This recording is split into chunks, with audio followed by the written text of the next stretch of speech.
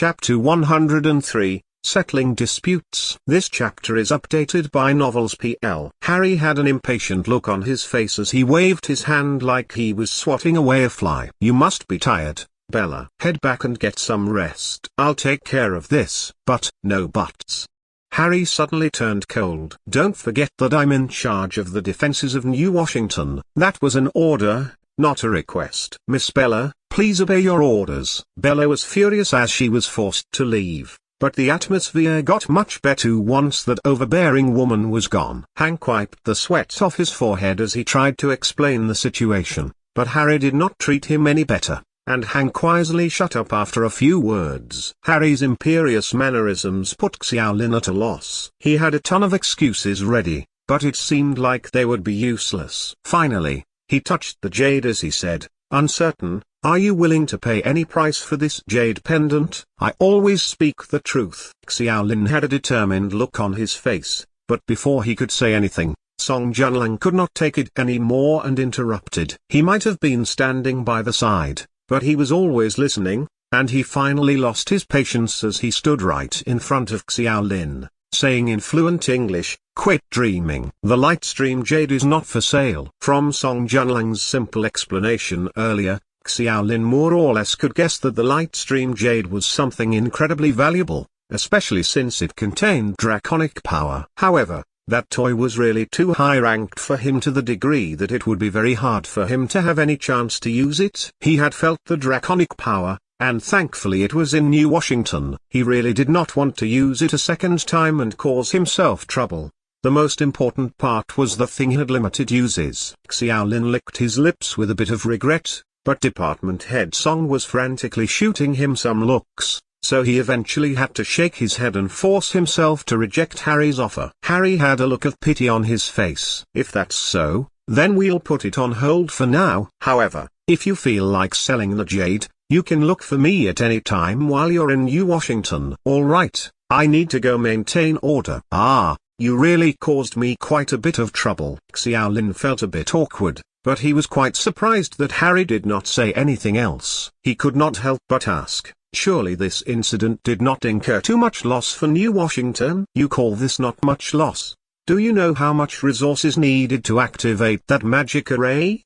Harry finally showed some anger. "The fees are even paid for by my Night Regiment." Xiaolin's eyes twitched. He felt that the last words were the main reason Harry was angry. "The city is probably in a state of disarray today. I'll bring you to Professor Brown tomorrow." Hank was now being much more courteous to Xiaolin. "I'll get someone to take you to the inn." "Sorry for the trouble." Walking down from the platform, Xiaolin finally properly stepped into New Washington. The streets were made out of limestone and very wide. The sudden downpour from earlier had washed the city abnormally clean. The teleportation platform was built close to the center of the city. This was the busy area of the city, but there were not many people out and about at the moment, probably scared away by the dragon earlier. Both sides of the streets were densely packed with shops, and none of them seemed to be closed, even after the chaos earlier. These merchants were all probably very confident in Judge Academy.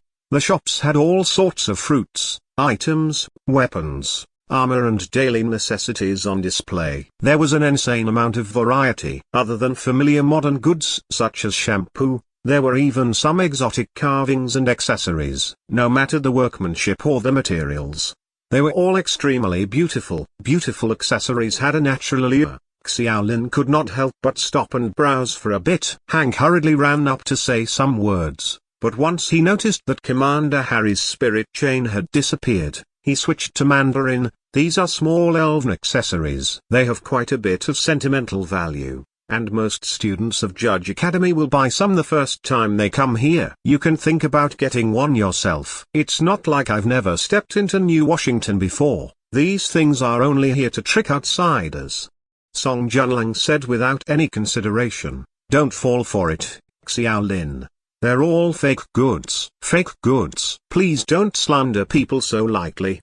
Hank smiled dryly. Song Junlang ignored him, and advised Xiaolin in a low voice, "Let me teach you a useful trick. If you feel like buying elvish things, don't get it from a shop that the Americans open themselves. Most of it is fake and they charge an insane amount. Conversely, If you feel like buying anything from Earth, like shampoo, don't get it from any foreign species. Even the quality is drastically different. It seemed like there were unscrupulous merchants everywhere. Xiaolin smiled and said, I wasn't planning on buying these things. I don't really have that much money. I want to spend the money on more practical things, like gear and weapons. Then you're at the right place.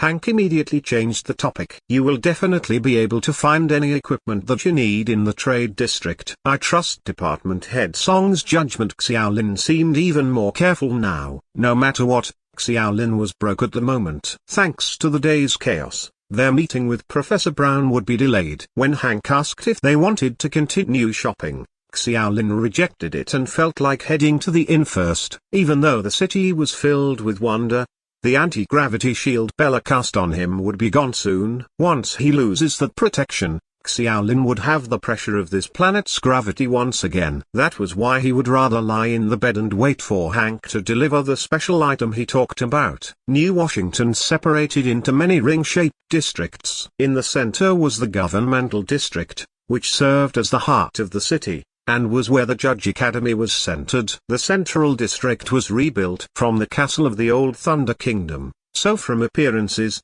it looked like an ancient castle. It was majestic and awe-inspiring, and the ancient walls that surrounded it told viewers of its history. With the castle as the center, it was neatly surrounded by a few large districts. It was separated into the residential district, the trade district, the army district, the entertainment district, and the commoner district. Chapter 104, Tower of Revival. This chapter is updated by Novels PL. On the way to the inn, Hank passionately introduced the city to Xiaolin, including the use of each district, the areas the districts were in, and the population. New Washington is a globalized city. Every colonial academy has an embassy established here. It enjoys a very good reputation even among the inhabitants of planet Norma. You can find elves, dwarves, beastkin, and even Norman humans here, Hank said with pride. How do you handle so many races? Wouldn't it cause unrest?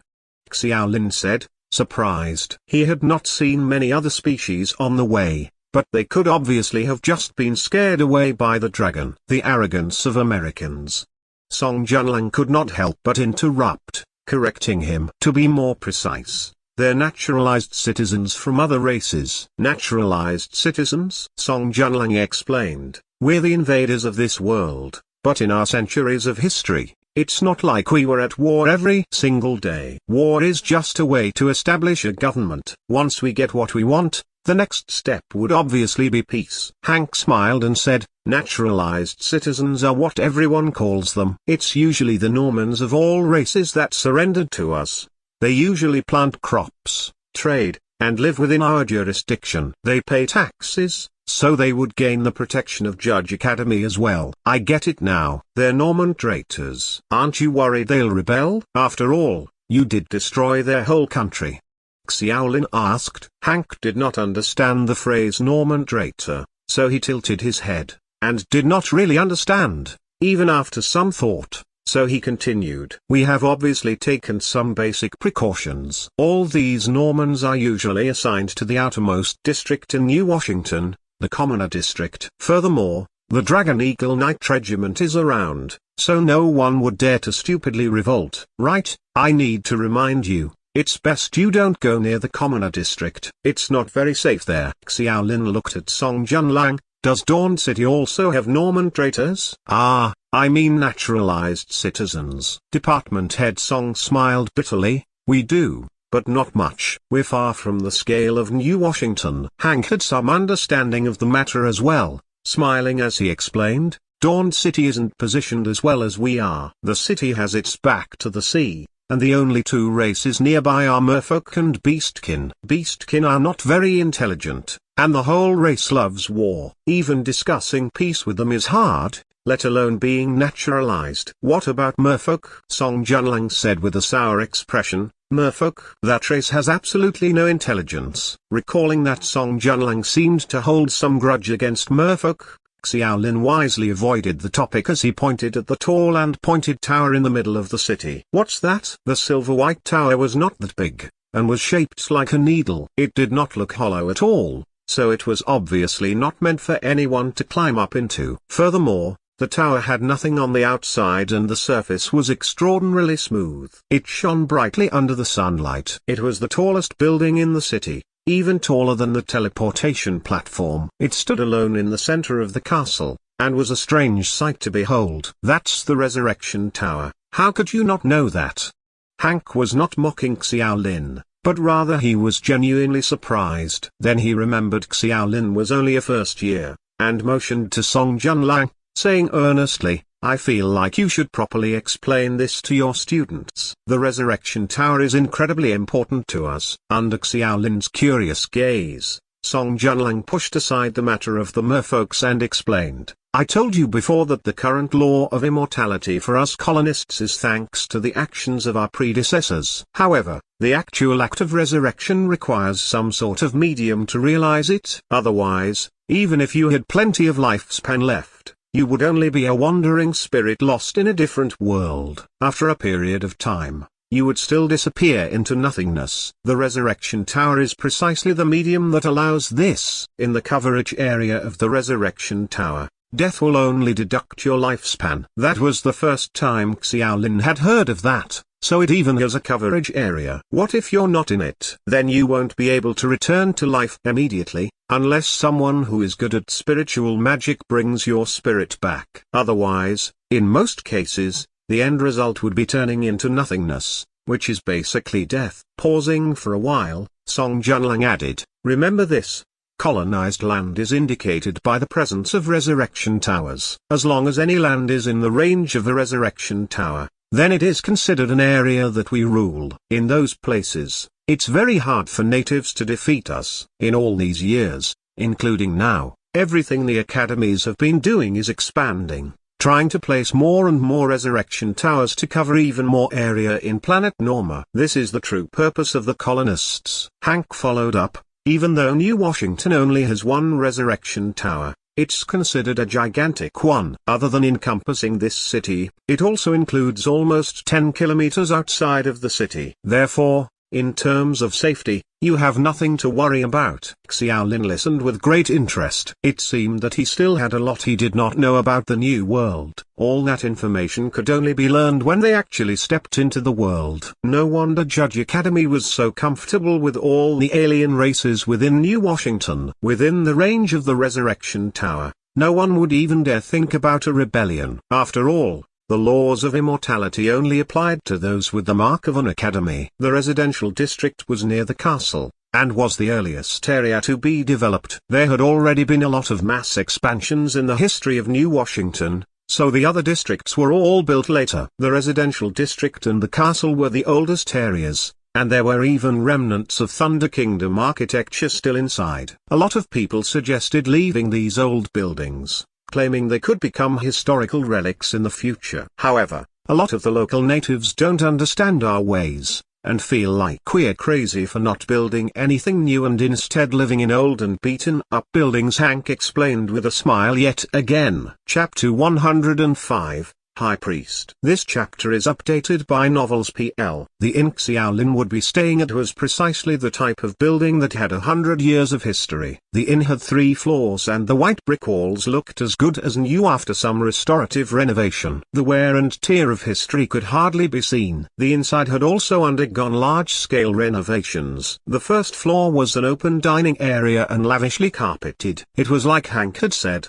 The residential area was built to provide various services to the colonists and was remarkable in many ways, with a style closer to the modern era. Of course, as an inn that had its historical significance as its main selling point, there were all sorts of authentic antiques inside. The one that garnered the most attention was the over 2-meter tall statue in front of the inn entrance. The pedestal the statue was on had rotted in various places over the years, so it was specially recoated with gold and stabilized. What was shocking was that the stone statue itself did not have any traces of decay. The milky white stone still looked vivid and lifelike. Every single wrinkle and expression on its face was perfectly carved. The statue depicted a man in long robes, but the left half of its body was missing. Hank explained that half the statue was destroyed when Judge Academy attacked the castle all those years ago. Is this a Sabana? Song Junlang asked Hank. Azabana? Xiaolin tried to pronounce the strange name, and felt that it sounded a bit like ancient Normese, so he guessed, is he someone from the Thunder Kingdom? Hank nodded and answered, correct, that's Azabana. Ah, it's a name that was directly translated from ancient Normese, so no one really knows the true meaning of the name. Azabana was the High Priest of the Thunder Kingdom. Based on the hierarchy of the Thunder Kingdom, the High Priest is similar to our Secretary of State. Xiaolin raised his eyebrows in surprise, and asked curiously, then he's definitely someone very important. What happened to the High Priest after Judge Academy attacked the castle? Was he captured, executed, or did he kill himself? He disappeared, Hank said with a strange expression. Disappeared. So he ran away? No, he did not run away. He literally disappeared. All those years ago, Judge Academy thoroughly surrounded the palace. Even a fly would not have been able to get out. All of the royalty was found and captured, but only the High Priest remained unfound. I believe Merrick only revealed the truth a few decades ago, but before that, Judge Academy had always maintained that the High Priest was killed in the chaos. Song Junlang had some understanding of this part of history. To Judge Academy, failing to kill such an important figure all those years ago was nothing to be proud of. Hank lost his composure a bit, but quickly regained it as he smiled. It doesn't matter anymore if Azabana ran away or died. It's been more than 100 years without a single bit of news from him. He's most definitely nothing but a pile of bones right now. Xiaolin realized, so, that's why you guys publicly revealed the truth a few decades ago. You were sure that the High Priest could not possibly still be alive. Hank said, that's right. What we're actually worried about is that the High Priest would use his influence to fan the flames of rebellion or the urge to reclaim their country in the Normans. However, even if he were to really crawl out of hell now, the naturalized citizens that have been under our protection for so many years, they wouldn't listen to his orders anymore anyway. You seem really confident.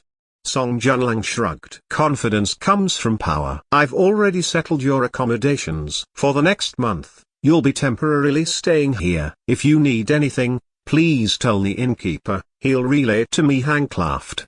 He was not idling as he talked, but was actually handling everything at the inn. Before he left, Hank did not forget to ask Xiaolin to get some rest because he would be there at 6 in the morning at the very latest to take Xiaolin over. After all, Judge Academy did not invite Xiaolin over here for leisure, and Professor Brown seemed to be very pressed for time. The innkeeper was a very stout old man, his body was pudgy and he had a thin beard on his oily face. He wore long silk robes, and his most defining feature was the white peaked cap on his head. Xiaolin felt uncomfortable just looking at him and could not help but say, he's wearing a peaked cap with those clothes. How strange. Song Junlang shrugged. The only thing I can say is that this man is definitely a Norman traitor, as you said. Only natives would treat our earthly things with such reverence and dress so flashily on the daily. Are we able to bring everything from Earth?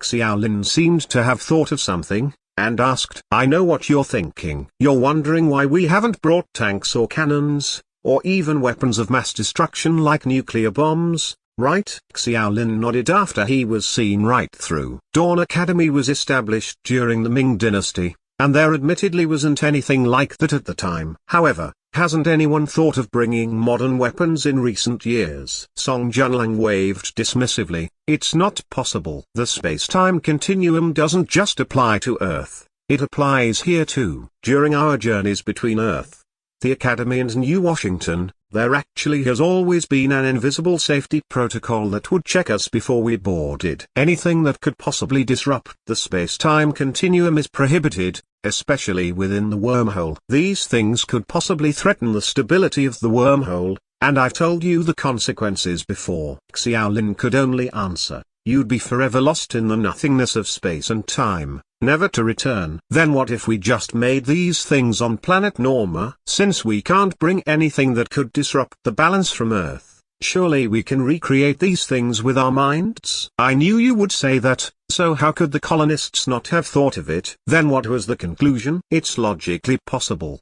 but in truth it's too hard to pull off. First of all, you know that even gravity is different on both worlds. A lot of the science that we have mastered on Earth works differently here, so it needs to be researched from the very basics. Among the colonists, there aren't many that actually have the knowledge and skills to be able to do it. If you want us to study the laws of the New World from the very basics and figure out how to make airplanes, tanks and even nuclear bombs, why don't you just kill us instead? Chapter 106. The Inn. This chapter is updated by Novels PL. Song Junlang smiled and said, furthermore, a lot of the things on Earth don't exist on planet Norma, like gunpowder. A lot of the things we take for granted on Earth don't exist here on planet Norma, so replacements need to be found. America, Germany, England, Russia and Dawn Academy have always been researching for substitutes, and the experiments have gone on for the past few decades without much success. It was only in recent years that we finally managed to find a way to make gunpowder thanks to the help of the dwarves. How powerful is it? Song Junlang shook his head. Not as powerful as we'd like. To be honest, after researching for so long, even the ones that started the research had lost interest. Even after discovering new gunpowder, an even more awkward problem appeared. No one wanted to use it. Did they feel it wasn't powerful enough? Xiaoling guessed. More or less. The new gunpowder is stronger than the bullets you'd find on Earth, but it still falls far behind the power levels of this world. Our own people feel it's beneath us, that it's not as convenient as weapons or magic, and the natives find it unsafe. Then Song Junlang suddenly smiled. The real ones with interest in the new gunpowder are actually the dwarves. That race is really good at tinkering and inventing. They even created their own firearm squad, and would purchase large amounts of new gunpowder from the academies every year. Everyone was initially frustrated that the new gunpowder was useless, but after that happened, a lot of academies are actually profiting quite a bit from it. So after researching gunpowder for so many years, the final purpose was to scam the dwarves. Xiaolin could not help but let out a small laugh. As the colonized territories expand, everyone has been thinking of ways to set up businesses and increase their income. The colonists aren't at war every day after all, and business is a very good alternative path. Song Junlang pointed at the odd peaked cap on the innkeeper's head and said, we also realized very quickly that the aliens are actually very fascinated with a lot of modern things. For instance, the humans here love our towels and hats, whereas the elves love our soaps and perfumes. Xiaolin asked curiously, then wouldn't these things disrupt the space-time continuum as well? Of course they do. Song Junlang let out a sigh, then thought for a while before explaining. Logically, anything that does not belong to this planet would trigger ripples in time and space when brought over. However, the impact varies from object to object. If you imagine the space-time continuum as a lake, then something like a hat or shampoo would be like a paper falling into the lake, causing very minimal effects. If you brought in something like a submachine gun, then it would be like throwing a huge rock inside, and there would naturally be more ripples. Xiaolin smiled and asked, then what if we just went ahead and brought in nuclear weapons? Song Junlang waved his hands descriptively. Then it would be like dropping a small mountain into the lake, and the lake would immediately disappear. Xiaolin licked his lips. The lake disappearing, that would be the end of the world. Ha ha. Let's stop the rest soon. The sky gets darker much faster here. Song Junlang looked outside, and the sun was indeed already setting. The innkeeper had a very respectful attitude toward the two of them, to the degree where it was overtly humble. He bowed down in respect every time he spoke, with a flattering smile on his face. It was obvious that his plump body had a hard time bowing, but every time Xiaolin tried to stop him, he let out a horrified expression, as if he had done something wrong. Even though the innkeeper was a Norman human, his English was quite good and even Xiaolin could understand it. Operating an inn within this district where colonists gathered would be quite hard if he could not speak English. However, his accent was quite odd, and Xiaolin could not help but liken it to an Indian accent. It felt very weird to listen to. Even department head Song had to use some guesswork to talk to him, let alone Xiaolin with his shoddy English. Partially, the innkeeper's attitude also rendered him speechless. Xiaolin lost any interest in interacting with him. He simply made a few requests before heading straight to bed. Song Junlang and him had two different rooms, but they still had dinner together. They had hamburgers for dinner. Appearance-wise it was no different from the hamburgers from Earth,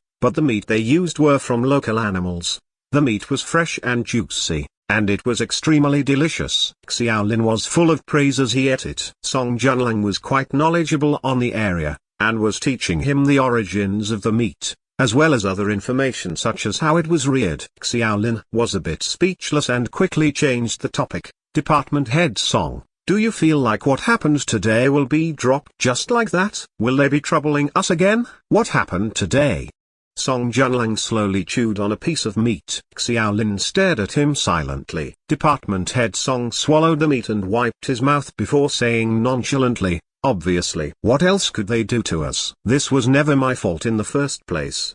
Xiaolin could not help but say indignantly, I didn't willingly summon that illusory dragon. It was released by the Lightstream Jade. What's more, that American girl is really rude. What happened between the two of you during the academy exchange 8 years ago? Song Junlang said bluntly, she lost. Xiaolin refused to believe it. She hated you for 8 years just for that? Song Junlang rubbed his chin and said, thinking about it, I think I might have accidentally used my flame sword to burn away all her clothes. It was just an accident. After all, swords don't have eyes. She probably hates me because of that. Xiaolin's eyes twitched. No wonder she hates you so much. I think she was actually quite merciful. That strong energy pulse was completely aimed at you. However, it's quite hard to believe she actually dared to make a move against you. After all, we're still representing Dawn Academy, so we're basically emissaries. Even in ancient times, they would not harm diplomats,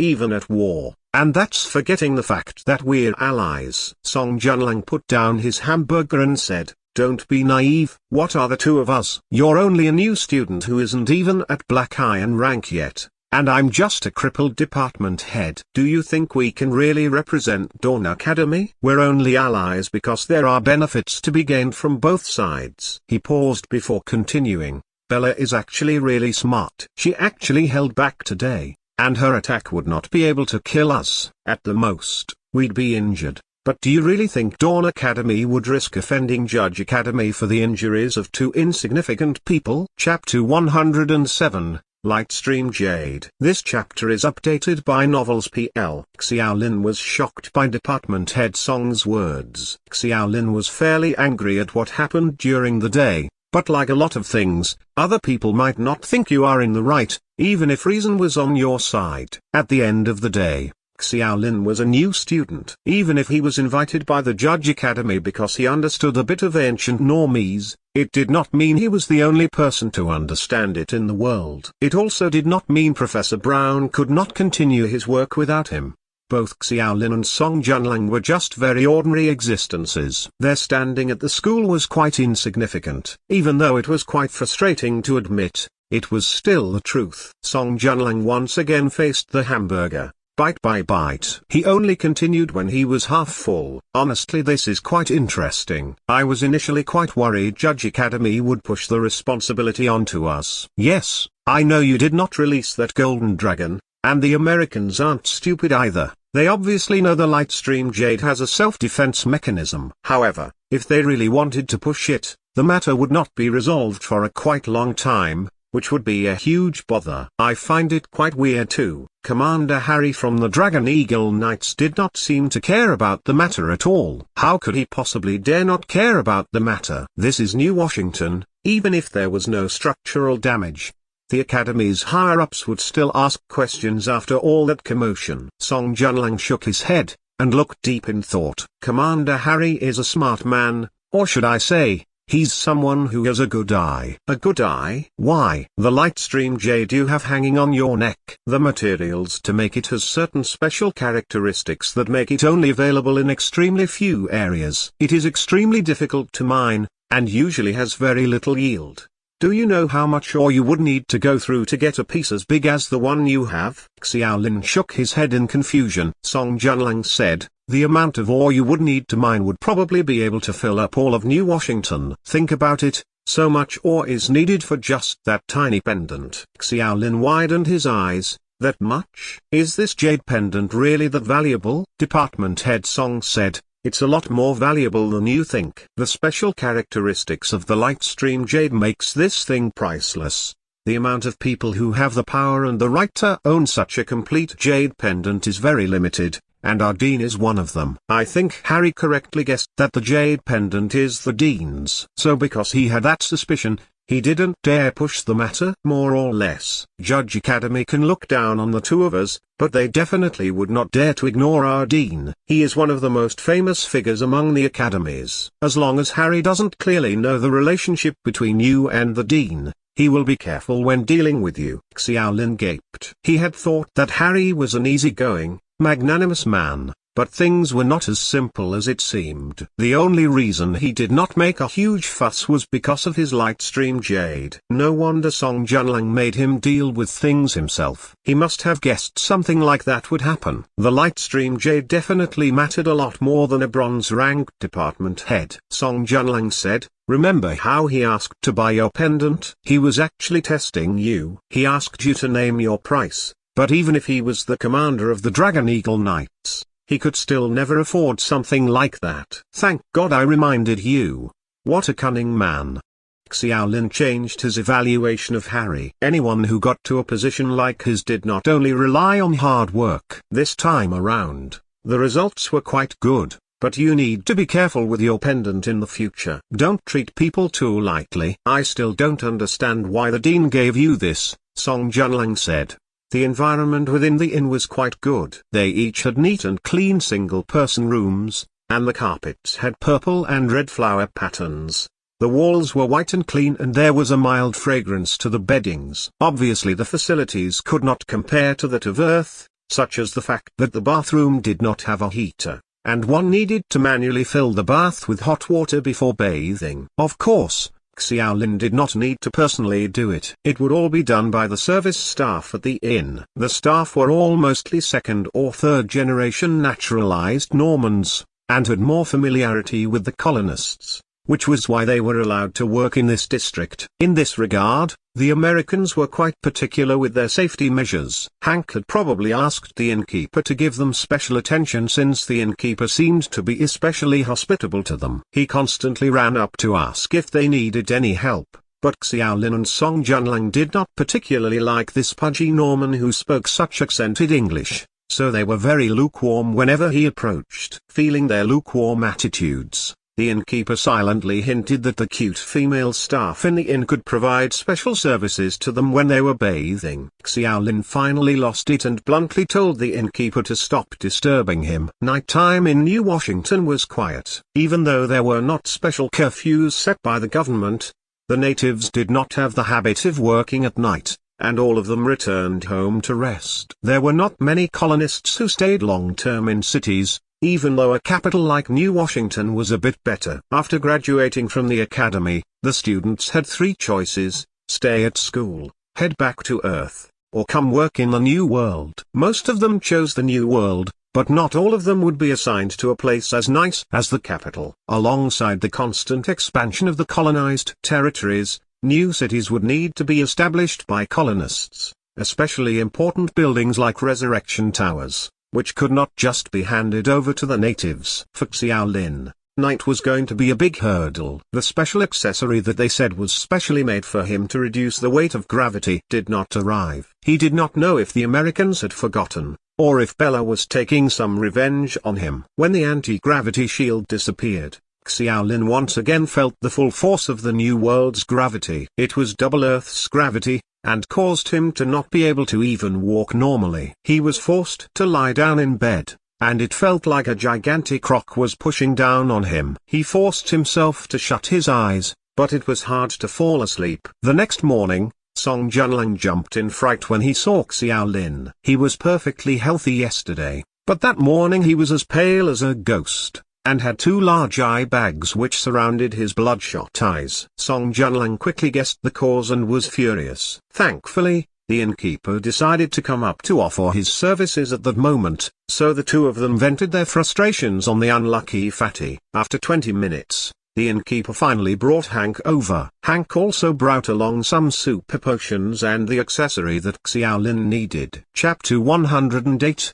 The Castle. This chapter is updated by Novels PL. Hank arrived right on schedule and he politely expressed his apologies. He made a bunch of excuses, but it only caused Xiaolin and Song Junlang to further suspect it was an act of revenge. However, there was no way to do anything about it for now. This was still New Washington, American territory. Song Junlang had said before that the Dawn Academy's territory was at least 2 or 3 months away. The super potion was a medication that was just produced by the American Academy. It would allow anyone below Black Iron rank who was still not used to the environment in the New World to avoid harm from any of the foreign viruses and microorganisms there. The price for it was extremely high, since it would allow for those people who were not specialized in combat, such as alchemists and enchanters, to be able to live there. Their skills were far behind others, especially in the beginning.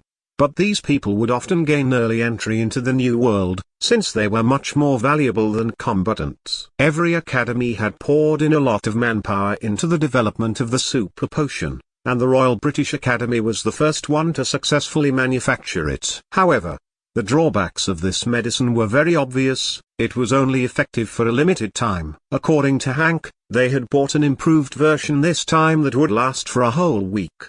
The light blue medicine was contained in a very small test tube. Its smell was faint, and had a sliver of sweetness. Xiaolin gulped it down and smacked his lips while asking for another bottle, claiming to not have tasted it. But Hank ignored him. He was looking forward to seeing the accessory that was custom-made for him, but Xiaolin was quite disappointed when he saw the actual object. They said it was an accessory, but it was actually just a pin to be placed on his shirt. The pin had a grey jewel the size of a grain of rice on it. When Xiaolin wore it, a light suddenly shone from the grey jewel that enveloped Xiaolin's entire body. It was like an invisible veil that stopped some of the influence of gravity. Hank self-indulgently bragged about how complicated the manufacturing process for this accessory was. It was rare that they would spend so many resources and so much effort on a new foreign student. However, Song Junlang touched the pin and immediately said, "Isn't this pin a perishable object? The quality of the jewel is disastrous. It's obviously never been purified. Can this thing even last half a month? This thing could be done by anyone that knows alchemy. Isn't this just a magic jewel with a small anti-gravity array attached to it? How hard could that be?" Hank awkwardly coughed. "Professor Brown has been waiting. Let's hurry up and leave." Xiaolin said it was not a problem. He practically did not sleep last night, but after drinking the super potion and putting on the anti-gravity pin, he felt much better. He suddenly felt a lot more awake as well. Hank led the way, but Song Junlang was stopped from following. Hank smiled softly but resolutely said, "I'm very sorry, Department Head Song, but other than Professor Brown's team, no one else is allowed to follow." Song Junlang was left alone, and Xiaolin followed Hank through the residential district and right into the most central district of the city, the castle district. The castle had been repaired and renovated many times, but it still maintained the general style and feel of the Thunder Kingdom. Strange and seemingly random corridors, a courtyard that was full of vibrant flowers and plants, and a majestic and luxurious palace. Xiaolin stopped in his tracks to admire the scenes a few times, only continuing his walk when Hank called for him. The castle was about as big as a small village, but only the outer buildings were used by Judge Academy. The buildings further inside were in obvious disrepair, which indicated that no one had used them for a long time, a big contrast from the beautiful sights outside. Xiaolin was a bit apprehensive when he noticed that Hank was walking toward the deepest part of the castle. The buildings there were in horrible shape. The further inside they went,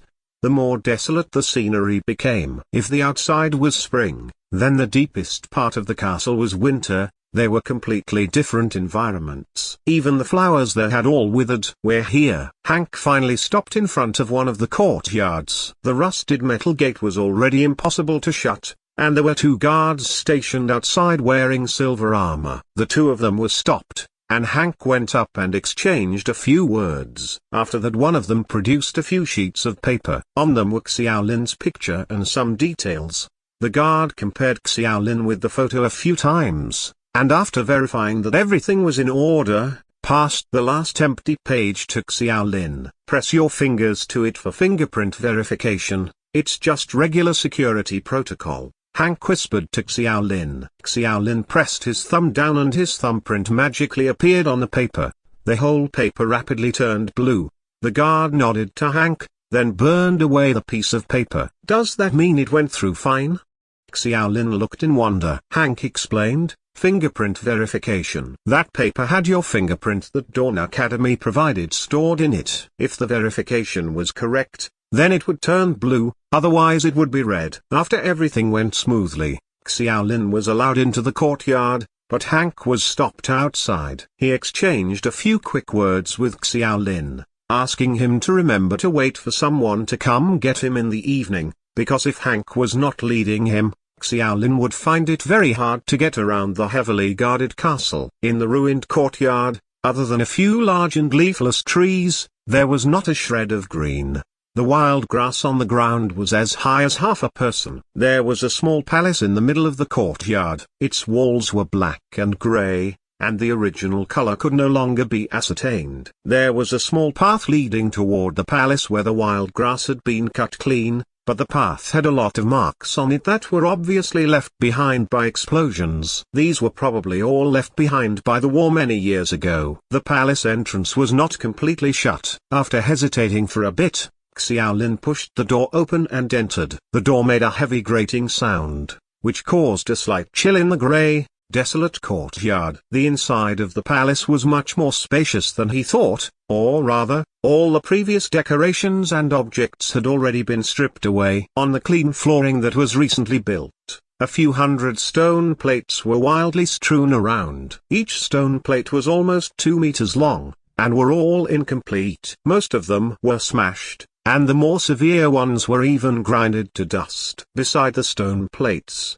around 8 or 9 people were either squatting or standing. Some of them seemed to be very focused on ascertaining something from the stone plates. The others were trying to rearrange the broken pieces, and some of them were even chatting in low voices. The sound of the door being pushed focused everyone's attention onto Xiaolin. A few of them were in a confused daze. A dark-skinned man nearby stood up and spoke in some foreign language to Xiaolin. Seeing his confused expression, he switched to a few different languages, even using Normese. Xiaolin really wanted to tell him he knew English and Normese, but he did not really have time to digest it. However, the man seemed to lack patience, and grabbed Xiaolin's shoulder before shouting some words upstairs. After a few minutes, an old man walked down, accompanied by a blonde woman. Chapter 109, Professor Brown. This chapter is updated by Novels PL. The old man had a head full of white hair and wrinkles on his face. He had obvious liver spots on the sides of his head, and was likely quite old. Xiaolin was quite surprised to see it, since the existence of life water meant that most of the colonists usually maintained a youthful look. However, this old man looked really old. The blonde girl with short hair was a stereotypical American beauty, and Xiaolin was familiar with her. He did not know many Americans, but when the girl waved around her small wand to cast a spell on Xiaolin, he immediately recognized her as the one who used the spirit chain on Commander Harry and him on the teleportation platform. She was once again casting the same spell, but the target seemed to be everyone in the hall. After using the spell a few times, the chains connected him with everyone in the room. He was not very clear on the actual use of the spell, but it was quite useful as an automatic translator. After using all that magic, the girl's face was very pale. It was obviously taxing her mentally, which made Xiaolin think she was not very high-leveled. Xiaolin could understand her next words perfectly thanks to the spirit chain. "This is Professor Brown. My apologies, I'm quite tired at the moment and will need to rest. My spirit chain is still relatively low-ranked, so I can only cast it with a single target and it uses a lot of mental power. Please continue communicating amongst yourselves. I'll come back to refresh the spell after an hour." The girl was obviously exhausted, so she headed upstairs before even introducing herself. Professor Brown was the white-haired old man in front of him. He did not even bother properly appraising Xiaolin before pointing at a table in the corner, sternly saying, "This is the part you're responsible for. I've seen your information. Your LV1 in Ancient Normese is the lowest level here, so your job scope will be very simple. You will just be recording the stone plates that everyone else has arranged. Understood?" Xiaolin nodded, only half understanding him. Professor Brown grunted in acknowledgement, not bothering with further instructions. "Hold on, Professor Brown. I'd like to ask if my wages can be given daily. Mr. Hank discussed that with me before I came over." "Okay," Professor Brown answered without hesitation, then turned round to head back upstairs. It did not take even 2 minutes for Brown to appear and leave. Xiao Lin's job scope had been completely allocated to him, and it caused him to stare incredulously. It was quite different from what he had in mind. The dark-skinned man who called over the professor earlier patted him on the shoulder, laughing as he said, "Professor Brown is an uptight man, and doesn't really talk much. I wasn't really used to it when I first got here too." "All right, stop dreaming. Have a lot to do. I'm Xiao Lin. I'm from Dawn Academy." Xiao Lin introduced himself. "Lowlander, Senti Academy." The man smiled and said, "I just graduated not too long ago. I was actually worrying about not having a good place to go to when I received the invitation from Judge Academy. I did not expect that the ancient normies I learned out of boredom a few years ago would actually be useful. The salary is high and the job is pretty easy, so I immediately rushed over." "You're a graduate?" "I actually just enrolled a month ago." "You're a new student?" The rest who were busy working raised their heads up. Another Caucasian woman said in surprise, "When I heard that the last member of our team would be a new student, I didn't really believe it. I can't believe that a new student would actually have the time to learn this language." "Does Dawn Academy teach ancient normies in the first year?" "No, I learned it by myself." "My God, you actually bothered to learn such a weird language by yourself. How easy do the new students at Dawn Academy have it?" Even more people joined the conversation. I'm probably a special case," Xiao Lin corrected them, not wanting to drag the others from Dawn Academy into it. "That's true, the colonized territories of Dawn Academy don't really intersect with the Thunder Kingdom. I heard that your ancient normies is only OV1, but that's not bad still. To be frank, the only reason I stubbornly learned this language was only because our academy gave extra credits for different languages, and I needed just a bit more to graduate. I really did not imagine I would actually use it." Everyone there was probably chatting out of boredom. When Xiao Lin arrived, his status as a new student piqued everyone's interest. The good thing was it allowed Xiao Lin to gain a lot of insight into the team. Including himself, there were only 9 people there. The number of people caught him by surprise, since Hank told him the Judge Academy invited people from all the academies. However, to end up with only 9 people, it was no wonder they were even willing to pay for a LV1 like Xiao Lin.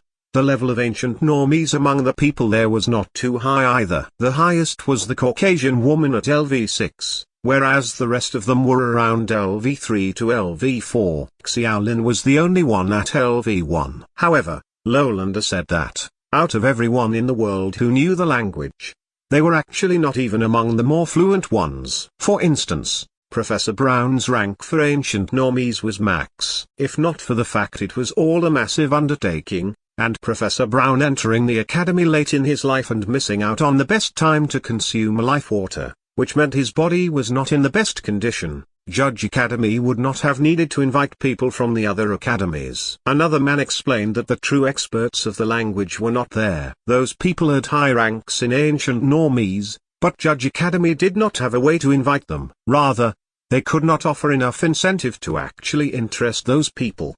The only reason they invited us is because we're the cheapest.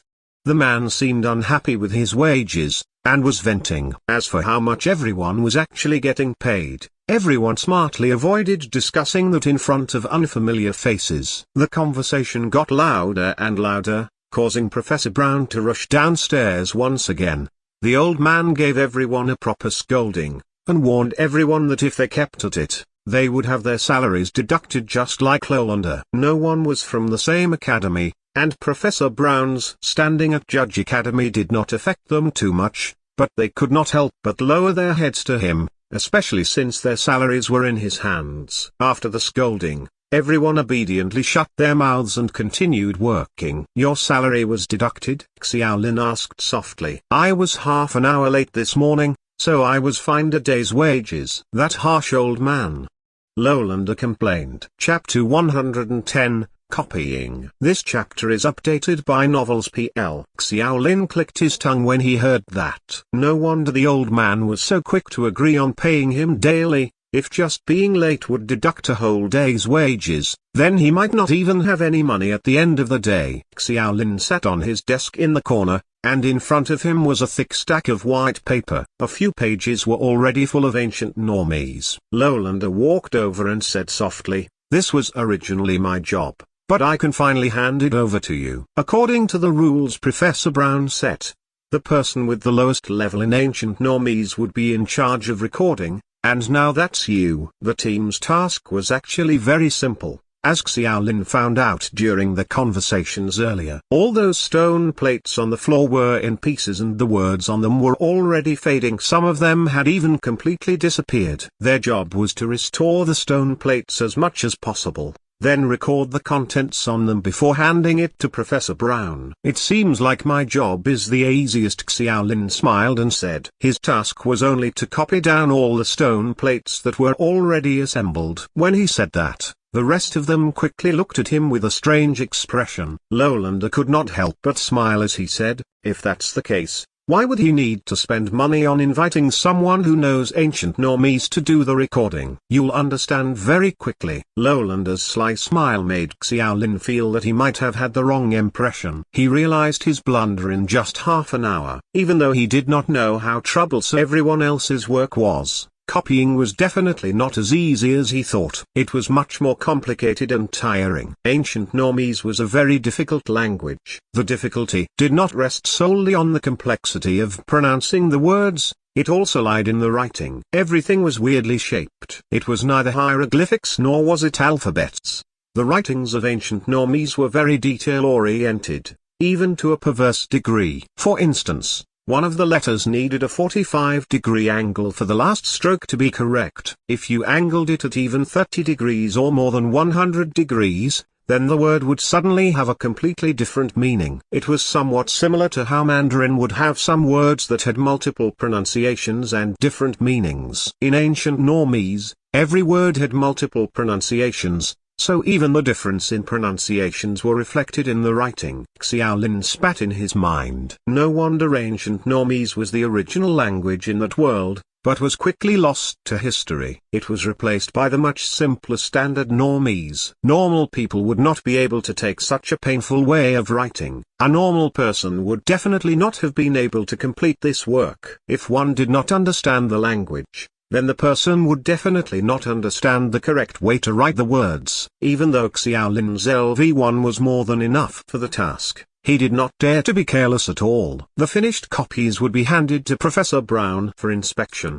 and if he noticed any mistakes, Xiaolin might just be fined. On top of that, ancient Normese words had a lot of strokes, so the copying work progressed slowly, expending both time and energy. Xiaolin arrived a few days later than everyone else, so there were already a few stone plates that had already been assembled. Thanks to the parts that Lolander had already recorded, he temporarily did not have much on his plate, so Xiaolin could do it much more carefully. Even though the stone plates next to him could be considered assembled, it was realistically only at 60 or 70%. Some of them went even lower. It could not be helped, since a lot of it was already lost. The rest of them did work that was quite similar to the evaluation Hank gave Xiaolin, trying to match words where they should be, but on a larger scale, and with much harder writings. They needed to find the appropriate words and pieces from countless stone fragments to continue from earlier parts. Judging from the marks around the stone plates, they probably had a very, very long history. Xiaolin could not make out the origins of those stone plates since he just arrived. He did not ask anyone else either. Professor Brown really was a strict person. Their lunch was sent in by someone, and none of them were allowed to leave the courtyard. The main hall of the palace had a lot of stone plates stacked around, and Xiaolin and the others chose to eat their lunch there. All of the furniture in the area had already been moved away, leaving only the grey walls that had traces of decay on them. The hall did not have sunlight coming in, so the entire room was dark. The weather in New Washington was not great that day either. The whole sky was covered in clouds and a cold wind was blowing in from the broken windows. Eating in a dark environment made Xiaolin feel like he was going to be depressed. He suggested eating in another room. The palace might not have been big, but there were still a few other rooms. Lolanda rejected him. Xiaolin grabbed his food and searched for other rooms, but scurried back very quickly, glaring at Lolanda, who was laughing happily. "You knew all along that we're not allowed in the other rooms. Why are there even guards in those rooms?" Xiaolin said angrily. The palace really did have people stationed even inside of it, not just outside the courtyard. Other than the main hall and the side hall where they were in, every other room had someone stationed in front. Those people did not stand in front of the rooms either. They chose to hide in dark corners. When Xiaolin wanted to enter, they jumped out from somewhere and a very complicated process of verifying his identity ensued. They even called over Professor Brown to ensure that Xiaolin was a student invited over from Dawn Academy before letting him off. Professor Brown warned him not to simply run off for no reason. Without his permission, no one was allowed to enter those rooms, but he did not provide any further explanation. That only caused Xiaolin to be even more curious. He was already lacking goodwill toward Judge Academy, so he naturally had this thought in his heart: the more you don't want me to know, the deeper I'm going to investigate. Xiaolin half-jokingly asked everyone what exactly was in the room, and even asked if any of them had tried sneaking in. He could feel that they were some pretty strong people on the team. They had been bonded together by the spirit chains. Other than understanding each other's languages, Xiaolin could actually feel that there was an indescribable power within some of them. It could be mental strength or just energy, but under the chains, they could feel the power within each other. Chapter 111, Stone Plates. This chapter is updated by Novels PL. Every academy had different requirements for their classes, but of the people in the hall right now, there were only 3 students, including Xiaolin. The other 2 were seniors, and everyone else was either a graduate or a researcher. Xiaolin was the weakest one there, so he was very curious if the rest of them had ever looked inside the rooms. However, the moment he asked the question, everyone immediately went quiet. Lolanda said, "Don't you know those guards are all gold ranked? From their gear, they should all belong to the elite Dragon Eagle Knight Regiment. I definitely don't want to get into any trouble with them." The Caucasian woman put down her fork and knife and elegantly wiped her mouth. Xiaolin remembered she was called Chloe from the Royal British Academy. She was a researcher. Chloe lowered her voice and said, "My tutor once told me that the stone plates were all dug up from the ground." The Castle District of New Washington had always been set aside for development, and someone probably suggested developing on these empty grounds. They hired a few Normans to clean up the place, and one of them accidentally fell through the floorboard when he was cleaning a bedroom, which was how they realized there were secret passages underneath. As if trying to stir their appetites, Chloe took a small sip of her coffee before slowly continuing. The Judge Academy then came in to investigate. The floorboards there have gone through many years of wear and tear, so were considerably weak. The results of the investigation were very shocking, because they discovered that there were secret passageways under practically every room. Judge Academy blew apart a secret door by force, which was how they discovered the stone plates. Xiaolin waited, but realized there was no continuation to that story. He could not help but ask, "Is that it? Are you done? What more do you need to know?" Lolanda could not understand. "It's just a few stone plates. Why is Judge Academy taking it so seriously? You definitely scored very low in your history classes." Chloe glared at him before adding, "This palace was the bedroom of the last queen of the Thunder Kingdom." "So what?" Lolanda still did not understand. Chloe rolled her eyes, not even bothering to glare at him. "The Thunder Kingdom's last queen was the sister of the High Priest, Asabana." Xiaolin exclaimed in surprise. The inn he was staying in had a half-statue of Asabana, and Hank once told him and Song Junlang about the last High Priest of the Thunder Kingdom. "Correct, it's Asabana." Chloe's blue eyes looked at Xiaolin in mild surprise. It was not easy for a new student to know that name. Xiaolin recalled what Hank told him, saying, "Back then, when Judge Academy destroyed the Thunder Kingdom, everyone in the castle was captured, except for Asabana." Putting aside the question of how Judge Academy missed the secret pathways under the palace, are they worried right now? Right? What was the average life expectancy of ancient Norman humans? Chloe shook her head. "It's impossible, When Judge Academy was at war with the Thunder Kingdom, the High Priest was already almost 100 years old. Over 100 years have passed since then, and even modern spells or medicine can't possibly extend his life by that long.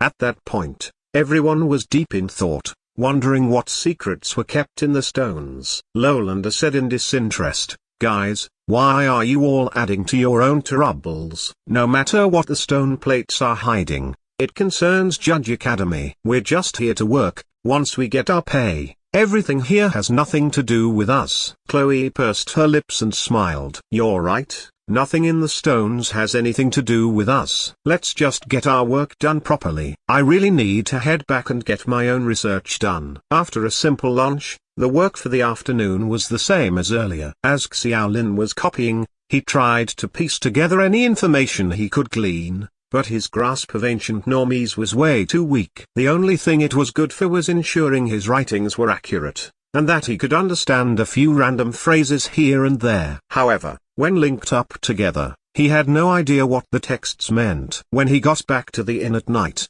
Song Junlang forcefully pulled him into his room. He showed an immense curiosity as he asked about Xiaolin's work today. Xiaolin told him everything, and department head Song went deep in thought before exclaiming, "I really did not expect that this would have something to do with the High Priest. I don't really understand it. That Abasana guy has definitely been dead for a long time. Are they scared he'll climb out of hell and lead the citizens to revolt?" Song Junlang half-jokingly said, "Logically, it's actually not that impossible. Don't forget we're currently on planet Norma. Black magic exists in the world's magic system. Of course, it's impossible to actually resurrect someone from the dead. Even our own law of immortality only gives us a very restricted version of resurrection. However, black magic can still revive the souls of the deceased. That's not a big threat though. It's probably even more insignificant to the Academy." Department head Song started to look confused. Xiaolin could only say,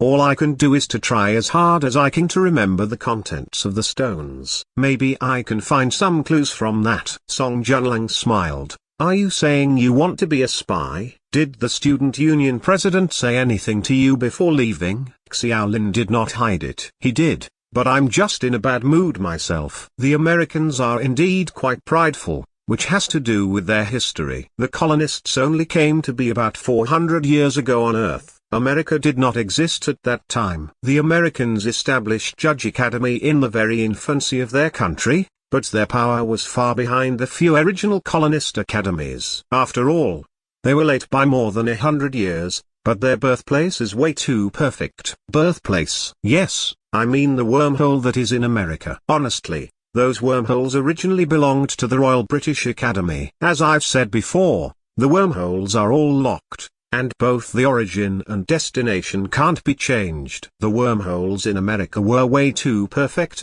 and they were quite ambitious at the time as well. They were not willing to just hand it over to the English. In the end it caused some sort of war." Song Junlang thought for a while and continued, "Back then, the Thunder Kingdom was in decline, and their power was among the weakest on planet Norma. After conquering Thunder Kingdom, the American colonists practically did not have any strong enemies around them. The only ones were the neighboring elves, who are a peace-loving race, or should I say a very lazy race. They very rarely ventured out of their own territory, and had no interest in expanding. In the end, America signed a 100-year non-aggression pact with them, and focused all their resources and energy into building up the country." Chapter 112, Lilith. This chapter is updated by Novels PL. Xiaolin could not help but ask, "Then what about Dawn Academy? Were we busy fighting Beastkin?" Song Junlang sighed. "Yeah.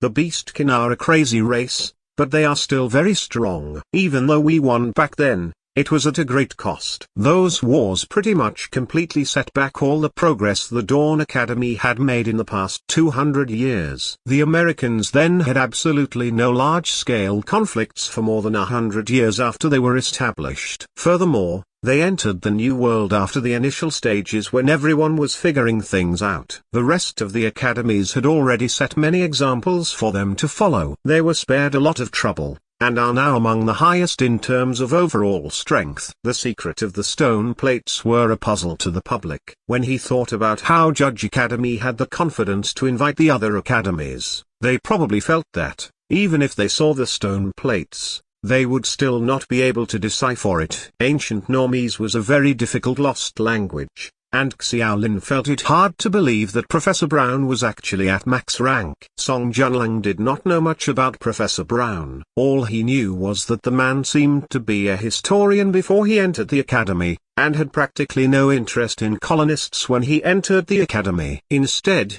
he was extremely interested in the ancient history of planet Norma. His own skill was not too high, and only at silver rank. However, when it came to history, especially the history of the Thunder Kingdom, he had quite a bit of influence. Work for the next few days was more of the same. Xiaolin was in charge of recording the contents of the stone plates, and the rest of them restored the stone plates. Work itself was actually not too dull. Xiaolin got to interact with the others as he recorded, and got to ask things such as what the meaning of certain phrases was. When they met some harder questions, everyone would discuss it together. At those times, Xiaolin could only spectate and listen in silently. He worked hard to remember the phrases and sentences they mentioned, and slowly digested it during the night. His ancient Normese was the lowest level there, so no one found it strange. Just the fact that a new student had any grasp of the language was enough to surprise anyone. What made Xiaolin happy was that the professor seemed to keep his promises. After he agreed to pay him daily,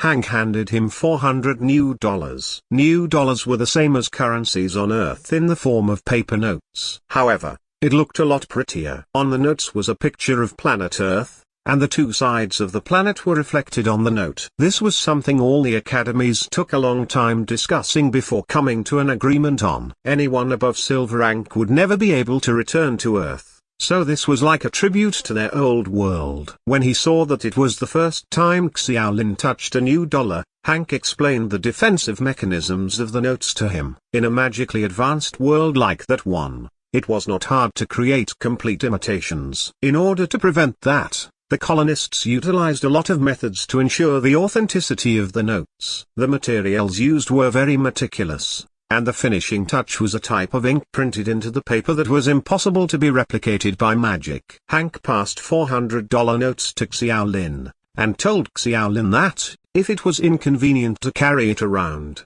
he could always deposit it into the New Washington Bank. Xiaolin rejected the offer politely because Song Junlang had told him even though some academies had established banks in the New World, money was still not transferable between banks. Song Junlang did not stay idle in the inn during the day. He said he visited some old friends, but did not reveal more than that. The first few days in New Washington went by smoothly, though Xiaolin was still unable to make heads or tails of the contents of the stone plates. Professor Brown usually kept to himself inside the palace, and only appeared occasionally to issue orders, such as which stone plates to prioritize. Xiaolin had been lectured a few times for not performing up the standards, but it was not too strict and he never had his salary deducted. The professor probably knew he was a new student and did not have a high level in ancient Normese. Xiaolin had his own thoughts as well. He had already been in New Washington for 4 days. On top of the time he stopped at Earth,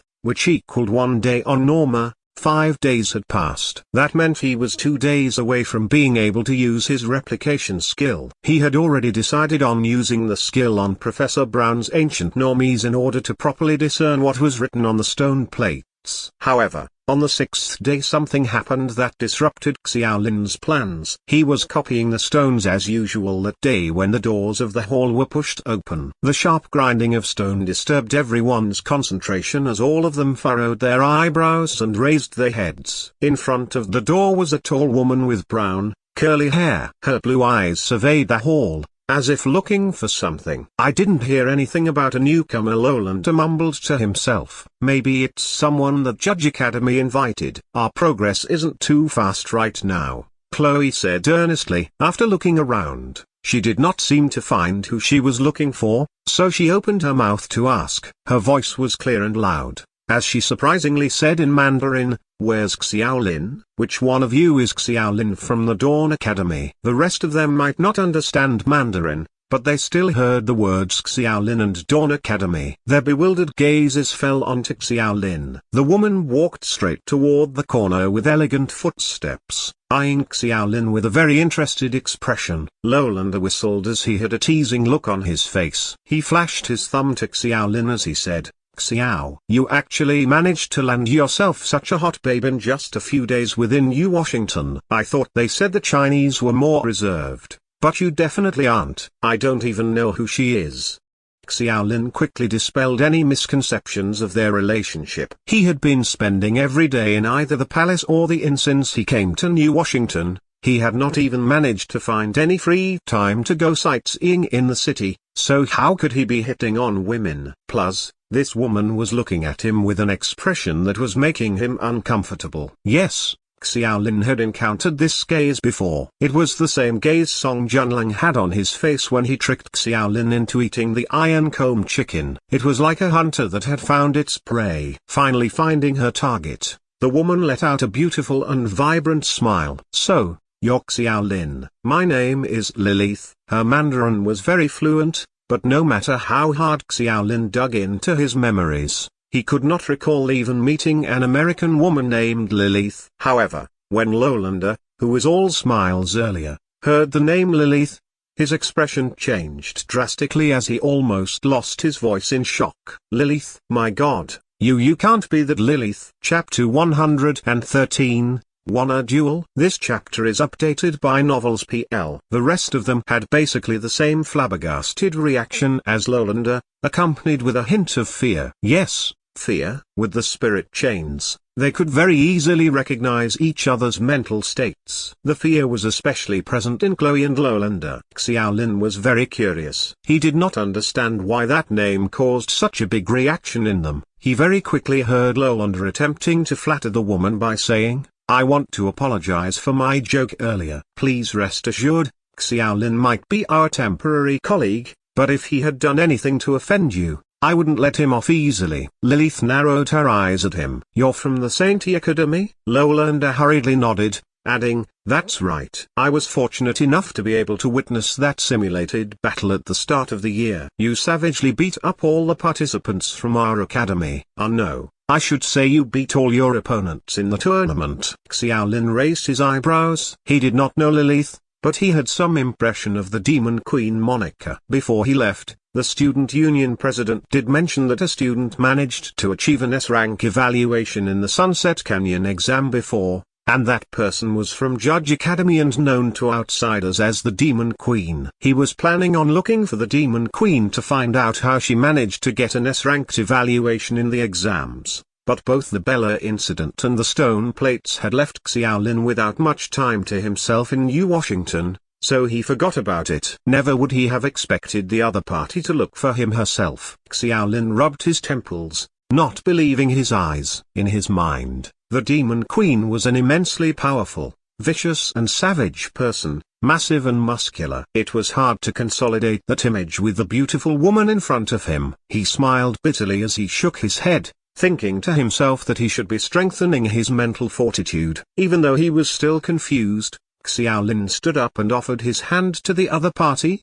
saying, "That's right, I'm Xiaolin from the Dawn Academy. I've long heard of the Demon Queen, so I'm very happy to meet you." Lilith gave him a very warm and tender smile, but her next words shocked everyone present. She did not shake Xiaolin's hand, but instead pointed at him with her finger as she spiritedly declared, "I heard you're very strong. Wanna duel?" Xiaolin's hand hung in the air. His face wore a strange expression as he began to suspect he was hard of hearing, or maybe that the woman was not that proficient in Mandarin, and so misspoke. However, Lilith's next words shattered his hopes. The woman's gaze was intense as she said, "I heard you were a summoner capable of summoning a giant golden dragon. I've never fought with a summoner of your caliber before. I think it would be very interesting." Hold on for just a minute.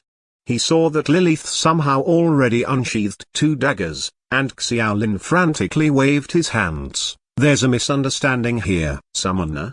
Please, I don't even know any summoning spells. How could I be a summoner? Lilith tilted her head with a confused expression. Are you telling me that the giant golden dragon that appeared above New Washington a few days ago wasn't summoned by you? Well, I guess it was. Xiaolin thought for a moment, and even though it was not by his own volition, the dragon really was summoned from the light stream jade that he had with him. After saying that, Lowlander and the others looked at him differently. Everyone at least knew a little about the chaos that happened in New Washington that day, but none of them could possibly have linked the dragon with a new student who had just enrolled. Lilith impatiently said, "Then that's that, quit dilly-dallying. You must be very strong if you could defeat the commander of the Dragon Eagle Knights. Don't worry, I won't go easy on you." The woman's bloodthirst made Xiaolin break out in cold sweat. He immediately retreated a few steps, distancing himself from the woman. "Let me finish. I used some other method to summon the dragon.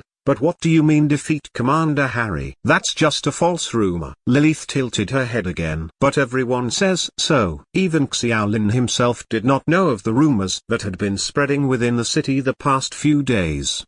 The initial version was that a young man from the Dawn Academy had summoned a giant golden dragon, then after 2 days, he turned into an immensely powerful summoner from the Dawn Academy. And then it morphed into that summoner from Dawn Academy had summoned the dragon to fight the Dragon Eagle Knight Regiment, defeating Commander Harry. Xiaolin was not familiar with Lilith, but Lowlander's expressions and the words from the Student Union president assured him that the woman who was called the Demon Queen was definitely not someone he could match at his current level. After that, Xiaolin spent all his energy and spit in explaining the situation. With that, on top of Chloe and the others vouching for his status as a new student, they finally managed to persuade Lilith. However, the woman did not give up, pointing her dagger at Xiaolin. "However, it's true that you can summon a giant golden dragon. I've always wanted the chance to fight with an actual dragon. Summon it. I won't fight you, but surely I can fight your illusory dragon." Xiaolin felt that he had wasted all his time explaining. He did not know if Lilith was clueless or fearless for daring to fight a giant golden dragon alone. The light stream jade had limited uses, and he did not know how much draconic power was left inside. Every time he used it would mean one less use out,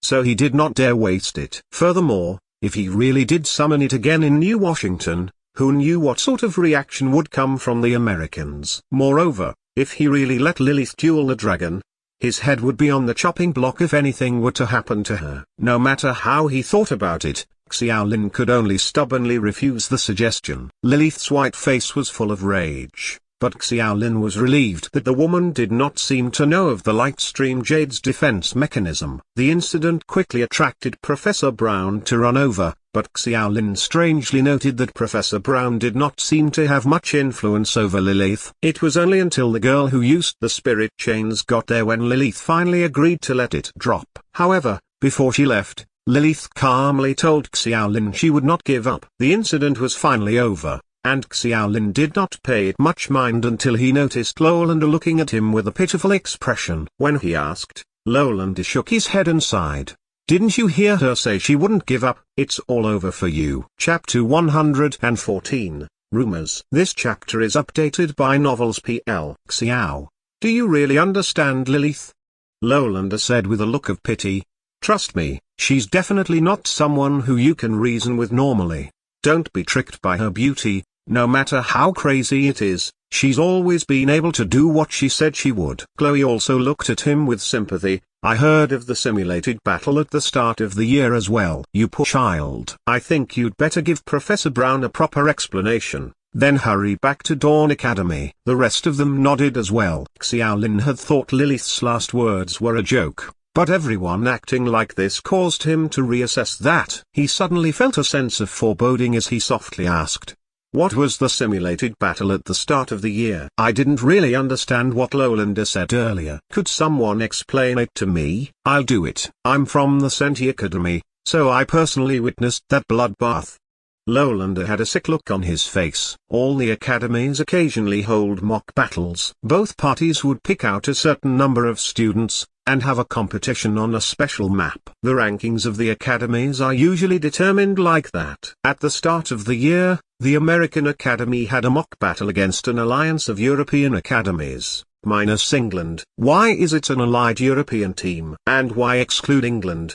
Xiaolin was confused. Chloe, who was from the Royal British Academy, explained, the European colonized territories are all relatively close together, but the Royal Academy is located further away. Not to mention we are much stronger than them, so there is no need for us to enter their alliance. Even though Lolanda shot her a glare when she mentioned strength, it was not the topic of conversation. So he collected himself and continued. So this simulated battle is a 10 versus 10 tournament. Of the 20 participants, 19 of them were silver ranked. The only bronze rank was Lilith. Lilith was also the only sophomore student among everyone there. The rest of them were in their third and fourth years. At the time, our academy was even discussing on the forums if we should give her some boost. Especially with her being a girl. Lolanda had a painful look on his face as he rubbed his forehead, looking like he was regretting his naivete. The time limit for the battle was set at 3 hours,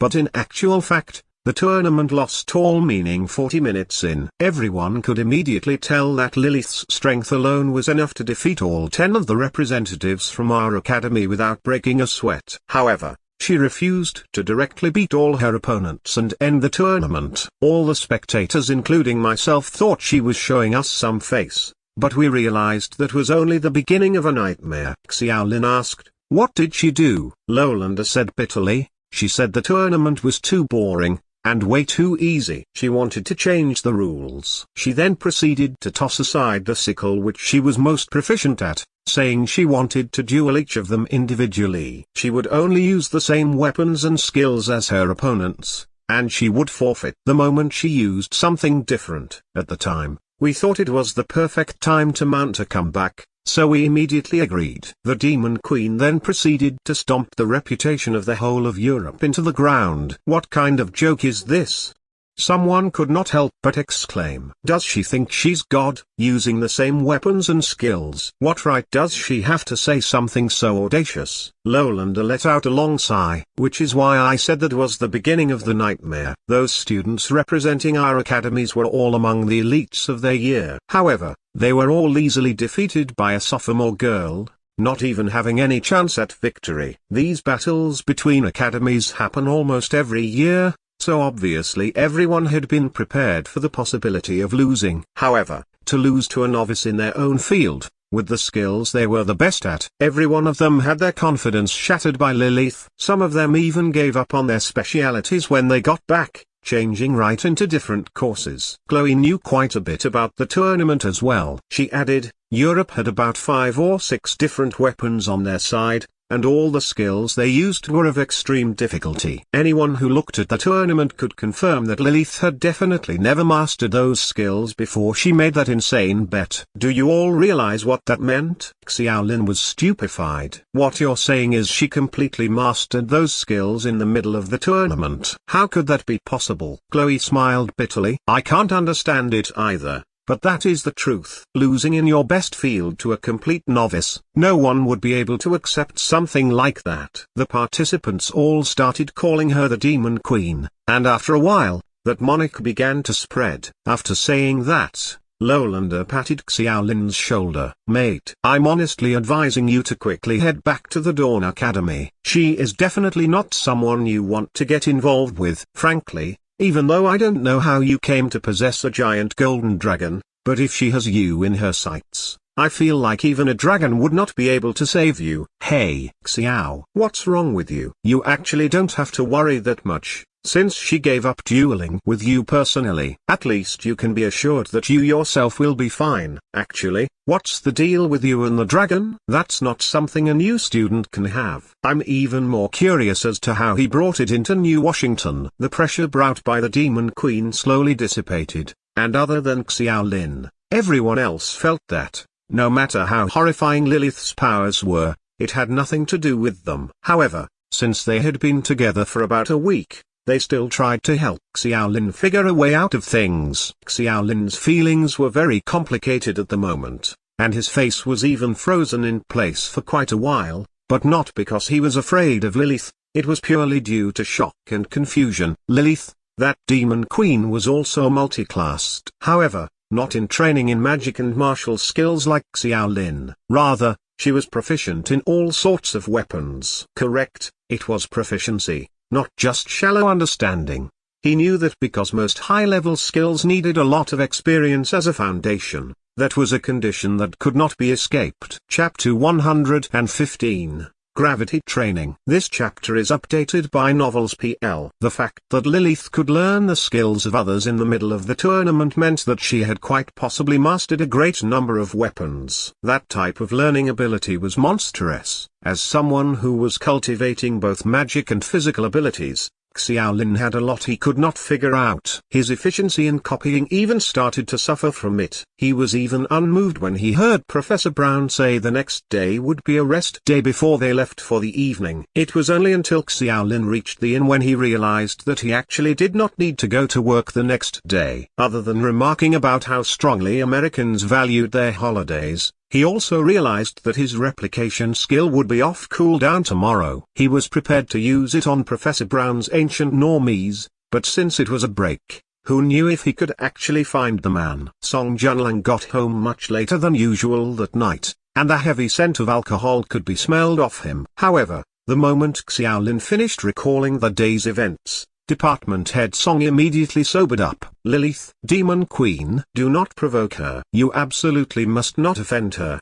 Song Junlang used his sternest tone to warn Xiaolin. Xiaolin furrowed his eyebrows. I've heard of Lilith's famous battle, but I really can't put her face to the Demon Queen moniker. I've never met Lilith, nor do I know how she earned that name. But do you know of the other rumor surrounding Lilith? What rumor? Song Junlang looked around, making sure the windows and doors were all shut before saying in a low voice, in truth, there was a rumor about Lilith, even when she just entered the academy. It's just that a lot of people do not know she is the one the rumors are talking about. When she entered the academy last year, there was a rumor that Judge Academy discovered an SS talented student. SS rank. Lilith. Correct. The news shocked everyone at the time. Song Junlang did not realize Xiaolin's shocked expression also contained a hint of curiosity. He continued saying, this is the first bit of news about an SS rank talent since the predecessor who enacted the law of immortality. It was denied very quickly by the Dean of the Judge Academy,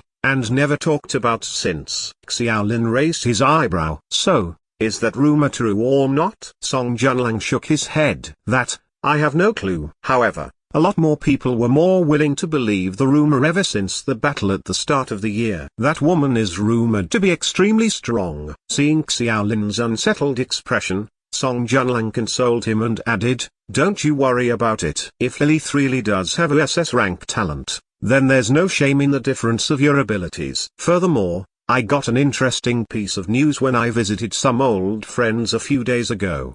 Do you know how Lilith trained during her first year? Xiaolin really did have quite complicated feelings, because he also had an SS rank talent. According to Department Head Song, there had only been one confirmed SS ranked person in the history of the colonists. The rarity of such a talent was obvious, but his skill was not even close to Lilith's, which made him feel quite vexed. He asked, first year, shouldn't she have been attending classes and participating in monthly tests? No. From what I heard, Lilith entered the New World 1 month after she enrolled, beginning to train here. Do you understand what that means? Xiaolin was flabbergasted. 1 month after enrolling, she couldn't possibly have been Black Iron ranked then. However, it's probably not a problem with the Royal British Academy's super potion, and the gravity issue can be mitigated by special accessories. However, what use would it be? Would training in the New World yield better results? Song Junlang also had a complicated look on his face. No, the first time Lilith trained in the New World, she only consumed the medicine. She did not use any anti-gravity accessories. No accessories? Oh, Bella probably cast the anti-gravity spell on her then. No, what I meant was, she used absolutely no means to reduce the gravity, but exposed herself to an environment with doubled the gravity to train in. Xiaolin was dumbfounded. He had felt the impact of double gravity before, and it was definitely pure torture. He could not help but ask, Would there really be no problems with that? There are very big problems. Song Junlang shook his head and said, doing that is absolutely challenging your body to the very limit. Anyone else trying to do intense training in such an environment would quickly see their body destroyed, and even after that, the injuries would be extremely difficult to cure. It's not like no one had ever thought about doing so before Lilith, but it did not end well for any of them. So Lilith managed to exceed her limit. That I'm not too sure about. According to my friend, Lilith only managed to enter the Black Iron rank 4 months after she entered the academy. If the rumors are true, then her speed of progress is among the top 3 people in the history of the colonists.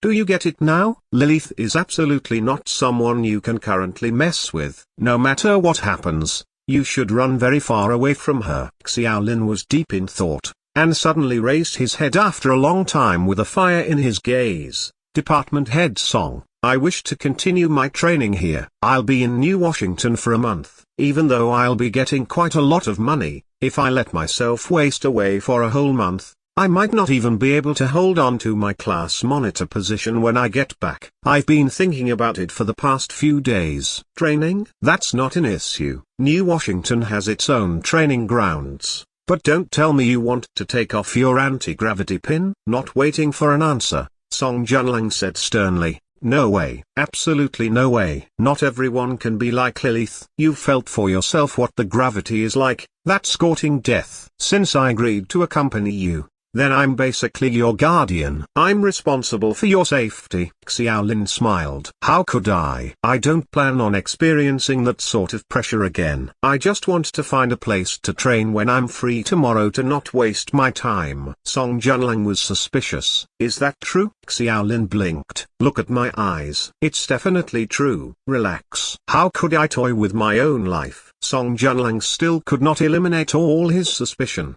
But he relaxed a bit before saying, just don't do anything stupid. Training in a high-gravity environment is very dangerous. Lilith only managed to survive thanks to her extreme learning ability, which allowed her physique to level up when it reached its limits. Anyone else would definitely die. Chapter 116, Virtual Battle System. This chapter is updated by Novels PL. Xiaolin continuously swore and guaranteed he would take his life seriously and finally managed to subdue Song Junlang's suspicions. Song Junlang finally agreed to look for a place to train with him in the city the next day. As the central city of the American colonists, there were an immense amount of graduates there. Even after leaving the academy, people there would still take the time to train and improve their abilities, which led to the establishment of training halls in the city. The next morning, Song Junlang woke Xiaolin up very early. He told him if he really wanted to train then, he needed to be early. There might not be any spots later. He then told him about the training halls. New Washington has a lot of training halls of various levels. The low-level ones are similar to the ones in school. The mid-level ones have a lot of weapon facilities, as well as specialized instructors who are usually part of the military. Their skills may not be ranked high, but they have plenty of combat experience. They also provide specialized sparring, but don't even think about it. The sparring partners here are all at least Black Iron rank. Against you, it wouldn't even be called training. It'd be a beating. Xiaolin did not listen to Song Junlang's further explanations. He just asked, then what about the high-level ones? That's very expensive. How expensive? I remember the price used to be around $300 or $400 new, but I'm not sure if the price has gone up. $300 to $400 for a day is pretty okay. Song Junlang corrected him. It's not a day, it's for an hour. Xiaolin was shocked. His wages in New Washington were $400 new a day. He has already earned $2,800 new after a week of working with Professor Brown. He was not sure how much buying power that had, but Song Junlang did tell him the income was quite good. However, just an hour of training in the high-level training halls would set him back by a day's worth of wages. That fee was really quite exorbitant. Song Junlang saw the look on Xiaolin's face and shook his head. I told you it was expensive. You don't even need to think about it. Xiaolin thought about it and did not immediately reject it. What do the high-level training halls provide? Ah, The high-level training halls have the newest virtual battle systems. It can automatically generate opponents that you need to face. It's pretty advanced stuff, only invented about 5 to 6 years ago. It can be considered the pinnacle of fusions between science and alchemy. With a sigh, Song Junlang looked at Xiaolin's puzzled expression,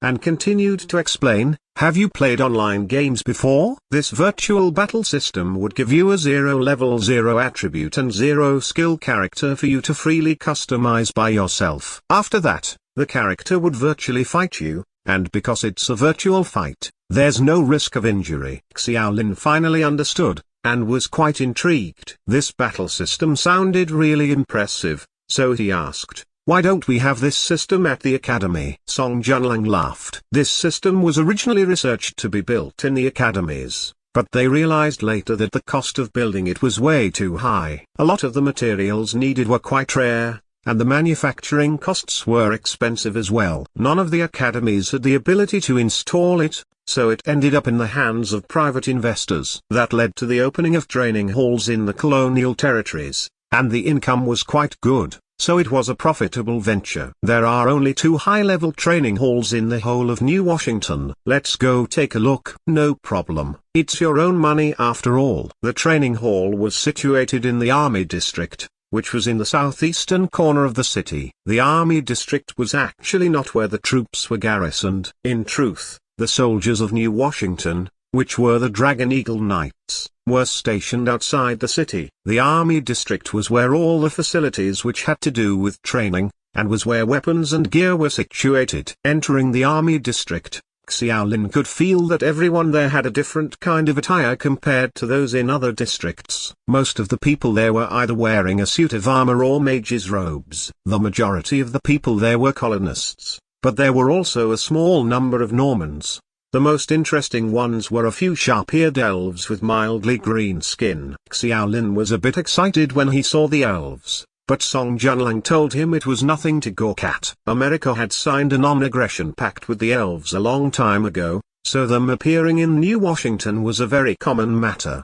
The high-level training hall that Song Junlang talked about was very eye-catching. It was probably the building that occupied the largest area here, and there was already a huge queue in front of the hall. Xiaolin gaped. He thought there would not be so many people at such an expensive facility, but it turned out to be so popular. Song Junlang went over and chatted with one of the Americans before returning. How unlucky. The other training hall is closed for repairs today, so everyone ended up here instead. Xiaolin looked at the queue with a troubled expression. Song Junlang asked, do you really want to go in? Xiaolin nodded earnestly. Song Junlang then said, then go look for Hank. We should have just looked for him when we headed out earlier. We're diplomats, so we should get some special treatment, right? Why are you so uncertain? Hank was usually at an office next to the castle. That was pretty much Judge Academy's foreign affairs office, especially to handle matters related to other academies. Hank was in charge of the Dawn Academy. It took them some time to locate Hank. When Hank heard what they wanted, his attitude was a lot better than what they expected. He passionately assured them that, as invitees of Judge Academy, they would be given special priority. That training hall actually had a good relationship with Judge Academy, so he could be of great help with the matter. Song Junlang was curious about his attitude, but Hank very quickly thanked Xiaolin. It turned out Hank had gone to Professor Brown to ask about the work they were doing, and Xiaolin had gotten some praise from Professor Brown thanks to his hard work. Even though they were invited over, Judge Academy obviously wanted the money they spent to count, so they would ask for an update from Professor Brown every week to prevent anyone from earning an empty wage. It seemed like Xiaolin's hard work for the whole week really paid off. On the way to the Army District, Hank beat his chest, saying he could get Xiaolin a discount thanks to his personal relationships. Could I get a 50% discount? Xiaolin asked in anticipation. No. 5%. Xiaolin's eye twitched, not knowing what to say. Hank let out a dry cough. You need to understand, maintaining the virtual battle system costs a lot. Even though the training hall is supported by our academy, it's still a private venture in the end, so they can't really give too much of a discount. Chapter 117, simulation. This chapter is updated by Novels PL. Hank brought them straight into the training hall after showing his identification. The inside of the hall looked like a hotel. The first floor was the business lounge, and every floor after the second were personal training rooms. A tall and muscular man came out and gave Hank a hug. After Hank talked to him for a bit, the man was introduced to Xiao Lin. "This is Dukans, the manager of the training hall. After hearing that you're here to help Judge Academy, he's willing to give you an even bigger discount, 10% off. That's a discount no one else can possibly get." The corner of Xiao Lin's mouth twitched, but he consoled himself by thinking it was better than nothing. "Then how much would I need to pay per hour?" "Mr. Hank, you know I'm only making 400 a day." Hank smiled. "The prices are actually different for everyone. To put it simply, energy stones are needed to operate the virtual battle system. Different simulations would require different levels of energy, and the price would obviously be higher for simulations that require more energy. However, I think the lowest level of energy stones would be sufficient for you, so it's only $100 an hour, 90 after the discount." That was a lot cheaper than what he expected. Xiao Lin let out a sigh of relief and nodded in acknowledgement. "Then why don't we have you down for an hour first to test it out? You can decide if you want to continue after that," Hank said. He then turned his head and asked, "Department Head Song, why don't you give it a try as well?" "No need. This toy is too classy for me." Song Junlang shook his head and rejected. He turned to Xiao Lin and said, "Well, I won't be staying here to look after you. I trust you remember the way back. Just remember, do not take off your anti-gravity pin." "Relax," Xiao Lin answered resolutely. Song Junlang and Hank left, and Dukans brought Xiao Lin upstairs. Dukans did not speak Mandarin, so the two of them only used some simple phrases to communicate. He brought Xiao Lin to the last room on the second floor. After pushing the door and entering, he saw that the room was separated into two parts. The first part they saw looked like a living room. It had some simple furniture and beverages. On the sides were two rows of weapons and armor. They were all very common gear. There was another door in the room which led to the training room. The training room was very spacious, only consisting of 4 metal walls without any other items. Dukans gestured around with his hands to explain to Xiao Lin how the system worked. There was something like a tablet outside of the training room which was operated by magic. Xiao Lin needed to place his hand on the sparkling orb next to it for the computer screen to turn on. The system was quite easy to understand. On the screen were a few options Xiao Lin could adjust, and it was in simple enough English for Xiao Lin to understand. The options were sex, age and height, followed by strength, agility, intelligence, and physique. Dukans explained that even race could be set, but that would require a newer model of the virtual battle simulator, which would also be more expensive. Xiao Lin did not need that option anyway.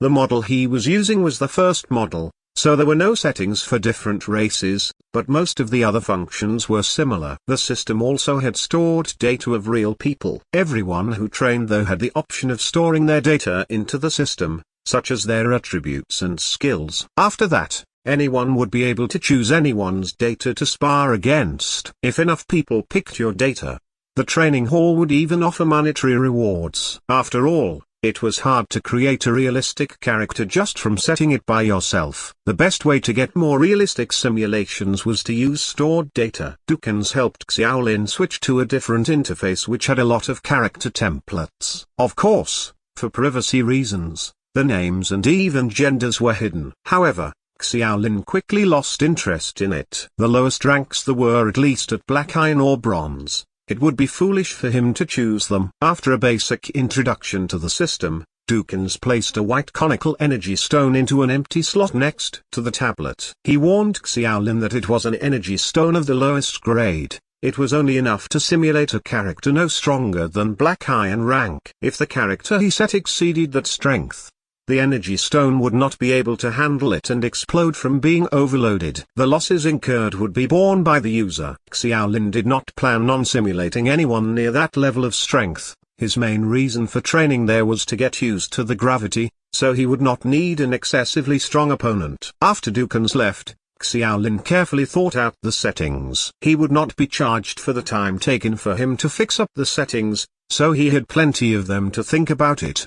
The opponent he set for himself was definitely of the lowest rank. After a few minutes, he quickly entered the stats he wanted into the tablet. Strength 2, Agility 1, Intelligence 3, Physique 3, Basic Swordsmanship LV1, Basic Blocking LV1, Slashing LV1, Basic Fitness LV2, Basic Perception LV1, Basic Meditation LV1. Xiaolin basically entered his own attributes and skills but cut them in half. He got a dagger from the weapon rack and started the program. The monitor showed a 1-hour timer as he entered the training room. It was a bit dark in the training room, but it did not really affect his vision in the narrow training space. A beam of light rose in the center of the room. It was the virtual character that was made from drawing out magic from the energy stone. It was a bit hard to call it an actual person. The blue glowing figure in front of him only had the shape of a human. The face was devoid of any organs. It was just like a blue shadow. Xiaolin set it to have basic swordsmanship and basic perception, but at LV1, the basic perception was not enough to cast spells, so the shadow had something like a sword in its hand. Almost at the same time, the walls at the side showed 2 red lines. Xiaolin smirked when he saw it. It really was looking more and more like a game. The 2 lines represented both their hit points. Since the shadow could not actually cause any physical harm, it would assign damage based on their attributes and skills,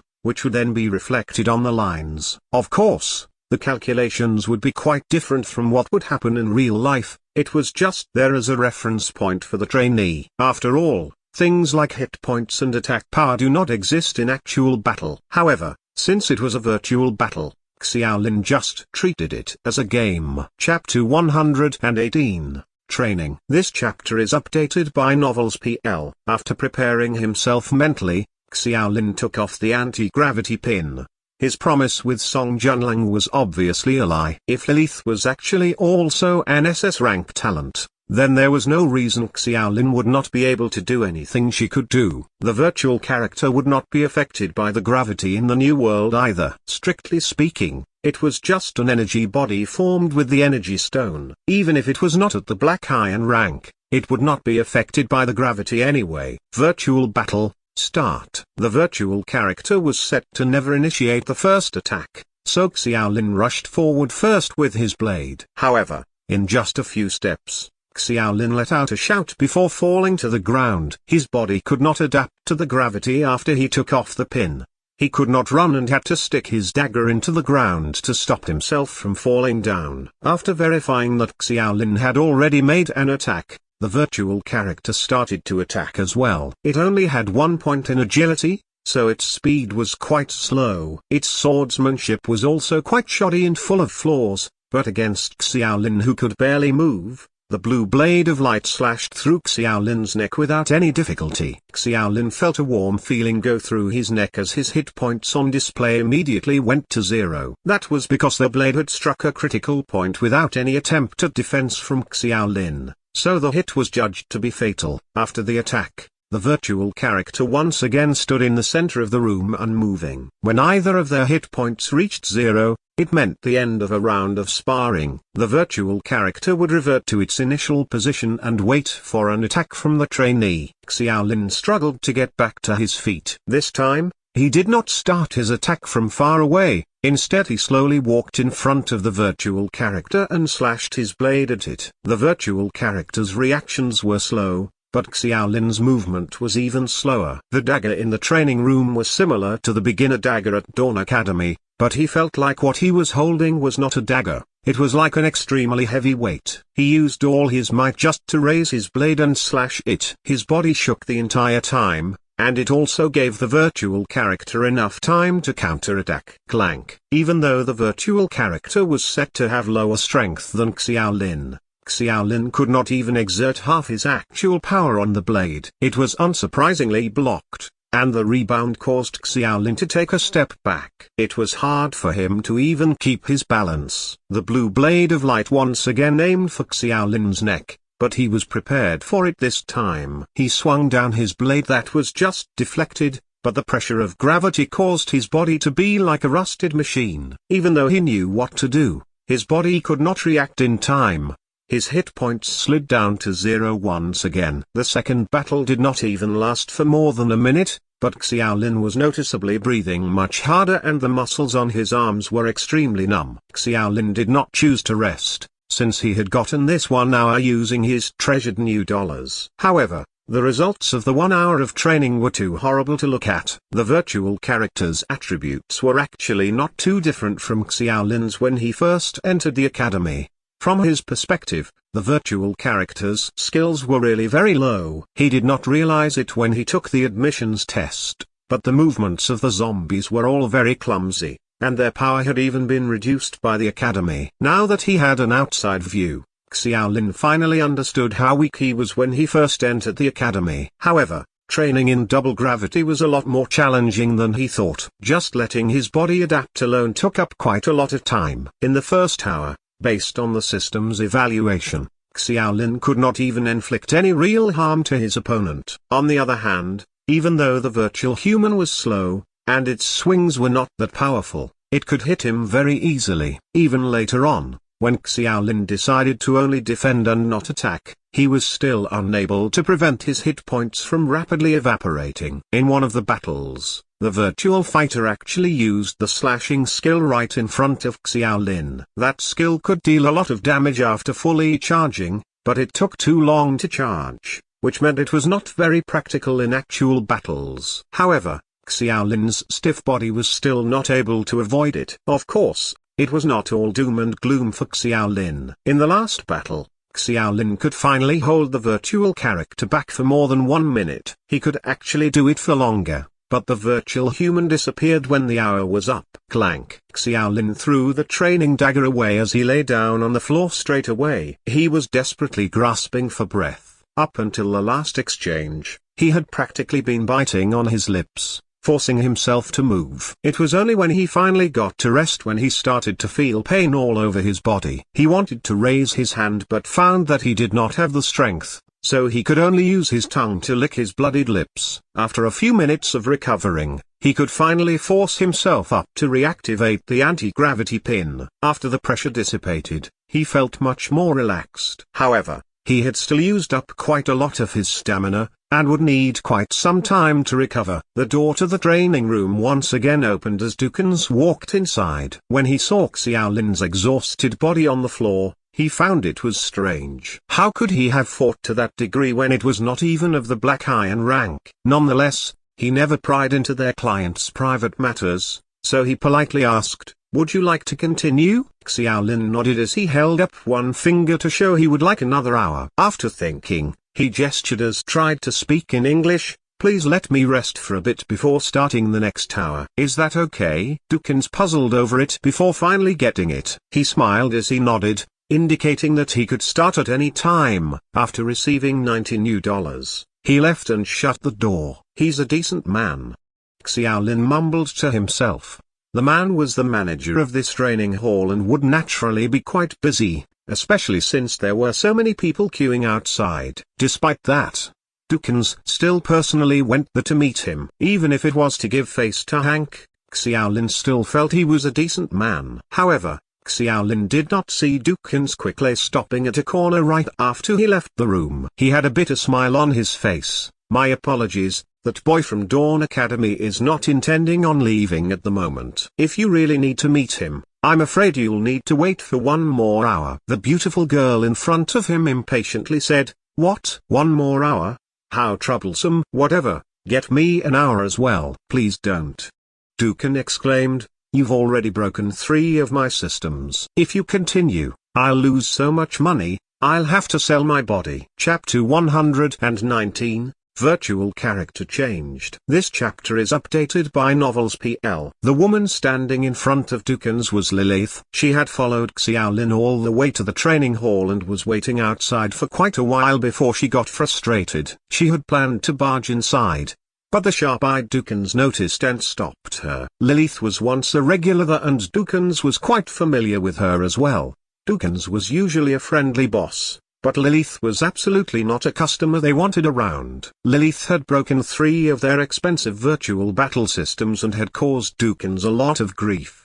After debating for a while, Lilith finally gave up on training there. However, When Dukins let out a sigh of relief and left, Lilith looked around before sneaking over to Xiaolin's room. When she noticed the door was locked from the inside, she pouted and mumbled to herself, "Troublesome." She then used some force and broke the door handle. She managed to get into the room, but the training room was still shut tight. The specially enhanced metal walls did not have any windows, so Xiaolin, who had just started a new bout, did not realize there was someone outside either. Xiaolin did not rest for too long. Some sweet and refreshing water was provided in the rest area, and the water seemed to be able to magically reduce exhaustion. According to Dukins, the water came from the elves and had some sort of life-giving plant mixed in. It could restore energy and was very good at getting rid of fatigue. However, only a bit was mixed into the water. More effective mixes needed to be paid for, which Xiaolin rejected. Wearing the anti-gravity pin, coupled with the water, Xiaolin's strength recovered a lot quicker than he anticipated. Lilith was planning on entering the training room, but she thought for a while and instead operated the tablet by her side. The tablet shone brightly. The system could actually be used to observe the conditions inside the room. In the image, Xiaolin was currently sparring with the virtual character. After the first hour, Xiaolin had actually somewhat gotten used to fighting in double gravity. Of course, that did not mean the effect Planet Norma's gravity had on him had disappeared. Whether it was running or jumping, Xiaolin still looked very clumsy. Until he reached Black Iron rank, that effect would never disappear, but Xiaolin was working hard to learn how to fight in those conditions. Xiaolin adapted in many ways. Even just waving his blade while standing was quite a burden to Xiaolin, but he tried his best to stand in a stance that would make him more comfortable, and used his blade in the least taxing manner. To an outsider, his exaggerated movements and stances were quite funny. Anyone would mistake him for a circus actor instead of a swordsman. Lilith could not stop herself from laughing at the hilarity of it, but she lost her interest after a moment. She could tell that Xiaolin was not used to the gravity, which led her to understand that he was definitely not at the Black Iron rank. It was no issue though. Lilith's target was the giant golden dragon that Xiaolin could summon. His actual capabilities were of no concern to her. Xiaolin's comical moves seemed to be working out. He could finally somewhat compete with the virtual character, even if he was still stuck on the defensive. Every slash he made was methodical, but after a few minutes, his hit points still went to 0. There was nothing he could do about it. The virtual character was not influenced by the gravity. There was little he could do to such a natural advantage. Lilith was quietly observing outside the training room, but her white face looked impatient as she mumbled, "How dull. How could this kind of training have any results? Is he stupid?" Even if training in higher gravity can improve your training, if it's only to this degree, then his body will quickly not be able to handle it. Rolling her eyes, Lilith suddenly had a sinister smile on her face. "Let me teach you how to train in double gravity." Lilith quickly typed some things into the tablet. If Xiaolin could see what was happening, he would realize that Lilith was picking out data of some other people to add as participants. After some adjustments, Lilith then specially added the condition of gravitational influence. The characters in the virtual battle system were indeed unaffected by gravity, and almost all of the people who trained there were Black Iron or above. But it was not impossible to simulate the effect of gravity as well. In the training room, Xiaolin was once again on the ground as he stared at his empty hit point bar once again. He spat in anger as he struggled to get up. Even though he had more or less recovered his strength after resting, the second battle depleted his strength much quicker than earlier. If that continued, he would run out of strength again very quickly. No matter how much effort Xiaolin put into adapting to the gravity, the pressure was still immense. Basically every action he made needed twice the amount of power.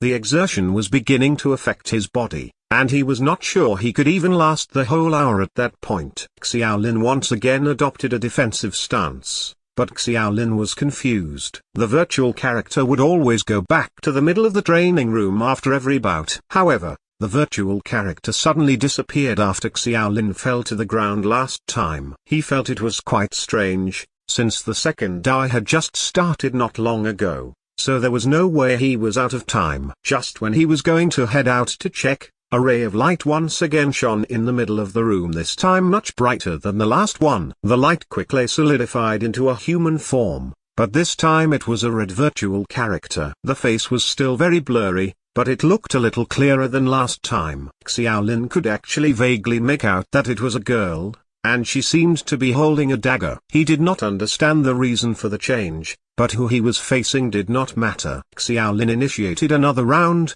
but he quickly realized the virtual character was very different this time. It was not that this red virtual character was stronger than the last one, but the character's actions were much clumsier before. Xiaolin felt some familiarity before quickly realizing that his movements earlier when he was not used to the gravity at all looked like that too. That virtual character was set to be affected by the gravity. It was different from the settings Xiaolin had input. Mumbling to himself, Xiaolin thought he had put in the wrong settings. He planned on fixing it after that bout, but now that his opponent was just as clumsy as he was, he felt that he could actually win this time. He had been tortured by the virtual character for more than an hour, so he definitely had some pent-up frustrations he needed to vent. Chapter 120, Special Battle. This chapter is updated by Novels PL. With the intention of finally being able to let off some steam, Xiaolin resolved to be extra focused that time. Therefore, he stopped being on the defensive and chose to attack. His blade clashed against the dagger made of energy as red ripples of energy could be seen. The weapons the virtual characters used were formed by the energy from the energy stones, just like they were. Thanks to the system strictly restricting the amount of energy that could be retrieved, they could guarantee there would not be much harm done to the human body. At the most, one would feel a slightly warm sensation. Xiaolin backpedaled for a few steps before stabilizing himself. He furrowed his eyebrows, feeling the impact of the gravity. His opponent seemed to still be stronger than him, which was even further away from his settings. He had an impulse to complain to Dukins, but that had to wait until after the battle. Two people, who were not even at Black Iron rank fighting in the New World, were akin to fighting while carrying sandbags. This battle was extremely not worth watching. Their movements were slow and the blades swayed as they slashed around. The two of them had not distanced themselves a single step after closing in on each other. A single extra step meant a lot of extra effort from Xiaolin. All of the red virtual character's attributes were higher than Xiaolin's by quite a bit, but thanks to the effect of the gravity, the character's advantages were greatly restricted. The battle entered a deadlock, with both their hit points slowly decreasing. It was hard to tell who would win just from looking at the speed of decrease. The situation suddenly changed when the red virtual character suddenly held its dagger backhanded and took a leap forward. It was not that fast, so Xiaolin managed to dodge it, but he widened his eyes in shock when he raised his head because the virtual character's weapon turned into a short sword. It could change weapons. Xiaolin cursed in his head, but he quickly lost any opportunity to think about it when the virtual character charged at him again right after switching weapons. What was even more shocking was that the speed of the blade was noticeably faster and more accurate. Xiaolin could not dodge it, so he could only exert himself by raising his blade to block. He was using a lighter sword, but with the gravity, the blade felt no different from a heavy sword. Xiaolin was very certain he could not wield his blade so quickly, but the virtual character managed to do it. Both of them were influenced by the gravity, but why was his opponent faster than him? Xiaolin could not figure it out, but their blade forced him to retreat. The only reprieve he had was that the virtual character's strength was not as much as he thought, which indicated that it was still affected by gravity. The virtual character retrieved its sword before changing weapons once again. This time it was a curved blade. Xiaolin once again raised his blade in defense as he panted. However, the virtual character did not attack immediately as it waved around the blade for a bit before changing its weapon once again. This time it was a staff. The virtual character finally attacked again and Xiaolin could only defend as he fell back. He did not have the strength to dodge, and when the staff hit his blade, the heavy impact hurt his wrist, causing him to almost drop his blade. "You've got to be kidding me." Xiaolin was stunned. In not even a minute, that virtual character's speed and strength both increased. Was that due to it switching weapons, or could it have been concealing its strength to lull him into a false sense of security before striking? Xiaolin shook his head and crossed that possibility out. The opponent was just a virtual character made by the system, and the system was designed for training. How could it have such a cunning setting? He had no time to think about it as Xiaolin noticed the weapon had changed yet again. This time the weapon was a long war scythe. Even though it was made of energy, the virtual character held the weapon valiantly, with the blade dragging the floor and making grinding sounds. It was a sight to behold. Suddenly, the virtual character moved again, and this time it was even faster than earlier. It looked very adept, as if gravity had stopped influencing it. The virtual character drew a circle in the air with its scythe, and flames started to form on the blade. The hot air caused Xiaolin to take a few steps back, retreating from the scythe's wider attack range. Curiously, the virtual character once again increased its speed. It seemed that Planet Norma's heavy gravity no longer affected it. It was like the wind as it charged at Xiaolin from the corner. Xiaolin was suddenly feeling a sense of danger he had not before. Even though he knew this was a virtual battle,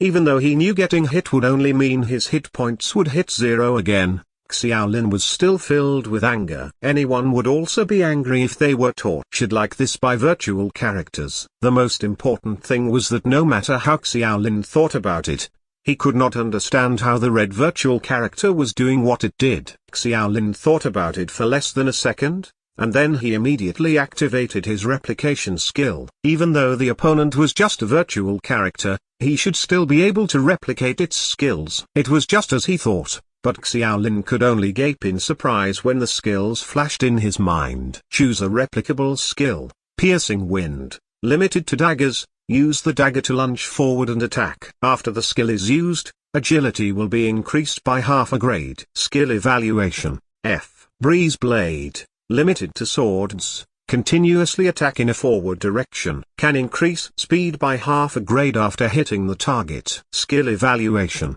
F+. Violent Blade Dance, limited to curved blades, can strengthen the user by performing a sword dance, has no offensive capabilities, increases strength by half a grade. Skill evaluation, F. Xiaolin snarled as he recalled all the moves the virtual character used earlier. Every skill needed a completely different weapon, and the variety rendered him speechless. He believed that was possibly not all the skills that the virtual character had. He could not really say the opponent was very powerful, since upon detailed inspection, one would notice all the skills were very low ranked. The skills were all around F ranked, and it did not even seem to have any E-ranked skills. Xiaolin finally understood how the virtual character suddenly spiked in strength and speed. It was not that the virtual character had overcome the effects of gravity, it was just using all these skills that could strengthen itself to temporarily enhance its abilities. When stacking all those buffs together, the virtual character really did overcome the effects of heavy gravity, at least for a short while. He felt that the system had some problems somewhere. That was obviously not the settings he had input. Nonetheless, Xiaolin refused to admit defeat. He had already activated his replication skill. No matter what, he would replicate a skill. It would at least let him vent his frustrations. Otherwise, he might go crazy after being tortured for a whole day. Chapter 121, Red Lotus Blade. This chapter is updated by Novels PL. Red Lotus Blade converges the Red Lotus sphere on the blade for an attack, dealing dual damage to physique and spells. This skill uses both physical and mental power. Comprehensive damage rating F+. That was the skill the virtual character was executing at that moment. Compared to the previous skills that had enhanced effects but lower damage, it was, without a doubt, a purely offensive skill, and Xiaolin did not hesitate to replicate it. At the same time, a crimson-red light began glowing on the blade of his sword. In an instant, Xiaolin's body trembled violently and he felt his physical and mental strength drain completely. That sword skill was more exhausting than he had imagined. The virtual character, who was unaffected by the influence of gravity, approached quickly. The red glow began intensifying on its raised scythe, and with the hot wind blowing toward Xiaolin's face, a burst of sparks flew in all directions like a red lotus in full bloom. The two red flames overlapped and burst out in less than a second. In that low explosion, the turbulent air wave slammed Xiaolin into the metal wall. Hot air then sealed the entire room, making Xiaolin feel as though he was soaking in boiling water. His skin felt astonishingly hot, and the sword's attack, coupled with the impact of the double gravity environment, made it impossible for him to get up. The virtual character had disappeared, and when he looked up again, Xiaolin was slightly surprised to find that the hit rate had somehow disappeared from the metal wall. He was unable to judge who won the battle earlier, and what left him befuddled was a thick black smoke coming out of the room, like the aftermath of something that had burned. Startled, Xiaolin immediately put the anti-gravity accessory back on and rushed out of the training room. The black smoke was coming from the device where the energy stone was, and the stone had shattered into pieces all over the ground. What puzzled him further was that the door of the room was open. He clearly remembered that it had been locked after Dukans left. The screen displaying the attribute settings was also quite strange. He walked over and looked at it, only to find that the screen was on the historical character parameter option. His attempt to find the information of the virtual character he fought against proved futile, for there were no records at all. Outside, Lilith had long left the place. She had an unexpectedly peculiar expression on her face, along with some surprise and amazement. Dukans had been constantly keeping an eye on her behavior, and when she was finally ready to leave, he hurriedly sent her off like she was the plague. Oh, yes. The energy device in room 328 is probably broken again. Don't ask that Xiao whatever his name is to pay for it. Charge it to my account. I believe there's still a lot of new dollars in the card I left with you last time, Lilith curtly remarked, suddenly turning around. What? The energy device is broken? Impossible. The simulation system is well maintained. It can't be broken for no reason. And why should it be credited to your account? Dukans muttered suspiciously. His expression then collapsed all of a sudden and he clutched his metaphorical pearls in anger. Did you use your creation skill again? This is why I don't want you using any simulation devices. You know that the actual damage is much higher than the system's rating because there isn't any data or parameter records. This is the third device. My goodness. Oh, come on. I compensated for everything, didn't I? Plus, I wasn't the one who used it. Lilith felt a little embarrassed, but she was even more impatient. That Xiao something, what's his name again? Chinese names are really hard to remember. Xiaolin. Are you seriously looking for him when you don't even remember his full name? Xiaolin? Xiaolin. Well, he's a very interesting person, Lilith repeated several times and made sure that she had etched in her memory. She then clapped her hands and left with satisfaction. Soon after Lilith left, Xiaolin found Dukans again. He was a little worried about the damage to the energy device and the broken energy stone. His concern was that the other party would make him pay for it, but what surprised him was that Dukans said nothing about it. In fact, Dukans even apologized to him repeatedly and was willing to reduce that day's fee by half as compensation to Xiaolin. Xiaolin was confused, but reducing the fee by half would mean that he would only need to pay a total of $19 for 2 hours that day. That was not a deal he could pass on. However, Dukans asked Xiaolin a very strange question. Do you know Miss Lilith? Lilith? I can't say I know her. Xiaolin recalled the woman who singled him out for a challenge when they met and instinctively blurted out that he had nothing to do with her. Dukans felt relieved, but he felt that something was fishy. In general, Lilith's designation of a person as interesting was a sign that she recognized their strength. Be that as it may, Dukans was unable to discern any such ability on Xiaolin, who had not even reached Black Iron rank. He advised solemnly, as a friend, I suggest you not to get too close to that woman. Nothing good will come out of it. I wholeheartedly agree. Because of the excessive physical exertion, Xiaolin's training lasted only half a morning before he was done. If he continued, it was entirely possible that his body would be worn down, just as Song Junlang said. Training under double gravity was much harder than expected, and the key was whether or not his body could adapt under the pressure. In any case, such a physical reaction was difficult to compensate through sheer willpower. Song Junlang repeatedly emphasized against conducting such dangerous gravity training, and it was no wonder that Lilith seems to be the only one who trained like that. The simulated battle earlier gave him a few new ideas. Before that, he had never thought that battles could be fought like that. The amplification effects of various skills could be used to strengthen himself before bursting out quickly with a strong combative strength that far exceeded his own. It sounded simple in theory, but with careful thought, there were still many problems with it. After returning to the inn at noon, Xiaolin exchanged that idea with Song Junlang, but did not mention who the virtual character was. After all, Xiaolin had no idea which historical figure the system's data parameter referenced during the simulated battle. After listening to Xiaolin, Song Junlang suddenly burst with laughter and shook his head. Do you think this is a game? That simulated battle system is actually set according to the idea of Earth's online games, but do you really think this can be done in an actual battle? First of all, weapons in virtual battles are formed by extracting energy. Weapons can be changed any time based on the set parameters. How are you going to change weapons that quickly in actual combat? Will the opponent even give you the luxury of time? Xiaolin remained unconvinced and retorted, it's not impossible to carry more weapons with you. I remember that the T-Rex, I mean the tutor who taught us basic swordsmanship, could retrieve her weapons by plucking them through a tear in space. I've never seen her carry a sword. You mean Cheng Na, that T-Rex? Tsi.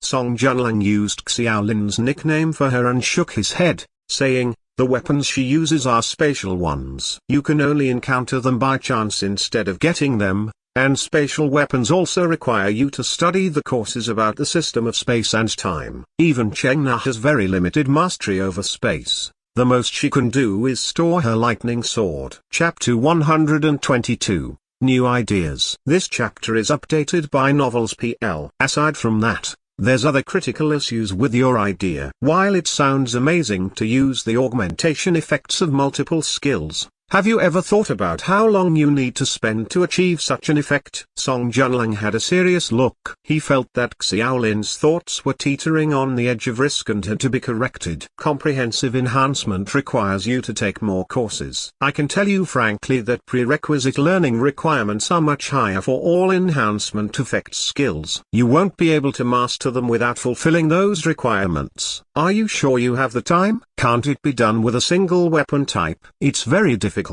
Each weapon has its own characteristics, and although the basic skills may overlap, the respective characteristics will only be more obvious later on. Let's take skills involving the épée for example. There's no way you can continue to enhance your body techniques. In the same vein, there's no way for you to further enhance your arm strength for dagger-based skills. Seeing Xiaolin's hesitant expression, Song Junlang emphasized further, I know you're cultivating both magic and martial arts, but magic and martial arts are both merely broad categories. As your courses increase, this wide category can be broken down into countless small categories. Do you really think you have that much energy? Song Junlang did not approve of that training method, but Xiaolin still expressed some doubt. If the virtual character's parameters were based on a certain historical figure, it meant that someone must have done it, and if someone could do it, Xiaolin believed that he could at least give it a try. The virtual character's unique fighting style in that short battle had left too deep an impression on him. Xiaolin did not go to the training hall again that afternoon. Although combat training was more effective than training alone, he felt that it was best to slowly adapt to the basics after experiencing the hardships of fighting in a gravity environment that morning. As a result, he stayed in the inn for the afternoon and did not go out. Song Junlang did not bother him, but if he were to push the door and enter Xiaolin's room, he would find that Xiaolin had taken off the anti-gravity accessory again and was in the midst of attempting a push-up.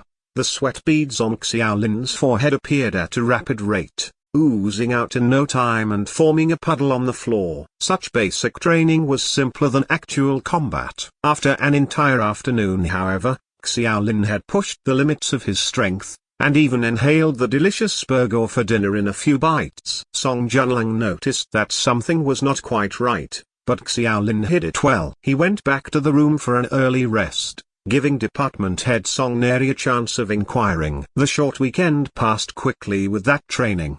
The next day, when the sky was barely lit, the person responsible for fetching and sending Xiaolin arrived at the inn on time. Hank personally came the first 2 times, but he seemed to have other things to do in New Washington and sent an assistant on subsequent occasions. Hank's assistant was an American man in his early 30s who went by the name of Norn. He was a senior at Judge Academy who was nearing graduation. Norn said that his strength was only average and it was difficult for him to enter military or expedition-related departments, so he chose the Foreign Relations Department.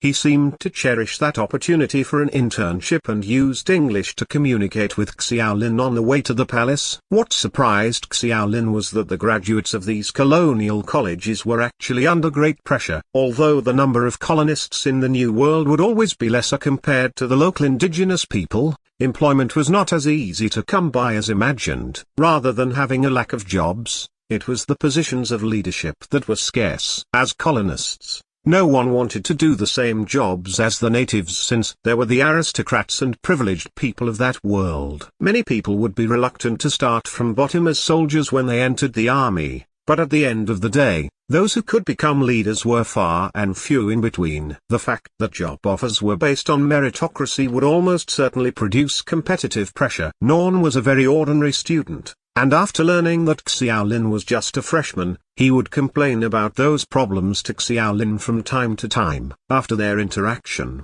the two somehow got along with each other. On that day, after Xiaolin forced himself to get up, despite his exhaustion, he took the initiative to start a conversation with Norn. "Where can I learn skills in New Washington?" Norn was a little surprised. "Learn skills. There are only two ways. If we want to learn skills, we can either find someone who has those skills and learn from them, or learn them yourself through skill books, which you can either buy or rent. I recall you're still a freshman, right? Your tutors will be teaching you those basic skills." Xiaolin smiled wryly. He would be staying there for a whole month, and after calculating the duration, Dawn Academy would have already started with their basic skills. He might be out on official business, but the entire freshman year would not change their schedules just for him. Add that to the irritation he felt after battling the virtual character the day before. He decided to ask around first. Seeing the troubled look between Xiaolin's eyebrows, Norn felt that he had to satisfy Dawn Academy's guests to successfully complete his internship as a chaperone from the Foreign Affairs Department. He thought for a moment and added, "If you really want to learn skills now, I suggest you have a look at the bazaars in the trade district. You might end up with an unexpected surprise." "An unexpected surprise? Like what?" Xiaolin's interest was aroused. Norn's white teeth were revealed in his bright smile and there was pride in his tone. New Washington's development could be considered to be the fastest of all the colonial capitals, and our business is also the most prosperous. Get to the point. Ahem. In fact, the skills taught by your tutors during your freshman year are often the most basic and common skills, but you have to understand that planet Norma has a history spanning millions of years. With so many races, the number of spells or martial arts are endless, and even a learned professor dares not say that they fully understand them all. If you want to learn the less popular spells or skills instead of the same stereotypical ones, you've come to the right place. Xiaolin nodded with intrigue. "Looks like I'll have to take a look." Norn then added, "However, the more niche skills often require very strange prerequisites. There's no complete system to those skills either, and it's difficult for you to get advanced skills manuals for those skills. In contrast,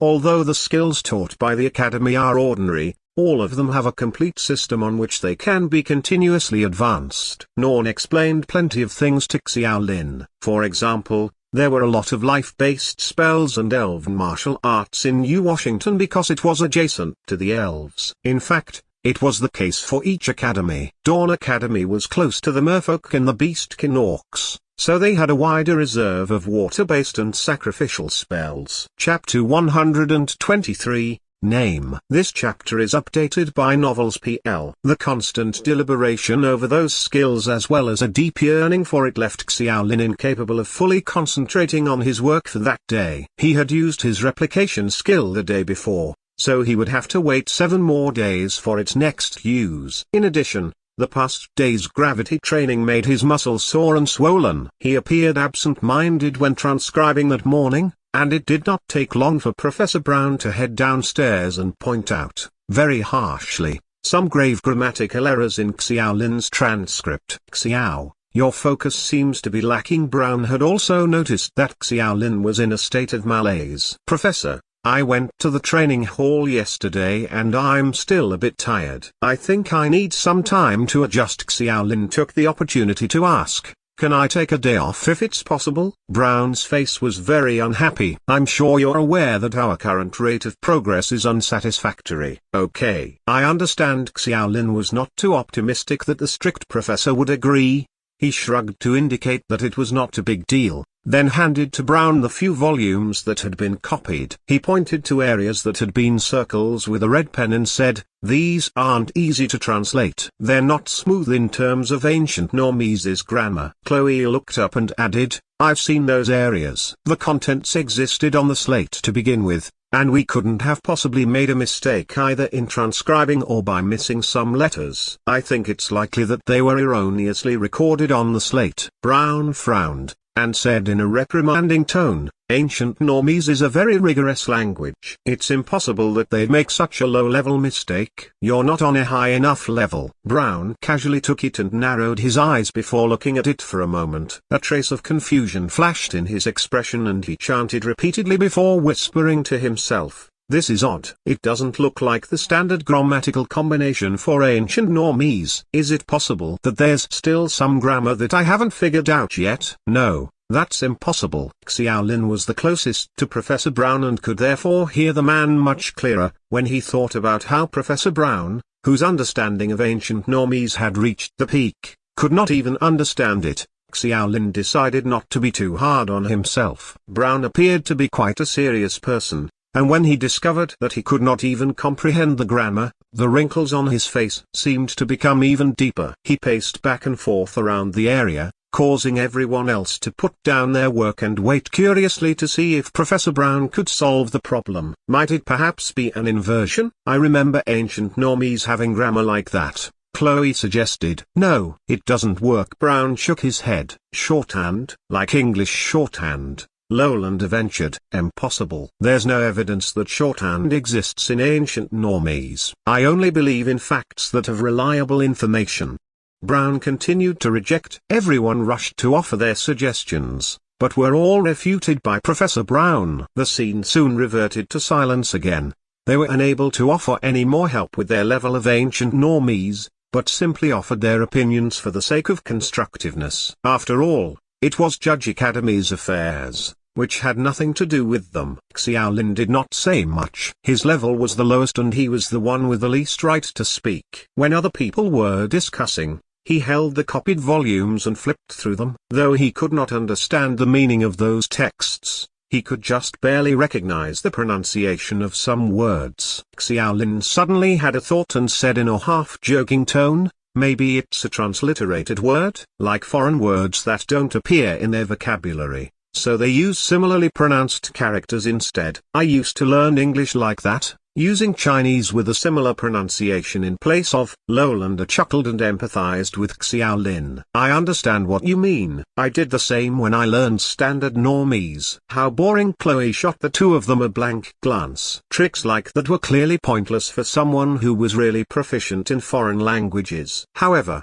Professor Brown's eyes lit up slightly and he said softly, that's a good idea. If this is a transliterated word, what language would it be transliterated in? Judge Academy was the one that attacked the Thunder Kingdom, so it must be English, Lowlander said matter-of-factly. Chloe shook her head. She read the untranslatable text in ancient Normese and said, this pronunciation obviously has no association with English.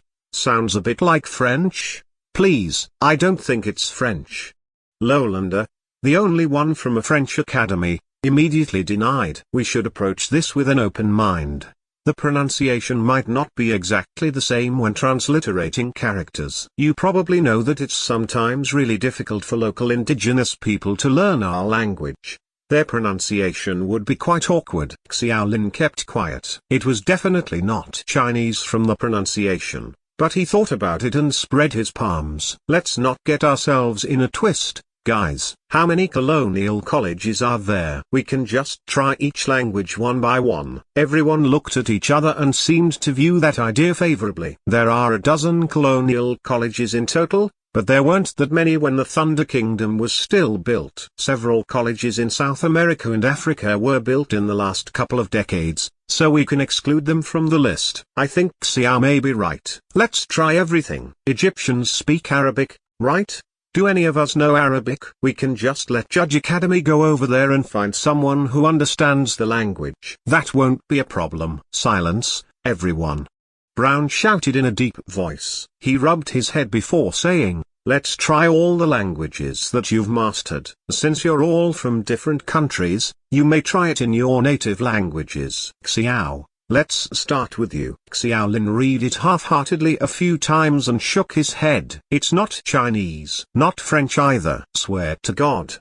Lowlander did not even bother to read it. It's certainly not English either. The questioning soon ended, and many academies did not have any representatives there. Not every academy was like Dawn Academy, who did not share a boundary but produced students like Xiaolin who understood ancient normies. What about Russian?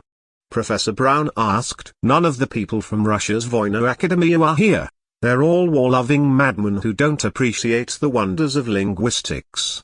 Chloe's tone seemed to suggest her unfavorable view of Voino Academia. I know a little bit of Russian. My grandmother is Russian, but I don't know much. A thin, tall man answered in a low voice. Chloe turned around awkwardly. Brown could not care less about insignificant things and asked bluntly, then come over and read it.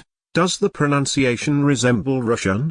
The man frowned for a while and did not immediately state his answer. He looked a little nervous in front of Brown, and after a moment's consideration, said, I'm not sure, Professor. It doesn't look like standard Russian, but if you ask me from a purely pronunciation point of view, my opinion is that this text is trying to express a name, a Russian's name. Chapter 124, The Marketplace. This chapter is updated by Novels PL. Try saying them. Brown looked up unexpectedly. The man's voice sounded a little stifled. It appeared as though he did not understand Russian very well or that the pronunciation itself was not very clear. He hesitated when identifying the name. Ivan, Navki, Tonya. Wait, no, right. Let me think about it. It looks like it's Ivanovich. Xiaolin was the closest to Brown and noticed the old man's pupils contracting violently when the name was mentioned. For the first time ever, Brown's staid face had a look of horror and shock. The man was oblivious to it and muttered to himself to try and correct it. More and more people gradually realized the name and their eyes were full of surprise and shock. Lowlander interrupted the man and said in a strange tone, are you sure you didn't mistranslate? That's impossible. You must have read it wrong. What did I just hear? Chloe seemed unable to recover from the shock. Brown waved his hand and said in an astringent tone, there's no need to translate anymore. Ivanovich is probably the correct name. My God, it's actually Ivan. His name appeared on the slate. There was a stark silence in the hall. Everyone's expression was that of pure shock except for Xiaolin, who did not understand the meaning behind the name.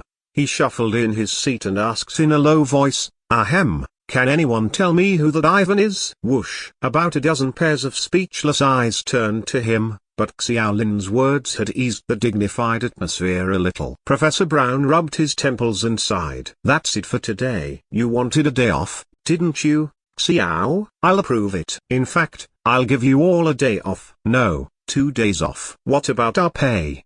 Lowlander recovered from his shock and was more concerned about his remuneration than the name Ivan. Professor Brown's voice was very weak. Not wanting to argue over such trivial matters with Lowlander, he gritted his teeth and simply waved his hand. The remuneration will be paid as normal. Lowlander smiled and set everything aside. Let's head back then. I don't think you need to worry about it too much, Professor. The name must just be a coincidence, or someone else with the same name. On the way back, Xiaolin seized the opportunity to ask Lowlander and the others about it, but all of them either sighed or shook their heads. Even Lowlander, who usually liked to joke around, did not say much, but simply asked Xiaolin to go back and find the information himself. It was clear that everyone seemed to be in awe of that name. It was not even midday when he arrived at the hotel and Song Junlang was not in the room. In fact, only half the morning had passed. Xiaolin planned to continue his gravity acclimatization training in the inn, but after thinking about it for a moment, he decided to head to the trade district first and take a look around the city. He was still unfamiliar with New Washington, but the enthusiastic innkeeper seemed to have noticed his difficulties and took the initiative to present him with a tourist map of the city. As a result, Xiaolin felt that there were advantages to be gained by ingratiating the Norman innkeeper. The bustling trade district was located at the center of the city. Various shops were lined on both sides of the streets, and it was easy to tell from the way the vendors dressed that an overwhelming majority were locals. At the heart of the district, however, he slowly began to see some colonial vendors, but not all of them were from Judge Academy. At the very least, Xiaolin spotted several Asians, like him.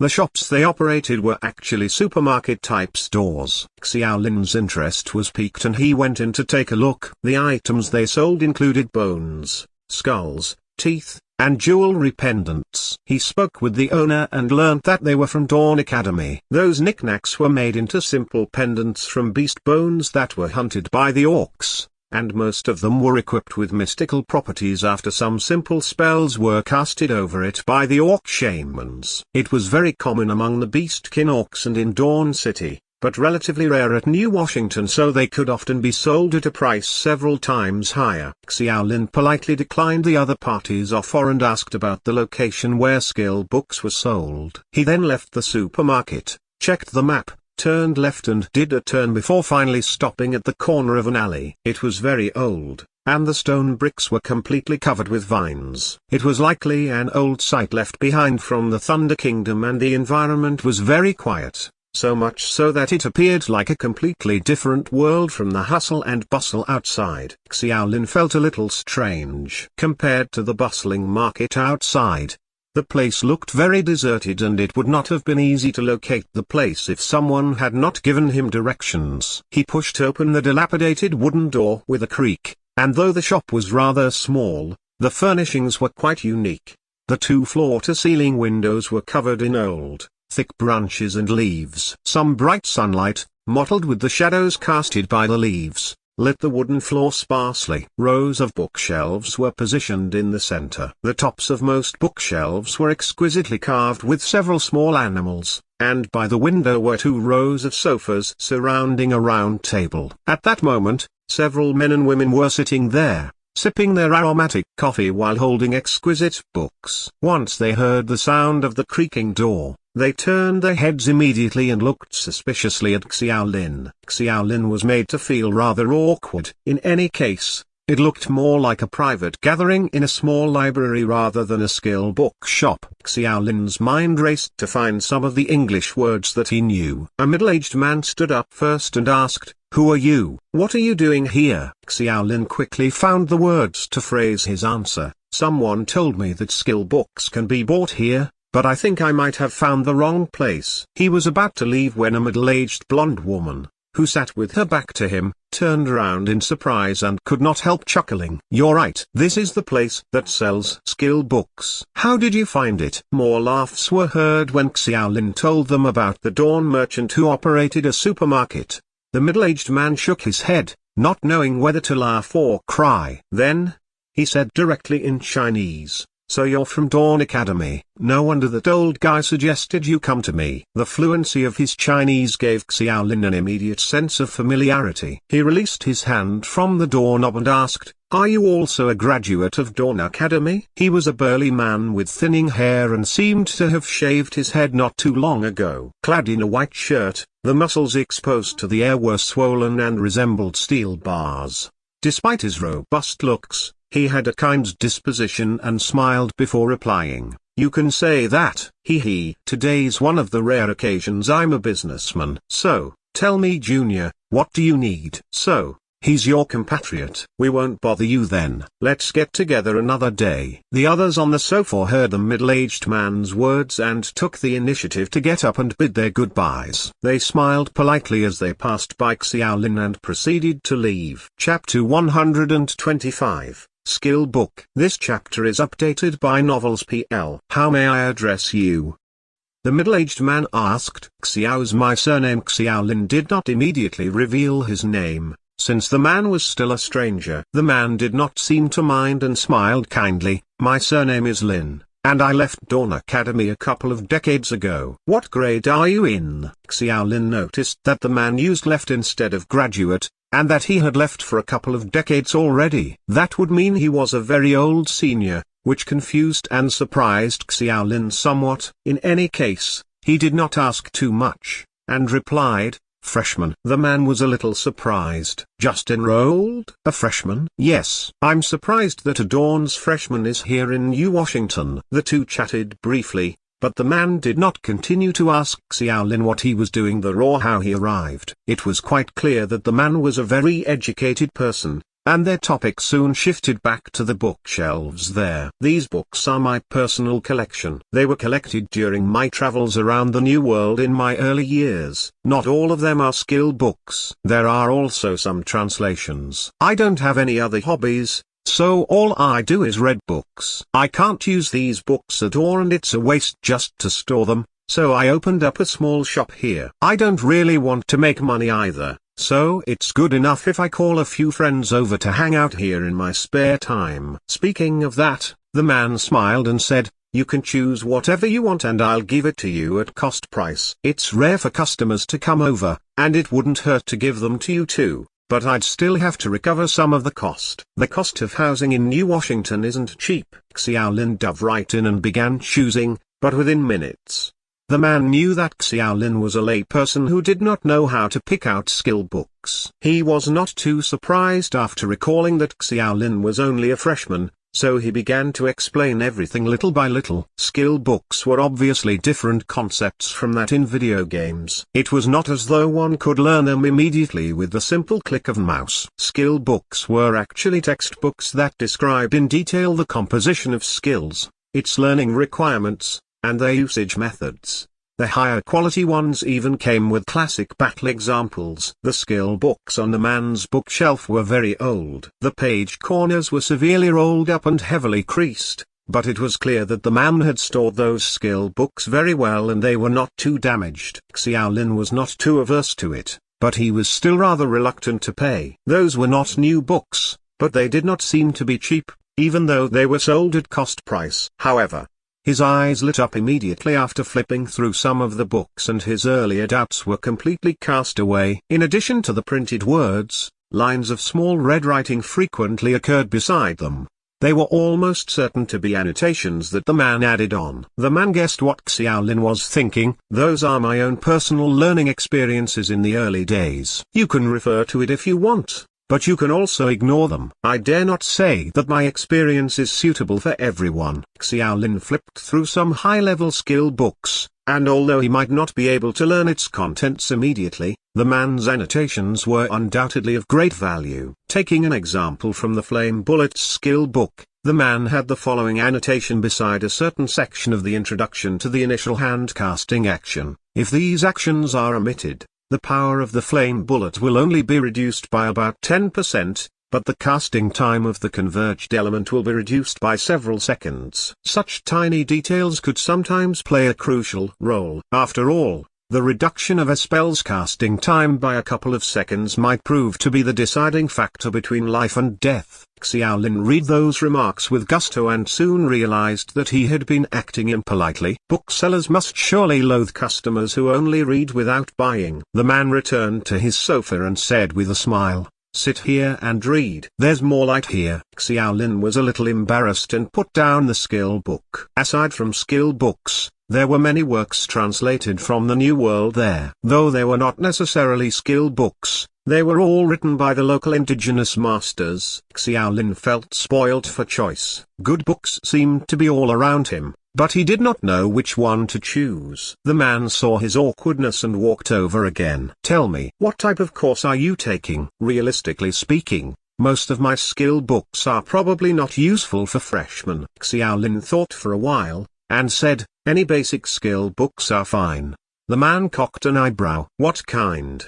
"There are plenty of basic skills. There are basic skills spells using all the major elements, as well as others that use complex elements. There are also basic skills for various weapons used in close combat." "What types do you have then?" Xiaolin asked. The man's book annotations were very useful, and Xiaolin did not mind purchasing some basic skill books if there were some. What if I have both? Xiaolin was a little surprised. He could not help but wonder if the man mastered all weapons. The man saw through Xiaolin's thoughts again and laughed as he said, I mentioned that I like reading books, but I enjoy collecting books even more. I don't have much energy to learn the skill books here. Many of them were actually bought back from others at a low price. Skill books are considered consumable items, because they have no value once you master a particular skill. People rarely buy used skill books, so I'll buy them at a low price. You buy them at a low price just to read them? Xiaolin was a little puzzled, but he quickly realized that the man read other people's notes in the skill book rather than the book itself. Sure enough, the man said, everyone's understanding of skills is different. I'm not a prodigy, let alone a talented student. My understanding of some skills is actually based on the summary of other people's learning experiences. Can you show me your basic skills book? You'll have to wait a moment. The man very happily agreed and turned to head to his basement. After a while, he came back with a heavy copper box and placed it on the floor with a thud. The box was completely covered with a thick layer of dust. I've been accumulating these from my travels abroad during the early years. I haven't read them for decades. Later, all the major colleges began using standard textbooks and few people read these basic skill books too. The man wiped off the dust as he explained and opened the lid of the box. It was filled with books of all sizes. Xiaolin picked up a copy and looked through it before unexpectedly discovering that it was filled with handwritten characters. The difference from the skill books on the bookshelf lay in the fact that the books inside the box were all handwritten. One might as well call them study notes instead of skill books. Xiaolin looked at the man with both surprise and doubt. Chapter 126, Differences in Teaching. This chapter is updated by Novels PL. Aside from that, Xiaolin discovered that many of those notes were very faded. The yellowed covers made it hard for him to discern how old they actually were, and their texts were very messy. There was Chinese, English, Russian, and even Normese, which indicated that there were also study notes for the locals. The man narrowed his eyes and said sentimentally, there were no unified skills textbooks back then, let alone something like this in the new world. They were taught through apprenticeship, so everyone was accustomed to recording them as notes. The colonial academies later formulated relatively complete textbooks and summarized the more commonly used skills for students to learn. Although it provided great convenience and saved time, it actually made the students lose their creative ability, which makes it hard to say whether it's a good or bad thing. After muttering to himself for a while, the man laughed and shook his head. Sorry, people talk a lot when they get old. In short, I only have these notes in my basic skill books. If you want the standard college textbooks, then I suggest that you go to the general bookstore on the corner of the Trade District's 2nd Street. Their range of new books is quite comprehensive, and it seems that the store is officially supported by Judge Academy. Xiaolin touched the new dollars in his pocket and asked a little hesitantly, how much do these notes cost? The man laughed and said, well, there's no need for that. I told you I'd give you at cost price because I used a lot of money and energy to get the books on the shelf. The books in this box were all acquired by chance. It's not worth any money and it'll be very insincere of me to charge a fee for them. If there's anything you can use, I'll give it to you for free. Xiaolin was shocked but he felt hesitant and said, you're really giving me everything? The man was stunned by the question. You want all of it? Xiaolin, who felt that he might have misunderstood the man, cleared his throat to cover up his embarrassment. You haven't told me what courses you chose. Xiaolin's elective courses were not worth a mention, but when it came to skills, he preferred those with enhancement effects. The difficulty of taking more courses in the academy was evident, and even if he had the authority to listen to all classes, there might not be that many courses offered to him. He thought briefly about it and felt that there was nothing for him to hide. He made a cursory explanation of his idea and said awkwardly, I know I'm being a little foolish, but I'm still curious to try and succeed. The man's jaw dropped and the shock on his face was as expected, but he soon calmed down again. He smiled in a fascinated manner. Are you trying to learn from America's Lilith? Lilith? Xiaolin had a look of shock that was even more profound than the man. You know about Lilith too? Did she also take a lot of basic courses at the same time? The man shook his head and said, Lilith has been traveling to and from the New World since freshman year. She is, without a doubt, a real genius. I don't know her, but don't forget that this is New Washington. A genius like her will be much more famous here than in other academies. Although I have never seen Lilith before, I heard that she never used the same weapons twice in battle. Whether she can use spells or not has never been confirmed. Xiaolin was taken by surprise. The virtual character could be vaguely identified as female, so he wondered if it was based on Lilith's original historical parameters. The man continued, my interest is piqued after you mentioned your idea. To what extent can this kind multifaceted training reach? I'm really looking forward to it. You don't think I'm a fool? Even dual cultivation of magic and martial arts is frowned upon. The man was stunned and a sad look came over him. The college doesn't allow dual cultivation now? Sigh. Looks like the academy has seen a lot of changes in the past few decades. What was Dawn Academy like in the past? Xiaolin was curious. We didn't have any textbooks at that time, so sometimes we borrowed notes from our seniors. But most of the time, we developed as we please. The courses we chose were all a mess at that time. I think about it sometimes, and I did take a lot of detours. But Xiaolin understood that Dawn Academy adopted a completely open and freestyle method of studying in the past, while the one used presently bore an increased resemblance to China's traditional education system. The man frowned. He was probably unable to discern the pros and cons of such a system, so in the end, he simply said, in fact, the academy doesn't need too many students who take a lax approach to their development. Systematic teaching is the right thing to do for long-term development of the colony. To give the simplest example, New Washington's Dragon Eagle Knight Regiment is America's strongest military force, but for training these Dragon Eagle Knights, the elective courses are practically fixed with Advanced Knighthood, Advanced Beast Language, and Advanced Dragon Spear techniques. Do you understand? Set training. Xiaolin nodded to express his understanding of it. From the college's perspective, students who train according to the academy's set could no doubt speed up the construction of the colony. Whatever the colony lacked could be remedied by designing the relevant course, but from a student's perspective, Xiaolin was obviously more inclined toward the freestyle teaching of the past.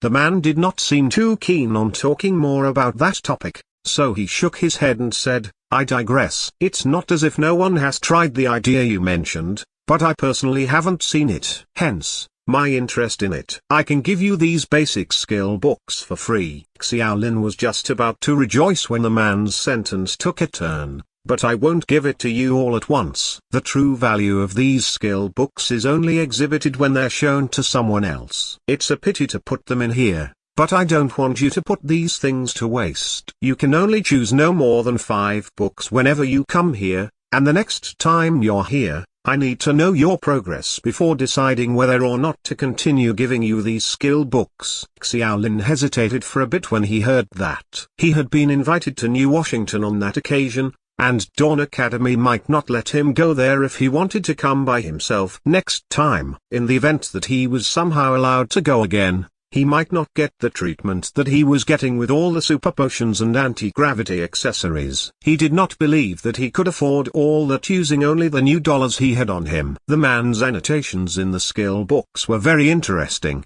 but he had some doubt over whether those things were worth all the troubles and time to travel back to New Washington. Lin. Mr. Lin. Xiaolin recalled the man's last name and asked, why don't you go back to Dawn City? For personal reasons. I can't go back. The man curtly expressed his reluctance to talk in depth about it, and Xiaolin could only give up on it. The man did not know whether to laugh or cry. These notes might not be very valuable now, but trust me, you'll never find something like this elsewhere. The annotations in these skill books are extremely valuable to freshmen. Xiaolin kept quiet, but his face was full of disbelief. Dawn Academy had plenty of senior students and graduates. Department head Song was once a genius-level student too, so if worse came to worst, he could always ask Song Junlang for help. Chapter 127. Accessory. This chapter is updated by Novels PL. The man was a little helpless, but his tone was still very gentle. "Most of these notes have their original owners' names. Why don't you have a look at them first?" Xiaolin opened a book, the title page of which was written in flamboyant cursive calligraphy, which was surprisingly written in traditional Chinese characters. He could only recognize a name after reading it for some time, Tang Ken. He turned his head to mull over it for a moment before shaking his head in confusion. He found another one with several small clerical scripts at the corner of the pages. Ouyang Ming. Who was Ouyang Ming? Xiaolin shook his head in a daze before flipping through another one. On that occasion, the name on the page was written in Russian. As good-tempered the man was, he tried his best to control his repeatedly twitching eyebrows when he saw Xiaolin's increasingly confused expression. He remained speechless for a moment and did not know what to say. "Maybe I'll just take these home first." Xiaolin was also a little embarrassed because he really did not know who those people were. "Sure." The man patted his forehead and suddenly remembered that the boy in front of him was still a freshman. He smiled bitterly, then shook his head and sighed. His attitude remained firm. "We'll just do it like that. You can choose 3 to 5 books, and if you still want them next time, you'll have to come back here again." "Understood?" Xiaolin knew how to quit when he was ahead and nodded in agreement. The selection process took some time, as all those notes added up to at least hundreds of copies. Xiaolin consulted the man and screened them according to the learning requirements. In the end, he brought back 4 notebooks: Light Sword, Earth Shattering Chop, Flame Bullet, and the Wind Defense Spell. 2 were physical skills and 2 were spell skills, and all were Black Iron ranked. According to the man, they were all suitable for beginners. After bidding farewell, Xiaolin realized that it was almost noon. Since an off day was hard to come by for him, he decided to take a look around the other areas within the bustling trade district. He had worked for a total of 7 days, including that day itself. His pay had reached $2,800 new, and after deducting the sum spent at the training hall, he still had $2,700 remaining. It was not a small sum of money. For example, the lowest level ordinary skill book cost about $100 to $200 new, and the price of weapons and equipment was typically around that range too, albeit slightly more expensive. Slightly higher quality ones, like various alchemical formulae, cost about $400 to $500 new. Xiaolin walked around a few times and had a rough idea of the new dollar's purchasing power, but he hesitated to buy anything and was not in a hurry. There were a large number of well-made weapons and armors in the equipment store, and although they were all very exciting, those things could also be obtained in Dawn Academy. Furthermore, the equipment's qualities were not that high, nor very durable either. There might be few opportunities for him to make extra money in the future. Xiaolin wanted to plan carefully, and the money had to be spent on a blade. He looked around for a long time, but there was nothing much to look at. However, Xiaolin found several interesting little pendants and accessories in several elf-owned shops. All were exquisitely made and very unique, and more importantly, often to good uses. After picking and choosing, he spent $700 new on 2 items. One was an ornament that was supposed to be hung on his clothes. It was hexagonal and was about the size of a button. It had a shiny appearance that was neither agate nor pearls nor diamonds, but was very soft when pinched.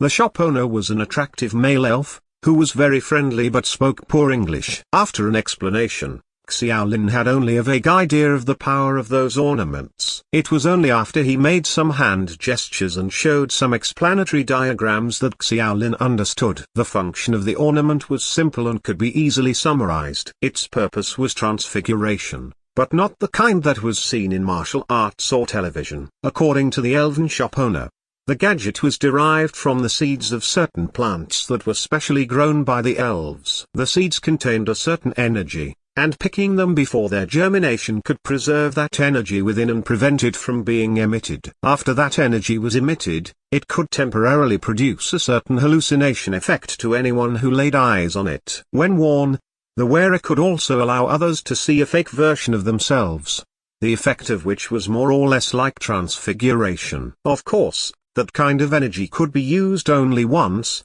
or perhaps twice at most. Therefore, it was not very expensive, only $400 new.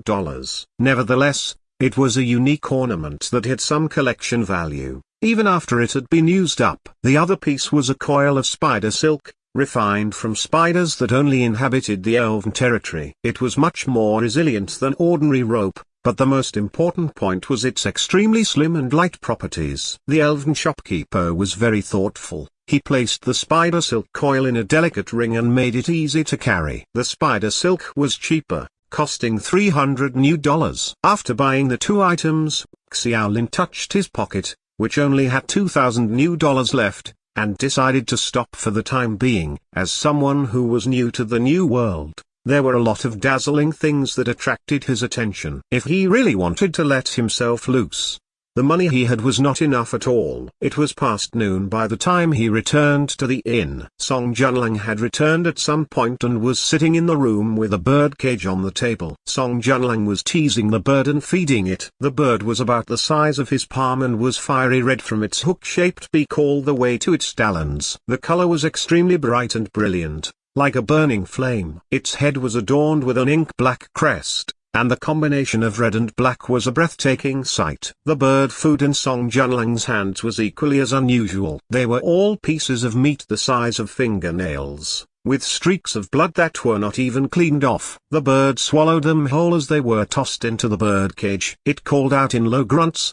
as if longing for the meat. Xiaolin was perplexed by what he saw. He did not expect Song Junlang to be in such a carefree mood. He asked curiously, "Pretty bird, Department Head Song, where did you get it?" "Bird?"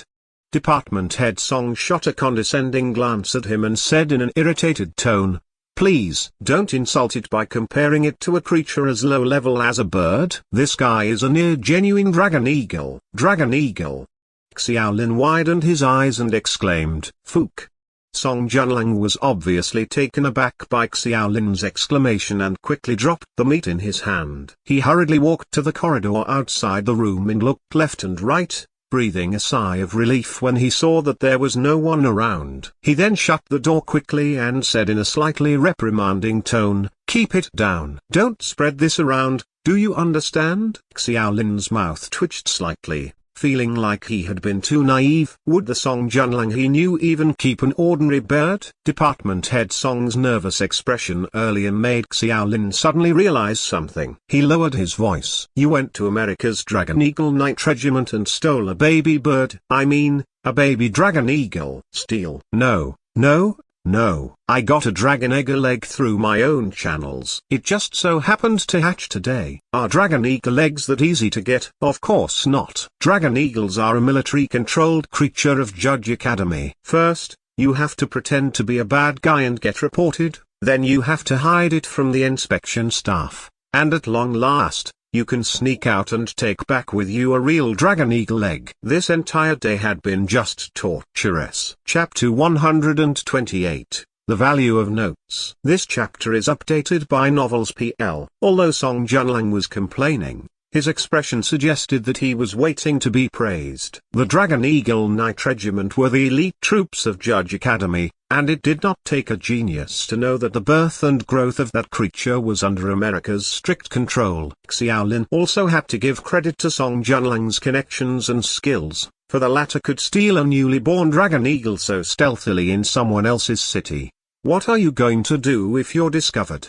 Xiaolin did not praise him, but instead asked anxiously. However, he regretted asking that question as soon as he finished speaking. "I've got someone up there." Department Head Song's answer was exactly the same as Xiaolin's expected. Other than cursing silently and guessing just how strong his backer was, Xiaolin was left in awe. After feeding the creature, Song Junlang noticed that Xiaolin came back with a big bag and asked out of curiosity. After learning that they were the skill books that Xiaolin had obtained in the trade district, he reluctantly said, "It's not like we don't have all these basic skill books at our college. Why must you give the Americans a chance to make money from us?" Xiaolin defended himself. "They gave it away for free. These skill books are different because they've been used." Song Junlang's mind went blank for a moment before he said, "It's a used book. Are you talking about other people's notes and explanations in these books?" Everyone's understanding of skills is different, and there's still the question of whether other people's experiences are useful for you. Most importantly, How will you ensure that other people's explanations are correct? If you study them incorrectly, you'll be lucky if you only waste your time. What if you're misguided or the spell bites you back? You'll be ruined for the rest of your life. Xiaolin was shocked because he did not expect it to be so serious. He was unsure if Department Head Song was just trying to frighten him, but he still felt uneasy. He quickly took out the 4 notebooks in the bag and handed them to Song Junlang. "Why don't you check them out for me? I'm not sure if the contents are completely correct." Song Junlang had nothing to do, so he agreed and took one at random. He whispered to himself as he perused through it. "Earth-shattering chop. This is the kind of skill you can find on the street, and you must use an axe-type weapon for it to truly be effective. Why do you need this for? If I remember correctly, you learned swordsmanship." Song Junlang's complaining suddenly came to an abrupt end and his expression became rather odd. Xiaolin thought he had actually found the wrong comment, so he hurriedly peered over, only to find that Department Head Song's eyes were fixed on the title page of the note. A name was scribbled on the yellowed page, Tang Ken. After a long while, Song Junlang looked up and shot Xiaolin an unsure look. "This Tang Ken." "That Tang Ken?" Xiaolin was confused. "Who is Tang Ken? I don't know him." "Well, of course I know that you don't know him. You're still a freshman, and it's normal if you haven't heard of this person, but if this really is him..." Xiaolin was still confused. "Come on, don't keep it to yourself." "Who's Tang Ken?" Song Junlang's teasing expression became somewhat serious. As he read through the notes, he slowly said, "Tang Ken was an S-rank genius who appeared in this world about a century ago. He was an outstanding character who had a terrifying strength. Anyone who has the heart to understand Dawn Academy's history would definitely have heard about a figure like him. His contributions to Dawn Academy deserve everyone's respect." Xiaolin was tongue-tied. He then asked, "Then what level of strength is he now?" Song Junlang sighed. "Decades ago, he was killed in the war with the orcs. He and his power were the sole force that stopped tens of thousands of elite orcs. In the end, his lifespan was drained and he died of exhaustion. It was such a pity. He could well become an even more legendary figure if he lived to this day." Xiaolin became silent too, but he soon asked, "This note is a relic of his, then?" Song Junlang put down the notebook and spread out his palms. "My knowledge of Tang Ken is limited to history textbooks. As far as the authenticity of this notebook is concerned, the only ones who could tell are probably those acquaintances who fought with him back then." Xiaolin smiled bitterly. Those ideas were still too far away, so he left that notebook aside and passed him the light swords notes. After what happened earlier, Department Head Song's expression became even more serious. Just looking at the signature of the notes made him burst. "Fook, what is it now?" "Ouyang Ming." The sword Saint Ouyang Ming. More than 50 years ago, he brought a light sword and went straight to the merfolk's hinterlands, killing the merfolk's king. At least half the credit for bringing peace to Dawn Academy's surrounding areas should go to him. Song Junlang did not even bother to look through the contents and simply took out the other 2 notes for Flame Bullet and Wind Defense. His face had a look of utter shock when he glanced at the signatures. Xiaolin's curiosity was thoroughly aroused and he continued pressing further about them. The 2 notes were signed by foreigners, and they were not in English either, so he did not know what their names were. Basil, a French alchemist. He's created many novel alchemical formulas, many of which received recognition, even by Norma's natives. Wolf, a German wind elementalist, is said to have taken the half-step into legend rank. Xiaolin had never heard of those people, but had a rough idea of their immense character from Song Junlang's awe-inspired tone. The 2 of them looked at each other for a long time, and Department Head Song asked silently, "The one who gave you the notes, who was it?" Xiaolin suddenly remembered that he knew the other party only by their surname, Lin. No other information was given, and he actually had no plans to go back at all. Lin, a graduate of Dawn Academy? Song Junlang racked his brains but failed to recall any famous graduates in the history of Dawn Academy. In any case, if the other party was really a graduate from decades ago, it was not at all surprising that Department Head Song did not know. "What should I do about these notes then?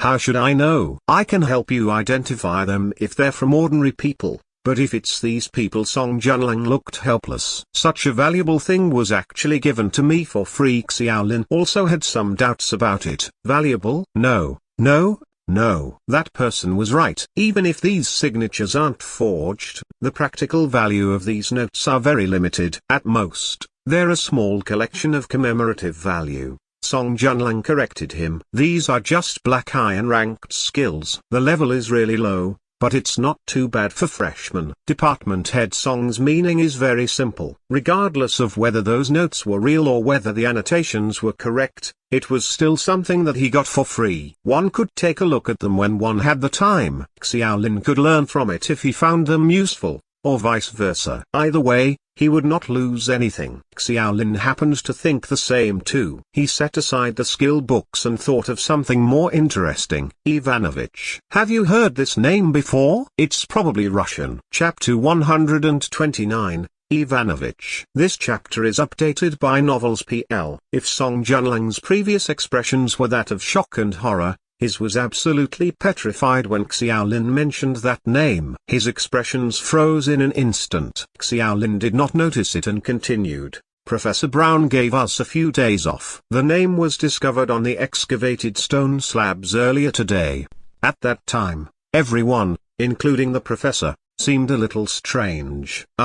Department Head Song. Xiaolin discovered that Department Head Song's expression was similar to that of Professor Brown. After calling out for a long time, Song Junlang rubbed his eyebrows and his tone suddenly became solemn. Are you really sure the name Ivanovich was written on that stone slab? Could it be a translation error? I remember you telling me that there's no one from Russia's Voino Academia there. None of the others understand Russian, do they? It's a transliterated word. But it's just a guess really. Professor Brown seemed to believe it. Xiaolin briefly explained the situation at the time and could not help asking, you haven't told me yet. Who is this guy? Was he really strong like Tang Ken? Song Junlang's expression was very strange. He could not tell whether it was disbelief or doubt. After considering it for a moment, he explained, Tang Ken, Ouyang Ming? No, compared to Ivan, they're not on the same level. All colonists must have this name etched forever into their memories. Department Head Song looked at Xiaolin with a never-before-seen seriousness and said with clarity, Ivanovich is the only person with a clear historical record of having an SS-level talent. He's also the creator of the Resurrection Law. Xiaolin was stunned. Even though he was just a freshman, he immediately understood the implications of that name. The Resurrection Law had the effect of deducting one's lifespan after death. Colonists were only able to come thus far with that indispensable law. In fact, the entire world's colonial academies ought to thank the person who created that law. However, that did not explain Professor Brown's near-terrified expression at that moment. Xiaolin thought for a moment and suddenly had a realization. He asked, wait, when was the Resurrection Law created, and when did Ivanovich die? Song Junlang smiled wryly. Do you finally get it now? That's right. If the name on the stone tablet is really the legendary Ivan, then the time span won't make any sense. The Thunder Kingdom's capital was invaded in the year 48 NC. In that same year, the High Priest disappeared and all members of the royal family were sent to their deaths. But the Resurrection Law was only created in the year 68 NC. Ivan also died because of that. It's impossible to know when Ivanovich enrolled and how he spent his days at the academy. These are all listed as top secret by Russia's Voino Academia. What is certain is that there can't possibly be anyone who knew who he was during 48 NC. Xiaolin then said, so, those slates must have been placed after the destruction of the Thunder Kingdom. But that's difficult to explain away too. Why put those slabs there? Department Head Song sighed. Things are more complicated than you think. The Dark Room may have existed a long time ago. You said 2 days ago that the palace was the palace of the last queen, and the last queen was the priest's sister who disappeared during that time. The only thing we can be sure of is that the high priest didn't die. Xiaolin found it quite incredible. He even lived under the noses of the Americans and quietly made these slates to put into the palace's dark room. Yes, this is hard to make sense of, but if the person who made the slab is the high priest, then he must be alive and knew about Ivan, since his name is engraved on the slab. Even though Ivan was a SS-level talent during that time, he was still not very well known. It was only when the resurrection law came to being that even Norma's native tribes knew his name. That means the earliest time the high priest could have engraved and placed the slate there must have been after 68 NC. Xiaolin then remembered something. I remember Hank saying that the high priest was already very old at the time, and there was no potion or spell that could prolong his life. How did he live to 68 NC? That's not important. The question is, why did the high priest do this? Put yourself in his position and think about it, Xiaolin. If you were that high priest, what would you do if you were in the same situation? Me?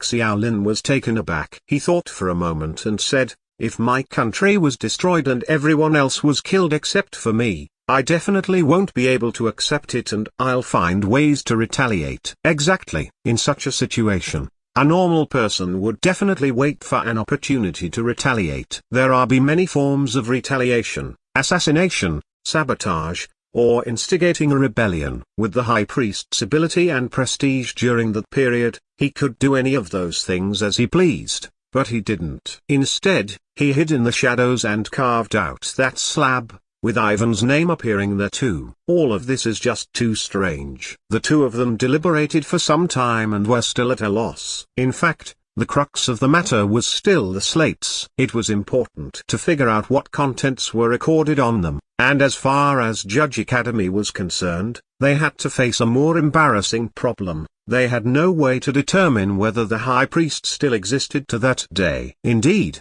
the phrase used was still exist, not still alive. Logic dictated that it was impossible for the high priest to remain alive until the present, but there was a possibility that he used some method unknown to the colonial academies, or perhaps even prolonging his life in another different form altogether. Those were the speculative theories put forth when the Thunder Kingdom was invaded and the high priest was nowhere to be found. The man never showed up, even after many years, so it was natural that everyone thought he was dead. The initial disclosure of the slate's contents, however, forced America to reconsider all those possibilities. Song Junlang's expression remained solemn after learning about that. He did not even have any time to take care of his just acquired little dragon eagle. Instead, he left it to Xiaolin and told the latter to feed it on his behalf. Meanwhile, he told Xiaolin that he wanted to talk to Dawn Academy via transspatial communication. He was elusive all day long and often disappeared without a trace. Xiaolin did not bother too much about Ivan or the high priest,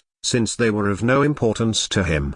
The longest he would stay in New Washington was about a month at most, after which he would have to return. During his hard-to-come-by 2-day paid leave, Xiaolin chose not to continue shopping, but instead did gravity training in his room. However, there was no central computer like Dawn Academy that could record his body's various attributes and monitor his progress in real time. As a result, Xiaolin was unsure how effective his training would be, but judging from the number of push-ups he could do each time, he felt that he was slowly adapting. Chapter 130, Attack. This chapter is updated by Novels PL. Xiaolin's 2-day leave passed quickly. He received no further notice stating that the leave would continue, which meant that he had to report to Professor Brown as usual.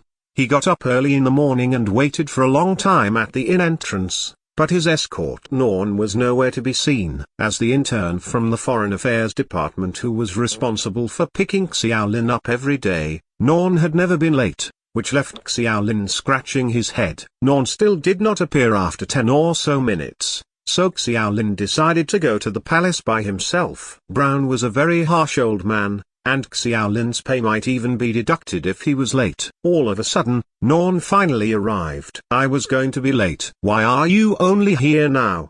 Xiaolin complained, somewhat dissatisfied. Norn acted quite strange that day. He did not even say a single word, even though he was usually very talkative, and his face was lowered slightly, making it difficult to see his expression. Xiaolin wondered if he had seen things wrongly after noticing that Norn's clothes were very messy, giving off a rather awkward vibe. He nodded to Xiaolin and proceeded to set off at once. Xiaolin shrugged. He and Norn were not really that close, and since the other party did not want to explain, Xiaolin naturally did not bother to say anything. Norn's purpose of picking him up was to provide the necessary documents when entering and leaving the palace area every day. Xiaolin found it quite troublesome, but the Americans seemed reluctant to hand over such documents to other colleges. New Washington was already very lively in the early morning, and people were bustling on the clean streets. Even so, Xiaolin was quite surprised to see that there were a lot of heavily armed people patrolling back and forth,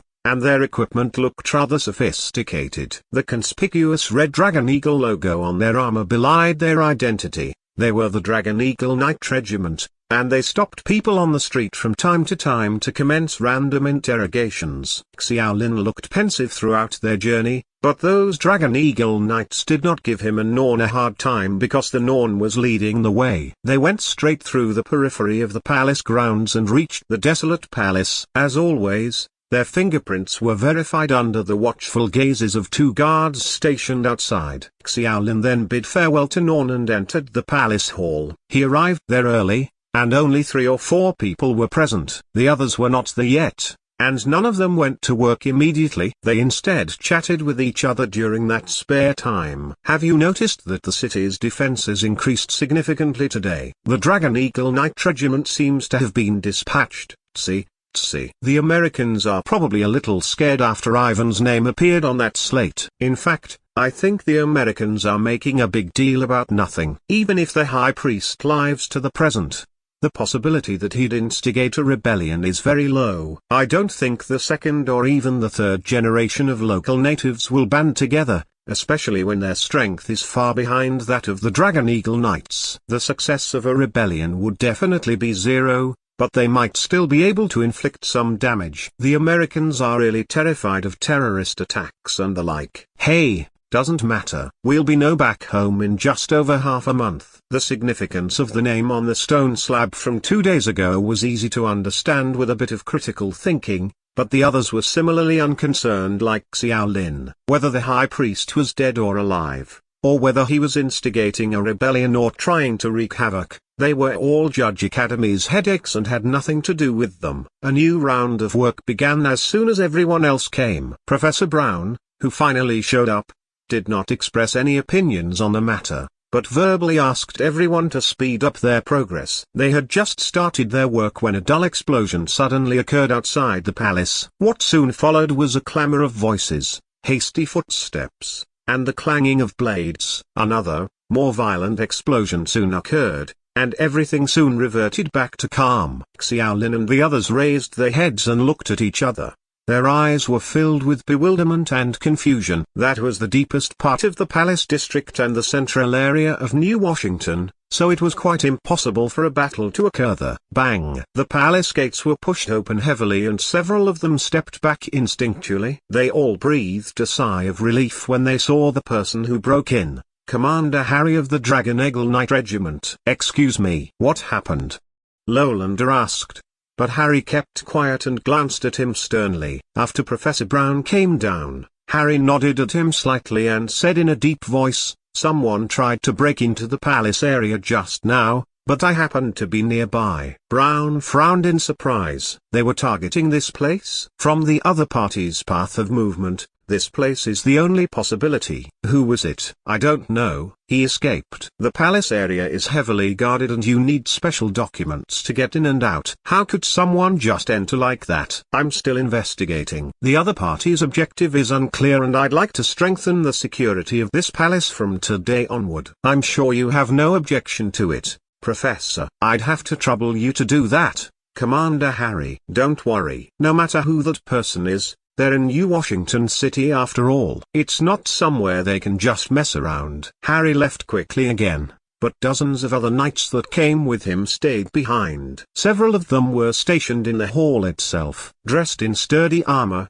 only their expressionless eyes were exposed and they swept their gazes across everyone. The feeling obviously made Xiaolin and the others uncomfortable. Chloe protested, feeling that Judge Academy did not trust them and therefore came to monitor them on purpose. She felt insulted, but with things reaching that point, no one in America would heed her protests. Xiaolin's heart was gradually shrouded in a haze and he was feeling unwell. The Americans' actions were clearly a sign that they suspected the presence of Mole who provided help for the mysterious intruder. There was a chill in the hall. No one felt interested in chatting anymore with those cold eyes staring at them. In light of that, Their progress accelerated tremendously, and everyone had the same thought in mind: finish all the work as soon as possible and leave the city at the soonest available opportunity. After returning to the inn, Xiaolin informed Song Junlang of the matter, causing the latter's expression to turn even more solemn. He did not express any opinions about it,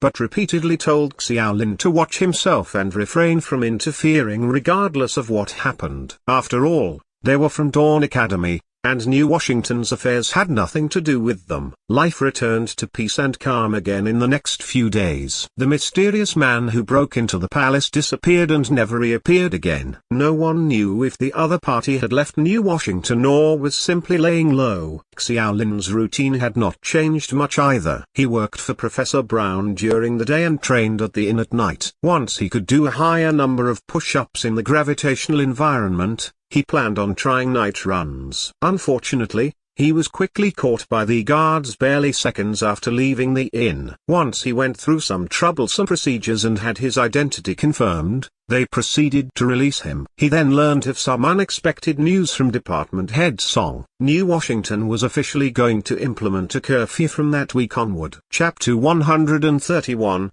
Single Moon Festival. This chapter is updated by Novels PL. According to the announcements that were widely spread by Judge Academy, the entire city would be on a curfew at 7 o'clock. Other than those approved by the officials, anyone who was out of their homes would be treated as a suspect and would be captured. Song Junlang told Xiaolin that curfews were not all that rare. Plenty of colonial territories maintained it in order to preserve order, but it usually applied only to the natives, not to colonists. However, not only did New Washington apply the curfew to everyone, it was also the first time a curfew had ever been applied in the city that had only known peace. The Americans are really scared this time, but what are they afraid of? Song Junlang could make no sense of it. Department Head Song would make Xiaolin recount the entire day's happenings every time he came back in order to find a shred of a clue to understand what was happening, especially to find out what was recorded in those stone plates. It was not only Xiaolin, even Lolander and the other co-workers were filled with curiosity, despite their saying that they were not interested. All of them would subtly try and make their own translations while working, but their ancient normies was not up to par, and they were unable to solve the riddle. Xiaolin did not participate in the discussions, and no one bothered to ask him as well since his LV1 ancient normies would not provide any help whatsoever. Xiaolin was biding his time as well. The day his replication skill went off cooldown, he got to the palace hall especially early, before anyone else had got there. He knew that Professor Brown always arrived earlier than anyone else. In just a few short minutes, Professor Brown pushed open the door and entered. He was surprised when he saw Xiaolin, but was quick to nod at him in praise. He gave a few encouraging words and headed upstairs. Replication skill activated. Ancient normies max replicated. Xiaolin did not come early to gain Professor Brown's praise.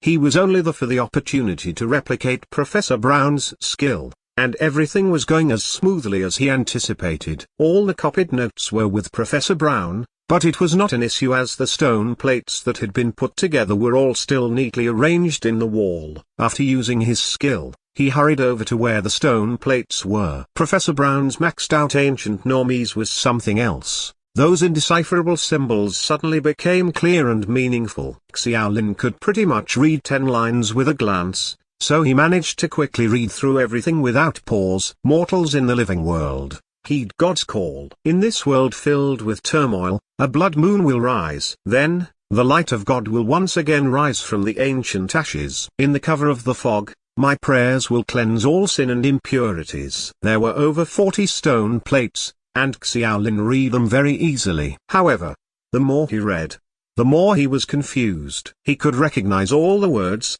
but when they were grouped together, he could not understand the meaning at all. The contents seemed like poetry or prose, or even some form of litany. If the one who carved the stone plates was the high priest, then Xiaolin doubted he would have been so idle as to write poetry to soothe his hatred. Xiaolin once again sped through the contents which were hard to understand, turning his gaze to the plates that had Ivanovich's names on them.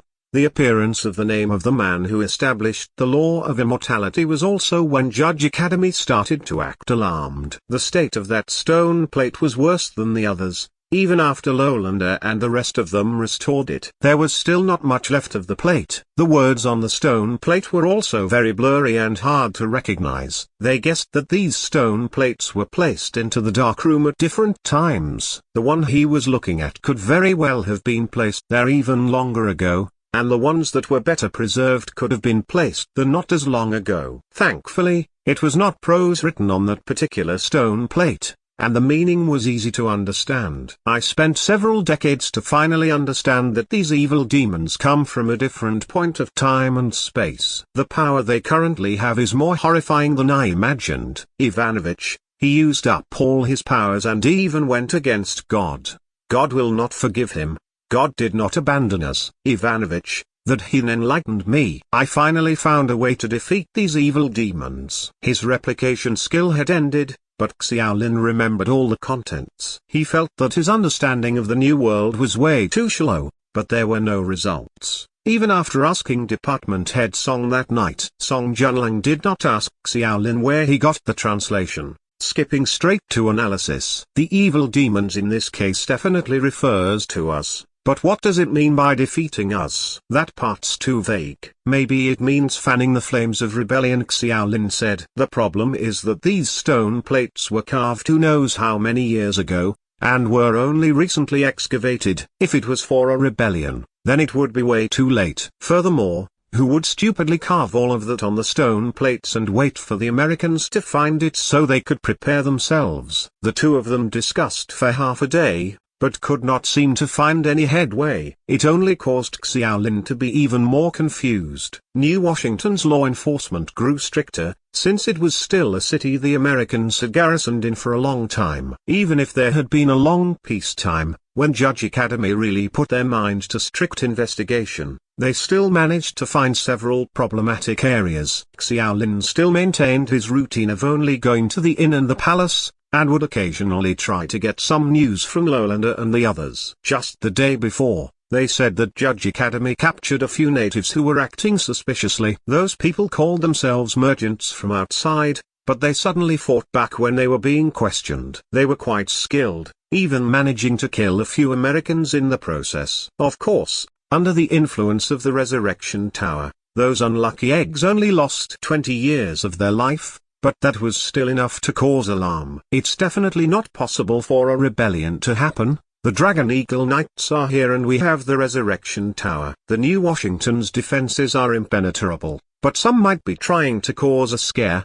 since it will be the Single Moon Festival in a few days, Lowlander said when they were resting. Single Moon Festival? Planet Norma has 2 moons, and most of the time, both of them are in the sky. However, sometimes the 2 moons would completely overlap, making it seem like there is only one moon in the sky. The Normans think it a day of blessing, so they would sing and dance in celebration. The colonists call it the Single Moon Festival, Lowlander explained to Xiaolin. Xiaolin had been training every night at the inn in those days, so he had no time to look at the moon. Of course, he did not notice that the moons had some parts that overlapped. When they completely overlapped, it would be the Single Moon Festival. Chapter 132, Before the Festival. This chapter is updated by Novels PL. According to Norman mythology, millions of years ago, God created the world during the day the moon converged. Therefore, the Normans believed that God would descend upon them on that day and bless everyone. The Single Moon Festival felt like Christmas or the Spring Festival on Earth,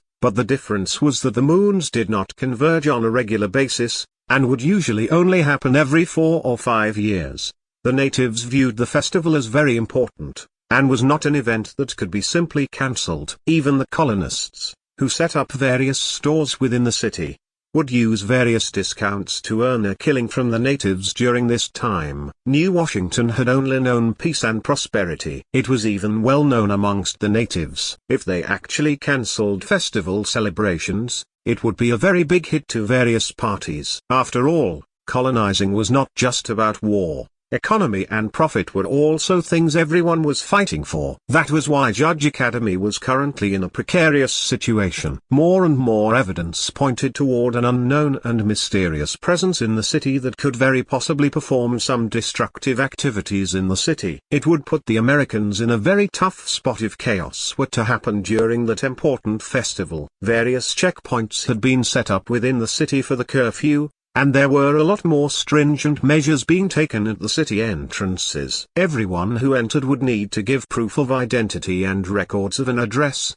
especially natives from the outside. Any resistance or suspicious activity would be detained on the spot. Xiaolin managed to learn quite a lot thanks to Department Head Song, and Song Junling's news was much more detailed than Lowlander's. For instance, upon detailed inspection, the suspicious detainees were mere risk-takers who tried to enter for illegal trade, or even smugglers and traffickers attempting to profit from the Single Moon Festival. Those were all normal occurrences, but the Judge Academy usually turned a blind eye to them. However, to say that those activities could be linked to rebellion would be quite a stretch. The Americans will probably need to allow the Single Moon Festival to carry on. It's very hard to just cancel the festival, Song Junling said. The inspections in the city have been getting increasingly stricter lately. Judge Academy is probably trying to ensure everything goes well on that day. Xiaolin said, that's all fine and dandy, but to be honest,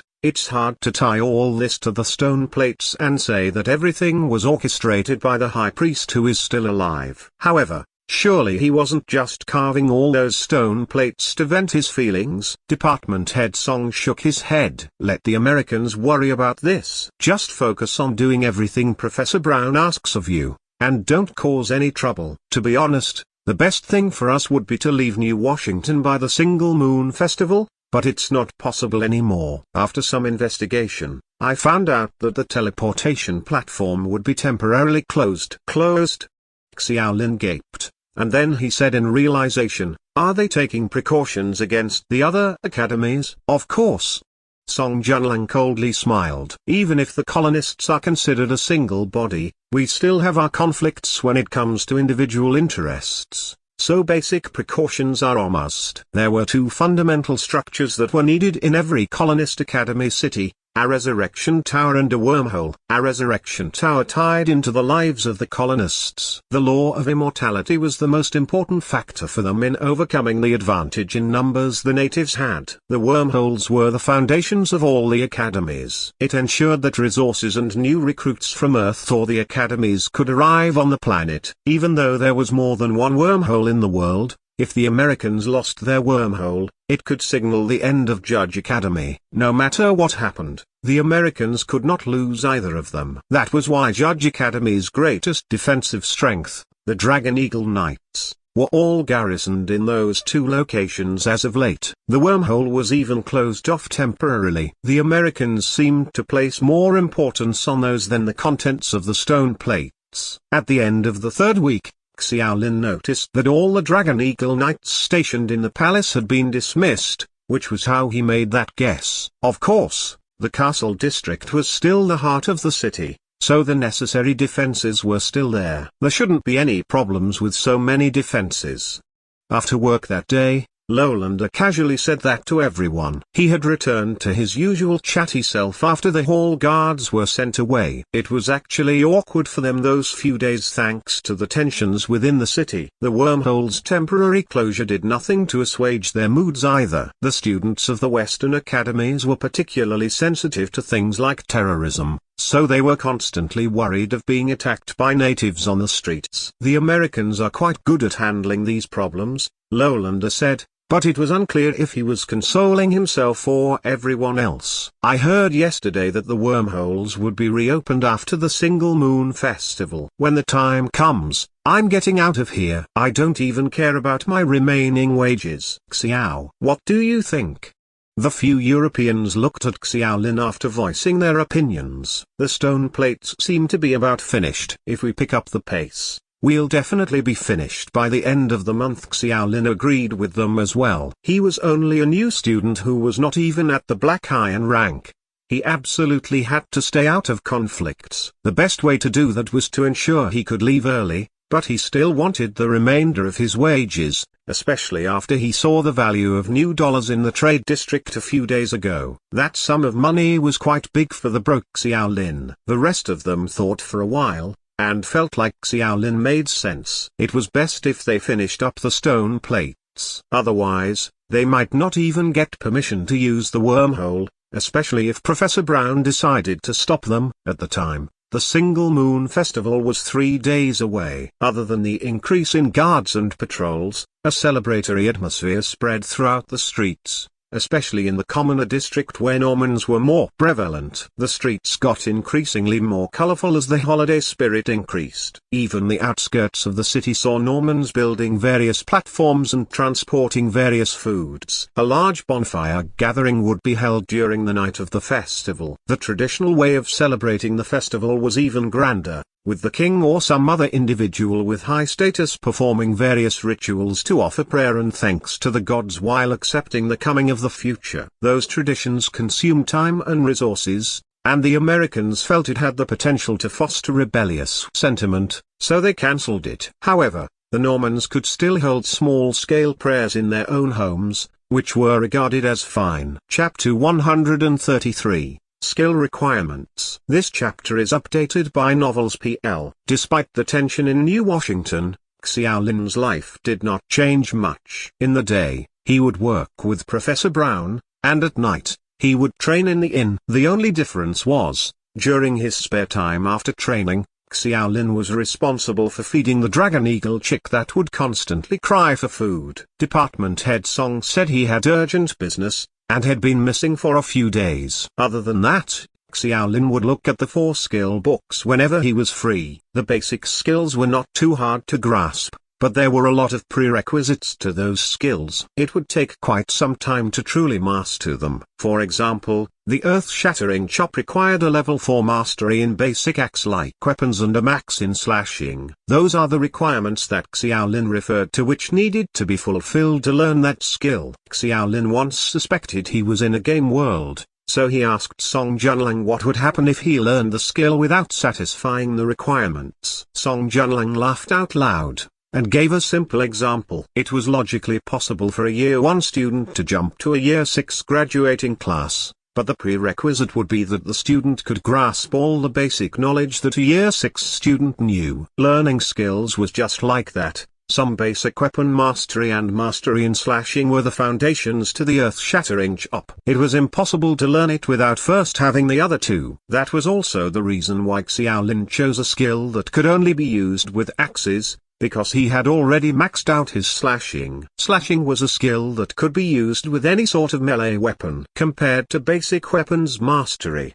active skills of that sort were much harder to level up, so Xiao Lin did not want to waste it. Light sword had slightly higher requirements. It needed basic swordsmanship to be at LV6 and basic sword aura at LV1. Wind defense needed basic perception LV6 and wind affinity LV1. Flame bullet needed basic perception LV4 and fire affinity LV1. Compared to basic skills, those few skills were doubtlessly better, because basic skills usually only had one requirement, such as being able to learn energy bomb with just basic perception LV3. Xiao Lin did not pass any of the requirements at the moment. But with the speed that the academic genius talent allowed him to learn at, it could all be done in a short period, which is why he did not stop learning about the skills in the notes. He was just too curious. On the day of the Single Moon Festival, Xiao Lin noticed the entire city on high alert when he left in the morning. Judge Academy had sent out a large number of students to be on patrol, both in public and in hiding. Dragon Eagles patrolled the skies in squads, and that all Resurrection Tower was their focal point. "Don't you guys get a holiday during the Single Moon Festival?" Xiao Lin idly chatted with Norn on the way, but he did not get an answer. The guy had been acting weird since a week ago. The real celebrations only started at night, but it was obvious that even during the day that there were a lot more people out than usual. Even though the inspections at the city gate were harsher than usual, there were still a lot of natives in the crowd, waiting for the celebrations that they could only hold once every 4 to 5 years. Professor Brown did not give them a day off, and Lolander told them the colonists did not celebrate the single moon festival. The various colonial territories actually celebrated holidays from Earth. On one hand, it was out of habit, but the other more important reason was to slowly erase the influence of local traditions and cultures. Dawn Academy held large celebrations for Spring Festival, and the Western academies did the same for Christmas. Even the natives would be given a holiday, which slowly accustomed them to the festivals and celebrations of Earth. "Surely nothing is going to happen," Chloe said solemnly. Even her work was slower than usual. If someone wanted to mess with Judge Academy, today would without a doubt be the best chance. "Relax, I believe in the might of the Dragon Eagle Knights."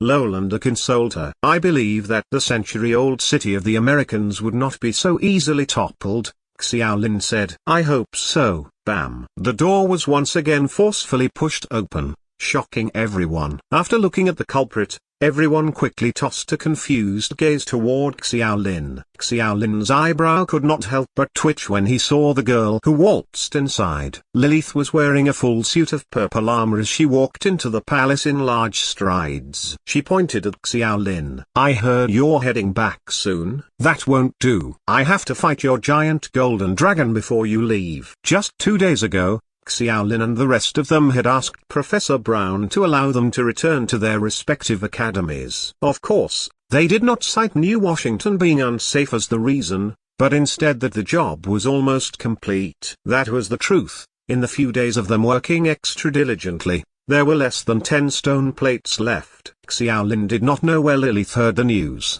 but her pale face was very obviously angry.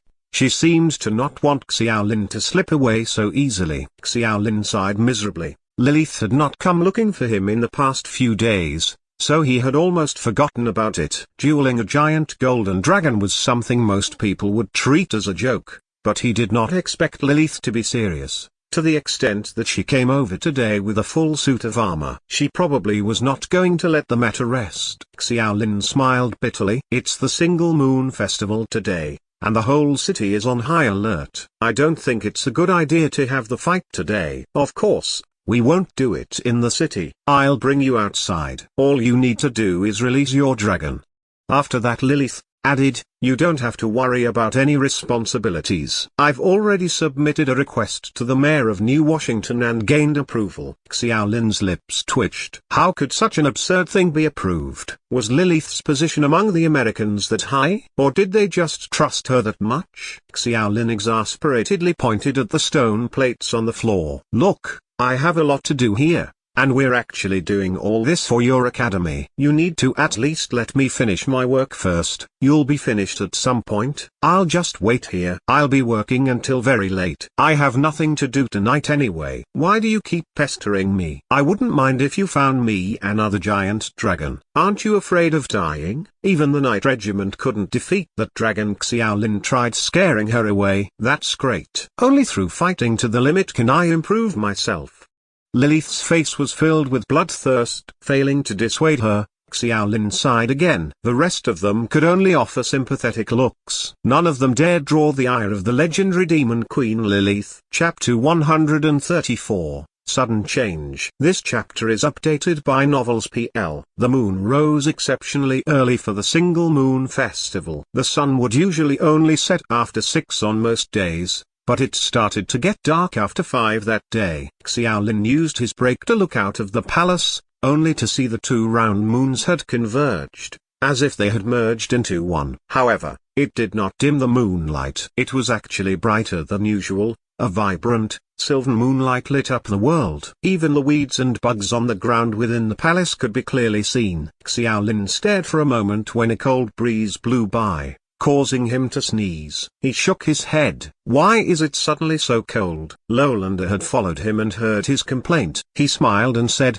"You really don't know anything about the new world, huh?" Even though planet Norma has the 4 seasons, it's different from on Earth. The seasons here are not wholly dependent on the position of the planet relative to the sun. Even the moons have a very big effect on the changing of seasons. That is why planet Norma's seasons are calculated from when the moons converge to when they converge again, so their 4 seasons span 4 to 5 years. So each season lasts an entire year.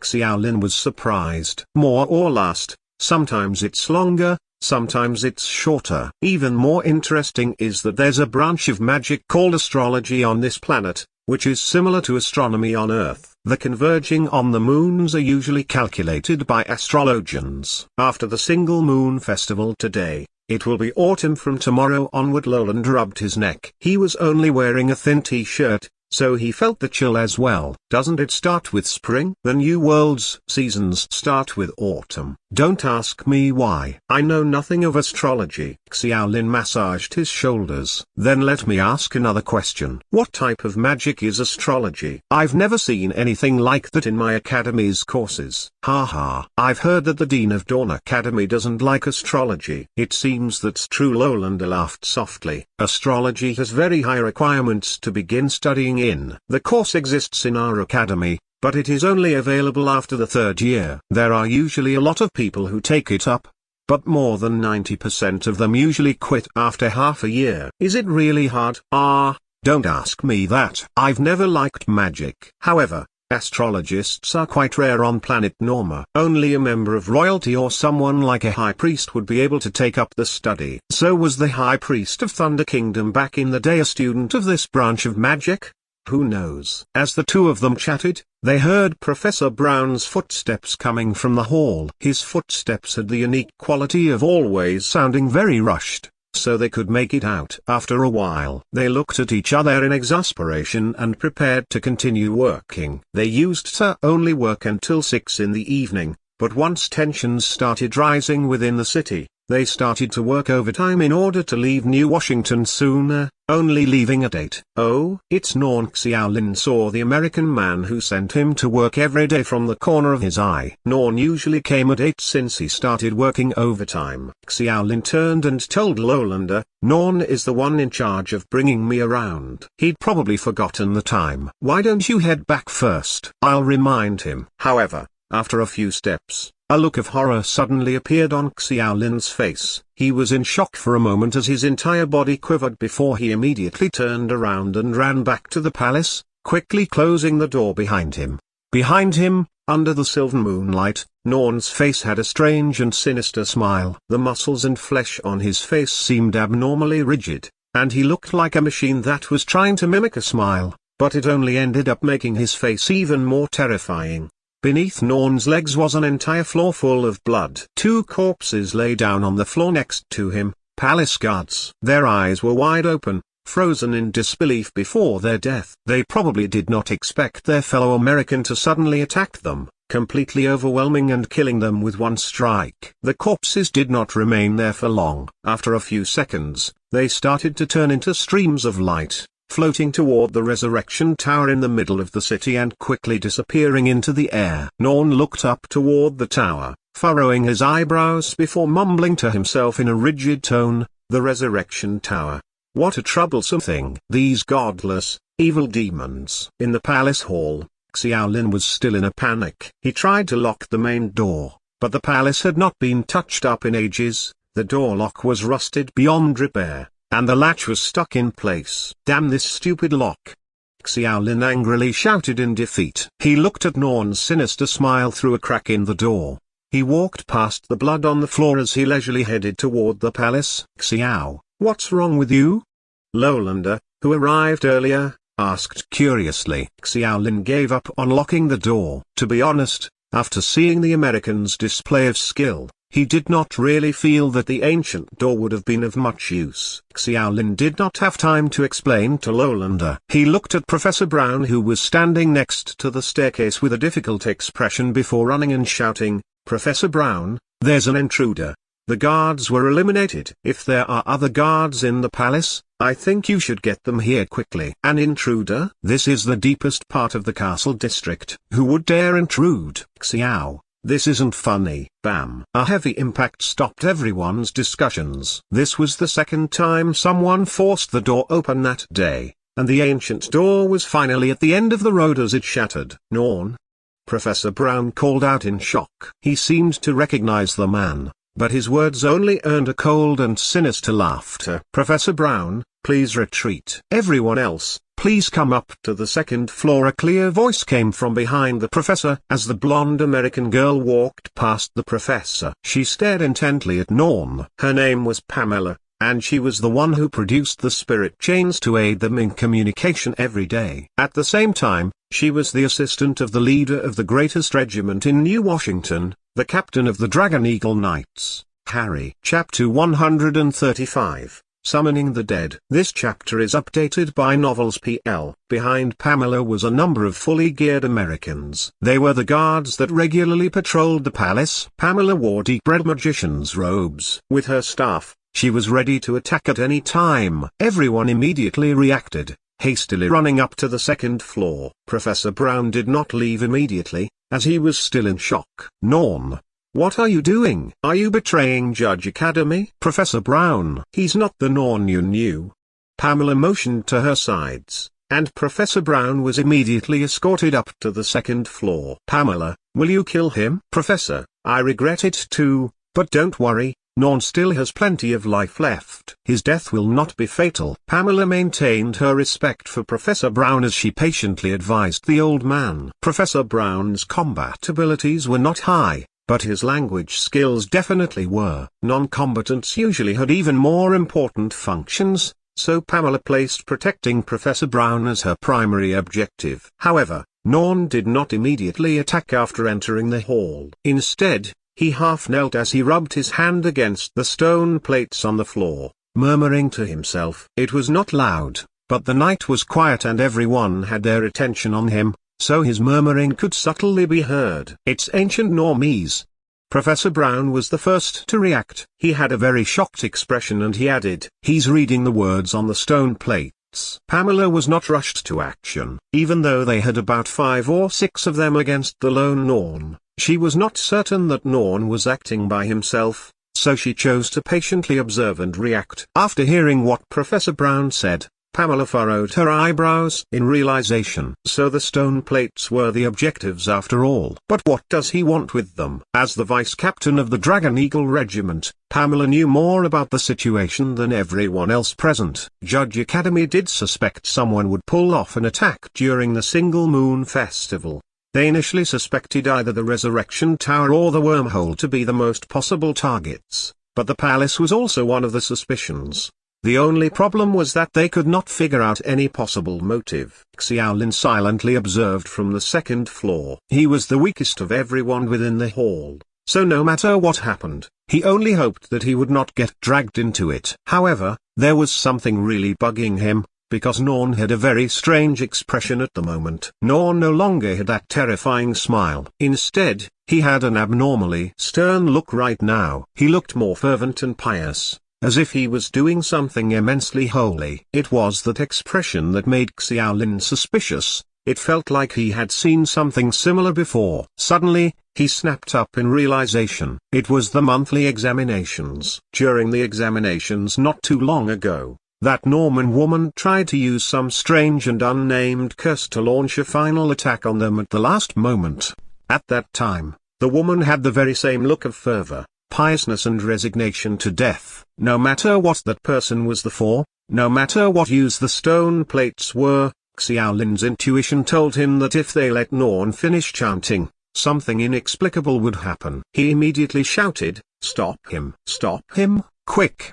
Don't let him finish reading the stone plates." Pamela looked at Xiaolin. She was filled with anxiety before showing a look of determination. She ordered her men to attack from both sides, but Professor Brown shouted, "Be careful. Do not use any wide, destructive skills. The stone plates are all priceless." Pamela had an exasperated look. She had just started to cast a spell, but she could not help but stop midway after Professor Brown's words, causing her to prepare a new spell. The others rushed over with their swords, and Pamela's spell was complete. With a wave of her wand, a subtle light was sent out, and landed on the Americans' armors. It was support magic. In order to preserve the stone plates, she could not use any destructive spells in the hall. She would need to force Norn out of the hall first. Against the vicious assault, Norn did not even bother to dodge. Even after a sword pierced through his heart, His expression turned serious as he raised his hand. With a light wave,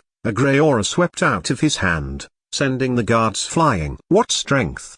Pamela was taken aback. She turned to look at Professor Brown. I don't think we'll be able to preserve the stone plates. My job is to protect New Washington, first and foremost. With the blade still in him, Norn did not seem the slightest bit affected. All he did was furrow his eyebrows and say in a very solemn tone, "You evil demons, feel the pain of the dead that was buried here." Norn pressed his hands to the floor and chanted an ancient and cryptic verse. The entire palace started to shake. Even Pamela's spell was disrupted as she realized the floor underneath her feet seemed to move and struggle. Xiaolin opened his eyes in disbelief as skeletons started to break out of the ground. They shakily got out and slowly stood up. Behind their empty eye sockets were wisps of green flame. Summoning the dead. Even Planet Norma deems it forbidden magic. I can't believe someone actually used it. Pamela clenched her teeth as she glared at Norn. Who are you? Normal people could never use such high-level necromancy. Ha ha. You'll find your answer in hell.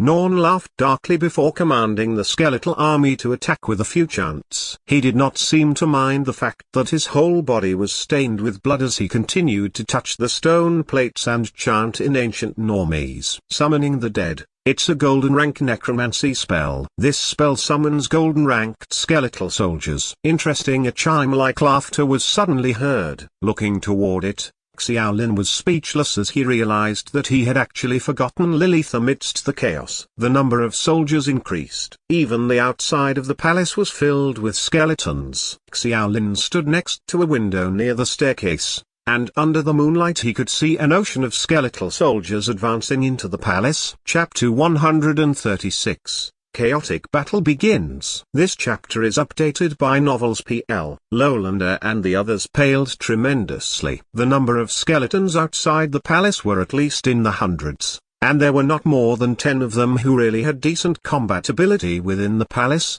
It was a drastic difference. Isn't this the Castle District? Isn't this the heart of New Washington? Where's the Dragon Eagle Knight Regiment?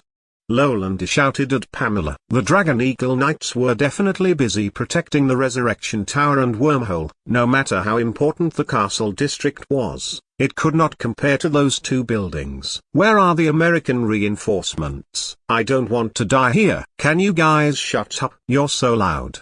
Lilith impatiently glared at everyone. With a flick of her wrist, her ink-blank battle scythe was in hand. Lilith, don't you? Pamela smiled bitterly. With the tide of skeletal soldiers, she could only choose to retreat to the staircase with the others. Before Lilith could even finish, Lilith eagerly answered with her actions. She lifted her scythe and, with an unexpected shout, rushed right into the skeletal army, swinging her weapon into the horde. With a flash of red, a flaming red lotus flared out and 5 skeletal soldiers disintegrated instantly without the chance to even react. They turned into a pile of charred bones on the ground. Everyone could only gape at the woman who rushed in without hesitation. Her black battle scythe was wreathed in flames as she weaved around the battlefield like a battle goddess, looking like she transcended humanity. Pamela gaped. She had wanted to advise Lilith to not be reckless, but she could only swallow the last part of her words. She could not leave Lilith alone, so she turned around and told everyone to be careful in a low voice before rushing into battle with her men as well. The battle turned even more chaotic. Pamela's spells were mostly supportive, so with her at the heart, the other 5 Americans had all sorts of buffs on them, dramatically increasing their capabilities. Even though the number of skeletal soldiers were still increasing, in terms of combat ability, they were far behind Lilith and Pamela's group. Lowlander and the others did not participate in the battle. Even though they were all graduates with impressive skill, they hesitated and ultimately chose to stay in front of the staircase. They would make a move in self-defense if any skeletal soldiers appeared, but they would not rush out by themselves. After all, they were not part of Judge Academy. Why would they waste 20 years of their life for no reason? Lowlander seemed to have regained some positivity after all the excitement earlier. It seems like it's only an incomplete form of summoning the dead. Those skeletal soldiers did not have their bones strengthened, so they're all probably only at about bronze rank. Chloe was still cautious. There are still too many of them. Isn't there an ancient Chinese saying, many ants can bite an elephant to death? Xiao Lin was standing in the back, so he was currently the safest person there. All he did after hearing Chloe was vaguely answer. He was not that happy with the way the battle was going. As an idle spectator on the second floor, he could clearly see what the state of the battle was. The skeletal soldiers did not seem to even want to rush upstairs. All they did was surround Norn, using their bodies to stop Lilith and Pamela from getting close. As for Norn, who was at the center of the sea of skeletons, he continued to chant through the contents of the stone plates. He did not seem to be the slightest bit worried that his skeletal army was being massacred. That caused Xiao Lin to worry. He did not understand why Norn was so concerned with the stone plates. The most worrying thing was every time he finished one of the plates, the stone would immediately turn to dust. Why are there so many skeletons here? After a few minutes, Lolander looked at Professor Brown, asking in confusion. From what I know, necromancy requires a large amount of corpses as a sacrifice. Professor Brown sighed. Back when the Thunder Kingdom was invaded, the last defenses of the country fought Judge Academy to the death here, so countless lives were lost. At the time, the leader had all the corpses buried right here. So, this is actually a gigantic cemetery.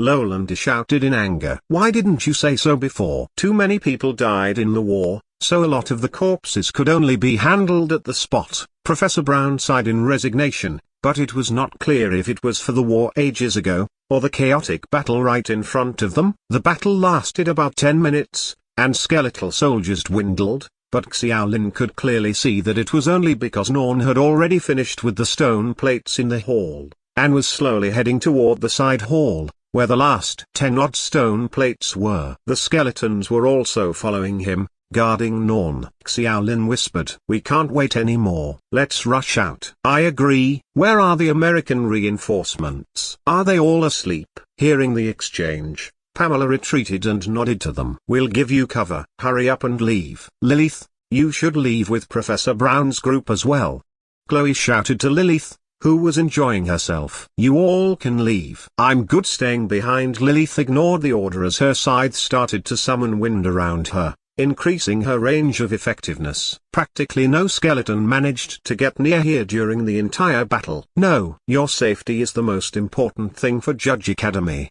Pamela's tone turned extremely strict. "This is the Dean's order." "Lilith, don't forget your promise to the Dean. If you disobey any more orders, you'll be barred from entering the new world." "Fine."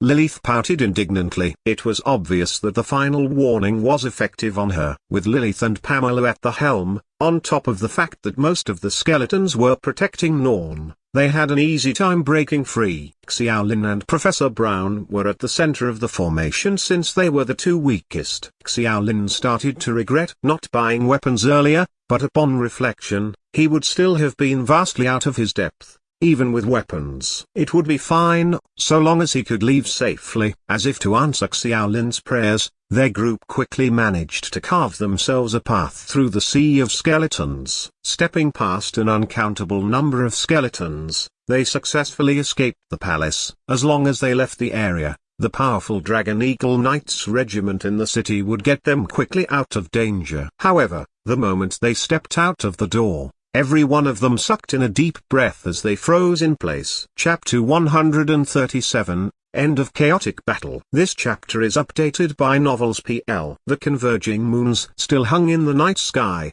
but for some reason, they had turned deep red. It was as if the moon had been filled with blood, which looked both treacherous and beautiful. Bathing in the crimson moonlight, everyone suddenly had goosebumps. Xiao Lin gulped. It was his first time in the new world and his first single moon festival. When he saw the blood-red moon, he consoled himself, thinking it might just be a regular occurrence during the single moon festival. However, the moment he looked at the horrified expressions on everyone else, he knew that it was not true. In the blood-red skies, the sounds of dragon eagles could be heard in the distant skies. They could vaguely make out a few teams of dragon eagle knights currently engaged in battle with some skeletal creatures. It was obvious that the chaos in the palace was only a part of what was happening. "Stop dreaming. We need to get out first."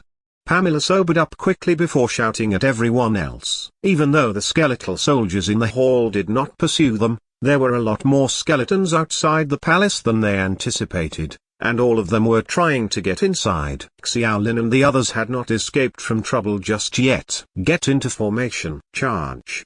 As the vice captain of the Dragon Eagle Knights, Pamela was the de facto leader of this team. She calmly and quickly started giving out orders. She and the other melee combatants surrounded everyone else in a bell-shaped formation. Their silver armors had various complicated markings, and were somehow still unharmed despite being hit by so many skeletons earlier, so it was good that they formed the first defensive line. In the middle of that formation was Professor Brown, Xiaolin, Lowlander and the others. Pamela did not force them to help, possibly because she was very confident in her own skills. Even though they were unable to completely wipe out such a large number of skeletons, Pamela felt that escorting that group out to safety was not a problem. Of course, a large part of that belief was due to her faith in Lilith's abilities. She was very clear on how important Lilith was to Judge Academy, and would not easily put her in harm's way. However, it was not like she was going to leave such a strong fighting force unused. After leaving the palace,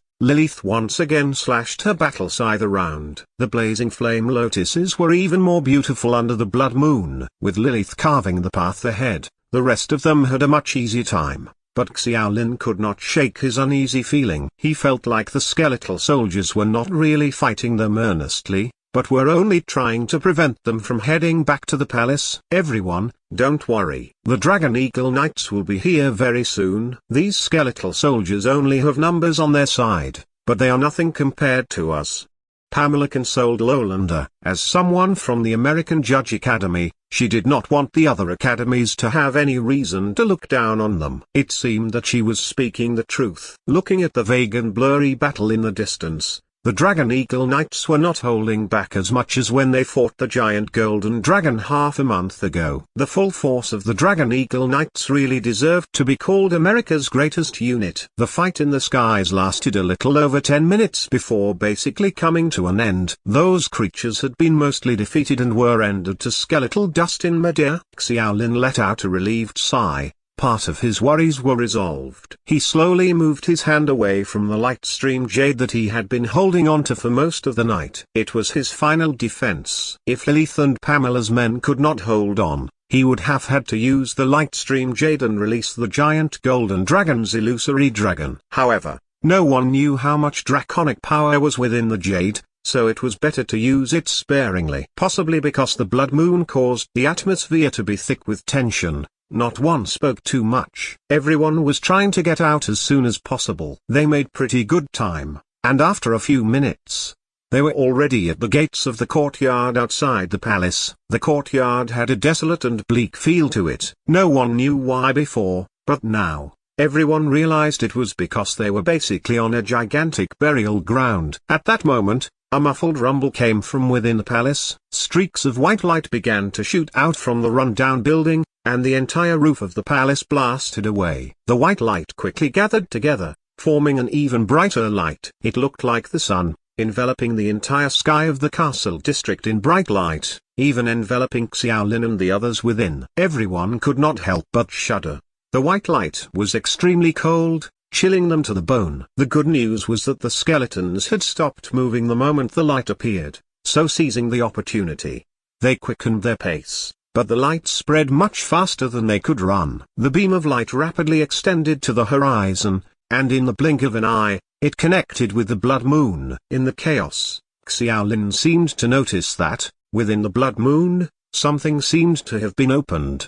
His heart started beating heavily as his right hand once again gripped the light stream jade. Ha ha ha. You evil demons. Today will be your reckoning. Norn's figure once again emerged with the rumbling. He floated in the air as he looked at all of New Washington City. A wild and crazed look appeared on his face, as if he was filled with happiness and excitement after completing his task. He spread his arms, shouting, "I've waited for this for way too long. Open now, Dark Gate of Doomsday." The shout reverberated in the air and the white light suddenly became more intense and cold. Everyone had to shut their eyes, and the rapidly decreasing temperature caused frost to begin forming on their clothes. A strong and intense surge of energy came from within the palace, pouring out like an avalanche. The energy felt indescribable. Chaos, cold, panic, death. In a few short seconds, Xiaolin suddenly felt like he had stepped into hell. He was like a small raft in the torrential seas, and could be toppled over and drowned by the tides at any time.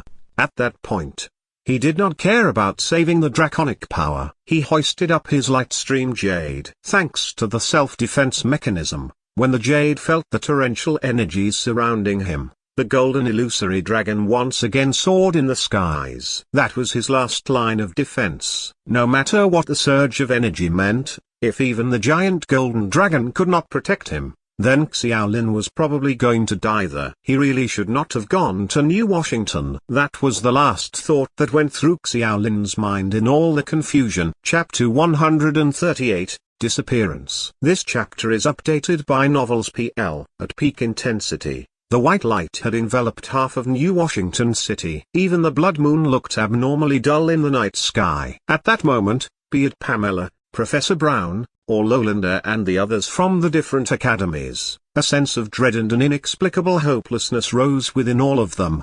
They had underestimated their enemy. More accurately, even though they found their opponent strong, they did not think the opponent could inflict so much damage to Judge Academy. That was the confidence Judge Academy had for countless years. The confidence did not last too long. The Americans had egg on their face that night. First, the blood moon suddenly appeared. Then that mysterious light. What would happen next? No one had any confidence anymore. With the confusion and shock, all the Americans had complicated expressions. They did not know what they needed to do and could only wait for their foe to make his next move. Just as quickly as it appeared, the white light suddenly disappeared. When Pamela and the others opened their eyes, everything turned quiet. The white light was nowhere to be seen, and the white, converged moons were once again in the sky. The moonlight was no longer blood red, reverting to the original silver hue. The floor was littered with skeletons, and not far away, people could be heard screaming and shouting. Sporadic explosions could be heard,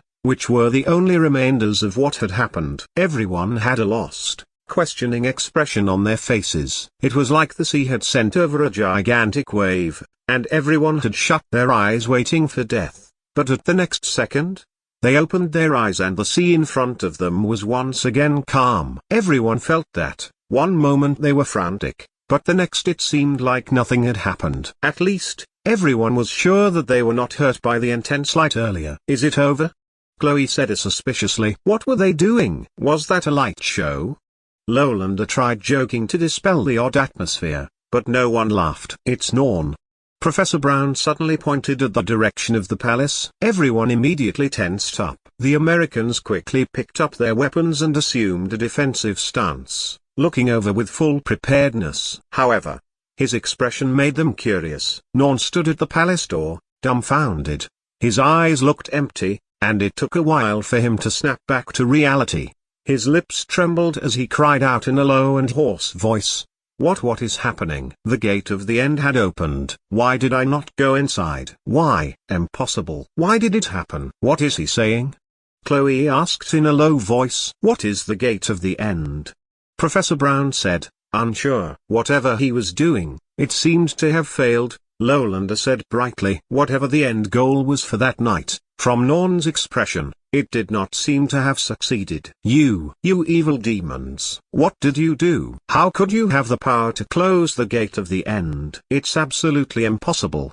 The veins could be seen in Norn's eyes as he wildly shouted at them. The cry of a dragon eagle was suddenly heard in the skies, and a squad of dragon eagle knights descended close to the palace. Under the moonlight, a tired-looking middle-aged man quickly walked over. It's Captain Harry of the Knight Regiment. Pamela could finally relax. The American woman vibrantly smiled for the first time. We're safe. Harry wore a purple and gold suit of armor, and he held his helmet in front of his chest as he looked at the skeletons scattered all over the ground. He gazed over everyone, finally stopping at the despondent Norn. With a wave, two riders immediately rode their dragon eagles over, pointing their lances at Norn's throat. Harry chose to immediately kill Norn. He quickly determined that the man was no longer his ally. As the focal point of everything that happened tonight, he needed to hear what happened from Norn's own mouth. Captain, what is the situation in the city? Pamela asked. The skeletal creatures in the air earlier caused her some concern. Harry solemnly replied, "It's all been settled. I pursued the origin of the bright lights here." "What happened?" Pamela pointed at Norn before noticing the various wounds he had. "Those were from the start of the battle," so she hurriedly said, "Captain, be careful. He seems to not be affected by physical attacks." "I understand. I fear he might be controlled by some spirit born from necromancy." "No matter, their lances all have anti-magic capabilities. They can directly harm the spirit." Harry came prepared, but it did not come as a shock. He looked around before rubbing his forehead. "Pamela, I heard that Lilith was here tonight." "Where is she?" "She was with us the whole time and was very safe." Earlier, she even midway through her sentence, she tried to look for Lilith, but she was nowhere to be seen. "Xiaolin. Xiaolin is gone as well." Lolander cried out in shock. Everyone started to get nervous, but after looking around, they noticed that only Xiaolin and Lilith had disappeared, causing Harry's anger to rise. Harry's usually calm face had a look of frustration. "Pamela, I reminded you to ensure Lilith's safety." That's impossible. She was right here." "Could she have gotten injured and headed home?" Pamela started to get anxious as well, not even believing her own excuse. "Have people investigate." Harry immediately decided, "Hold on. Xiaolin too." "Xiaolin disappeared as well." "You need to find him too." Lolander called out to Harry. He had been pretty decent friends with Xiaolin over the few days, so when he said that, Harry was only focused on locating Lilith, not even noticing Xiaolin's disappearance. He immediately spoke up. "Xiaolin?" Harry had a confused look in his face, and tried to figure it out. It was only until Pamela reminded him softly did he realize, and say with some uncertainty, "The Chinese boy." "Correct." "Fine. Perhaps he's with Lilith." Harry gave a half-hearted answer. In his eyes, Lilith was a lot more important than Xiaolin. Chapter 139, Mysterious World. This chapter is updated by Novels PL. After being unconscious for an unknown amount of time, Xiaolin started to groggily get up. He looked around him and saw a blood-red world. Under his feet was red ground and above him was a deep red sun. Where was this? Xiaolin tried hard to figure it out, but the last memory he had was of him unleashing the giant golden dragon when he was faced with that torrent of power. After that, he seemed to make out something opening in the middle of that blood moon, as if a door had opened. Finally, he was sucked inside by an extremely strong force before falling unconscious. That meant that he was in the world behind the door on the blood moon. Was it still planet Norma? Xiaolin realized he was in a huge courtyard, and next to him was a tall and majestic palace. In the distance were rows of magnificent structures that exerted a familiar feeling. Xiaolin suddenly realized that he was clearly in the castle district of New Washington. Next to him was the palace he worked at every day. But upon closer inspection, there were some very obvious differences. The courtyard was not as desolate as before, and the palace was not as run down. There were all sorts of flowers and trees around him and he could smell a faint but clear fragrance. It looked like a very nice courtyard, but under the blood-red sunlight, it looked very different. It enforced a strong feeling of rejection and made Xiaolin feel very unsettled. Was he still in New Washington? Where was everyone else? Xiaolin looked around the courtyard and could not find anyone. After leaving the courtyard, he was sure that even though the place looked similar to New Washington, it definitely was not the same place. The buildings that did not have any hint of modernization. New Washington might have preserved a lot of the old buildings, but the new buildings had a very modern Western style. The buildings looked very unique. At the very least, he knew they were not styles from any era back on Earth. Because of that, he suddenly felt lost. The roads in the Palace District were winding and complicated. The buildings all looked more or less the same. Why did they design it all those years ago to be like a maze? Xiaolin started to get dizzy from wandering around, so he decided to enter a palace to rest inside. He was curious as well. Having not had the chance to do so in New Washington, this was the best time for him to see what the ancient Thunder Kingdom's legacy was like. His curiosity did not last long. When he got to the nearest palace, he pushed open the gold doors and the sight in front of him almost made him run away immediately. The blood-red sunlight shone into the large palace and in front of him was a horde of skeletons. However, The skeletons were very quiet, as if they were in a deep slumber. They did not react to Xiaolin entering at all, which allowed him to calm down before slowly closing the door. He looked around the other palaces nearby, and what made him jump in fright was that the inside of every palace was the same. Those skeletons were dead, just quietly standing there. They were different from the skeletal soldiers they had encountered earlier. Those skeletons did not have a green flame behind their eye sockets, and their skeletal bodies had a faint golden glow. Compared to the white skeletons from earlier, those skeletons all seemed to have endured countless years. After checking a few palaces, Xiaolin felt extremely strange. If every one of these palaces were like that,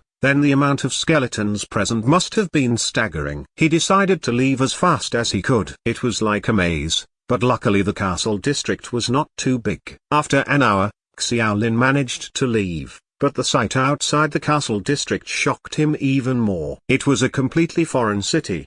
He could not find any similarities to New Washington. Walking slowly on the empty streets, he realized that he did not know where he was at all, nor did he know what his next step was. It was when he stopped in front of a stone statue that he started having a strange expression on his face. He was very familiar with the statue, since he saw it every day when he went back to the inn. It was the statue of Asabana, but this one was in pristine condition. Even the pedestal had no signs of decay. However, the statue was not at an inn, but at a large and vast plaza. The unsettling feeling in Xiaolin's heart grew even more intense as a crazy thought formed in his head. He might actually have left New Washington. He might not be in the New Washington of 210 NC, but rather at the Thunder Kingdom capital that Judge Academy attacked hundreds of years ago. As he walked from house to house within the city, he was even more certain of the fact. The houses in the city were not packed with skeletons like the castle, but even stranger. There were mills in some of the buildings, but what was placed in the mills were bones. The mills seemed to operate by themselves. Without any external force, the bones inside were being slowly ground to dust, and flowed along recesses on the sides, which were connected to a building farther away. Xiaolin found it incredibly weird, and he curiously followed the recesses to the other building. There was an incredibly large furnace inside, and the bone dust was being mixed with ores of various metals, combining them before they were poured into the hot furnace. The inside of the furnace started to boil,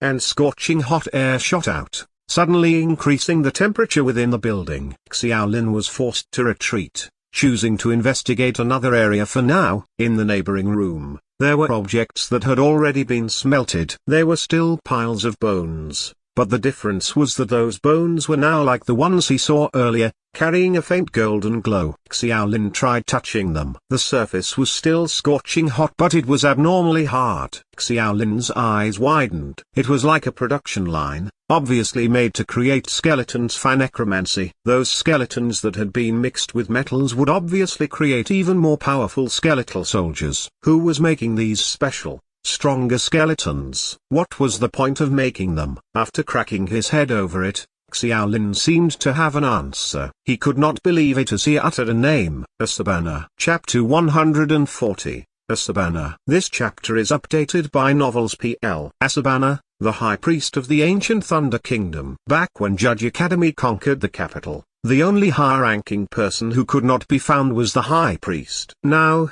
after 100 years, the stone plates they dug up seemed to indicate that the High Priest was still alive. Xiaolin quickly visualized. The High Priest held on to his hatred and somehow got there, filling the entire city with necromantic creatures that he made day and night, preparing to take revenge on the Americans. However, learning from past mistakes, Xiaolin was not too confident in his theory. As he was mulling it over, a long sigh was suddenly heard from the sky and the entire world shook. Xiaolin rushed out of the building, looking toward the sound. It came from the tall tower that stood in the middle of the city, and he suddenly felt something was wrong. New Washington had a tower, the Resurrection Tower, built so that colonists could invoke the law of immortality every time they died. However, this was not New Washington, based on his earlier guesses. Everything there was made by Asabana, so the tower could not possibly be a Resurrection Tower. It looked quite different from the Resurrection Tower as well. This tower had a jet black trunk and a conical shape. There was a small room on the top,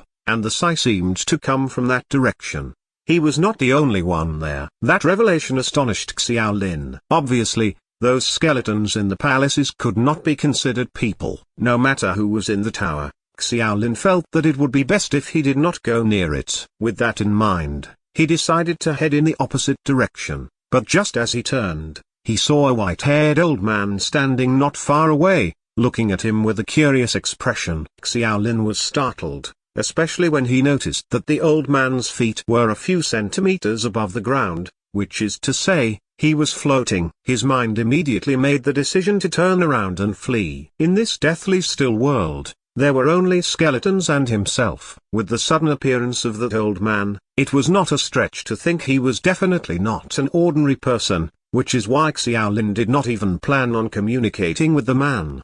He clearly understood his own lack of skill, so he ran ahead without even looking back. After running for more than 20 minutes, he finally stopped, gasping for breath. He turned around and saw that the old man was nowhere to be seen, but he had not even finished catching his breath when a low voice suddenly spoke up beside him. Xiaolin's head snapped back, and he saw that the old man was only a few centimeters away from him. He frantically retreated, shouting, "Who are you?" at %%.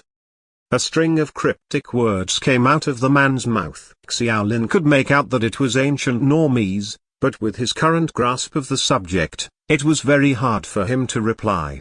The old man did not wait for his answer. Instead, he closed his eyes and they began to emit a faint bluish glow. When he opened them again, he started speaking Mandarin. This language is one of the blasphemous ones. Are you also one of the evil demons from a different time and space? The old man was way too fluent in Mandarin. It made Xiaolin lose focus for a moment. However, those words meant that the old man was definitely not a colonist, so he could guess the person's identity. He was not certain, so he tried to call out, "Asabana?" The old man maintained his calm, casually acknowledging his identity. "So you actually recognize me? It seems like your kind fears me as well." Xiaolin had a whirlwind of emotions in his heart. The man the Americans had been laboriously looking for was right in front of him. However, he took offense to what the man said, so he retorted, "Yes, how could we not know of you? The last high priest of the country that could not withstand an invasion for 4 years. That's quite hard to forget." The old man wore a long white robe, emitting a hazy feeling. He closed his eyes and his tone was as calm as before. "Young demon, you're trying to provoke me. I've been here long enough. That's not an easy thing to do anymore." "Where is this place?" Xiaolin asked hurriedly. "The final land." Xiaolin did not know what to say. The old man might as well have not answered. Asabana seemed to be quite patient. He continued saying, "Your kind would not understand. There was an old myth in my old country. Before the world was born, everything was empty and chaotic. There was no life, no creatures, not even time and space. Then God used an immense power to split open the chaos, and from there, the world was born. However, the cradle that brought forth the world did not disappear just like that. It became the final land." "So, what you mean is that this is the birthplace of planet Norma?" "You are correct. Since the world was born, countless people have tried and failed to locate this lost land. I dedicated my whole life to the study of astrology, and through complicated calculations of the interactions between the planets and the stars, I managed to ascertain that this place was not on planet Norma, but on the moon." At that, the high priest finally had a strange expression on his face. "However, discovering the final land does not mean it can be entered. This is a place only God can enter. At the time, my kingdom was being attacked by your kind, and I had no choice but to use my last bit of power to risk opening the gate." Xiaolin mocked, "So, you've been living in this world by yourself until now? You're making those skeletons. When do you plan on launching your attack?" "Living?" The high priest made an exaggerated laugh. His entire body even started to distort with it, looking nothing like a live body. After a moment the old man returned to his cold state. "Do you think my current state is of someone alive? This is the world's birthplace. Other than God, no one can enter as they please in their physical body without consequences." The old man did not look human at all, so Xiaolin understood the point. but he quickly realized something as he started to get worried. "So am I dead?" The high priest seemed to have a playful look. "No, you're not dead, and you still have a perfect mental state and body. It's very strange. Do you know what state I was in when I arrived here? At the time, even my soul was in flux, and I had to use more than 10 years to slowly recover my sanity, and then another 10 years to slowly form this appearance. However, that's about as far as I got. I'm not really a human right now, nor am I a spiritual existence. I've been trapped here, unable to leave the final land." Xiaolin could not help but remark at the inconsistencies in what the high priest said. "You said this was a place only God could enter." Chapter 141. The Final Land. This chapter is updated by Novels PL. That's right. The Final Land is the first place of God's descent. How could the filthy bodies of mortals contaminate this sacred place? That was my belief in the past, but a century ago, that man's arrival shattered my view completely. A look of hideousness appeared on the high priest's wrinkled face. Yes, that demon named Ivanovich was able to step into the final land against all odds. Xiaolin was slightly shocked that Ivanovich, the Russian with the SS-level talent who created the law of immortality and was the stuff of legends for colonists, actually managed to enter the final land. "Wait, you said hundreds of years ago?" "It couldn't have been that long." Fourth, the concept of time doesn't exist in the final land. Time here is fluid. It can be fast or slow. I don't know how much time has passed on planet Norma, but I know that I've been trapped here for 960 years. Xiaolin was surprised yet again. If his understanding of Judge Academy's history was correct, then almost a century had passed since the War of the Jia. It would mean that time in the final land was almost 10 times longer than that of the outside world. The high priest drifted to the side a little and stroked the wall beside him. He said lightly, "But I have to thank him, because he allowed me to understand a little bit about surviving in the final land. Here is where everything began. It's where laws began too. Once I master the law, I can create anything I want in this land." That was, without a doubt, the ancient Thunder Kingdom's old capital. The old man in front of him had copied the past city with a certain law. Xiaolin felt an inexplicable unease, but he still had some things he could not figure out and continued to ask, "What's with those skeletons thingies then?" The old man did not hide anything at all. "As you've said, those had been prepared to chase you out of this world. I've spent hundreds of years working on this and I'm only one step away from success." "What step is that?" "Haven't you guessed already? I've said that I won't be able to leave the final land in my current state, let alone bring these soldiers back. But the final land's gates will open for a brief moment when the two moons overlap." "That's a shame. The single moon festival ended just before I came in. I'm afraid you'll have to wait a few more decades." Xiaolin took a few steps back and remarked sarcastically, "Oh wait, given the ratio of time, you'll probably be waiting for centuries." The old man approached him slowly. "I regret having missed that at first. But with the two of you showing up here, just like that man before, I think I might be able to find a better way to get out of here." "Why are you telling me all this?" The old man's weird looks only increased Xiaolin's unease. "You were the first person to talk to me since that man left.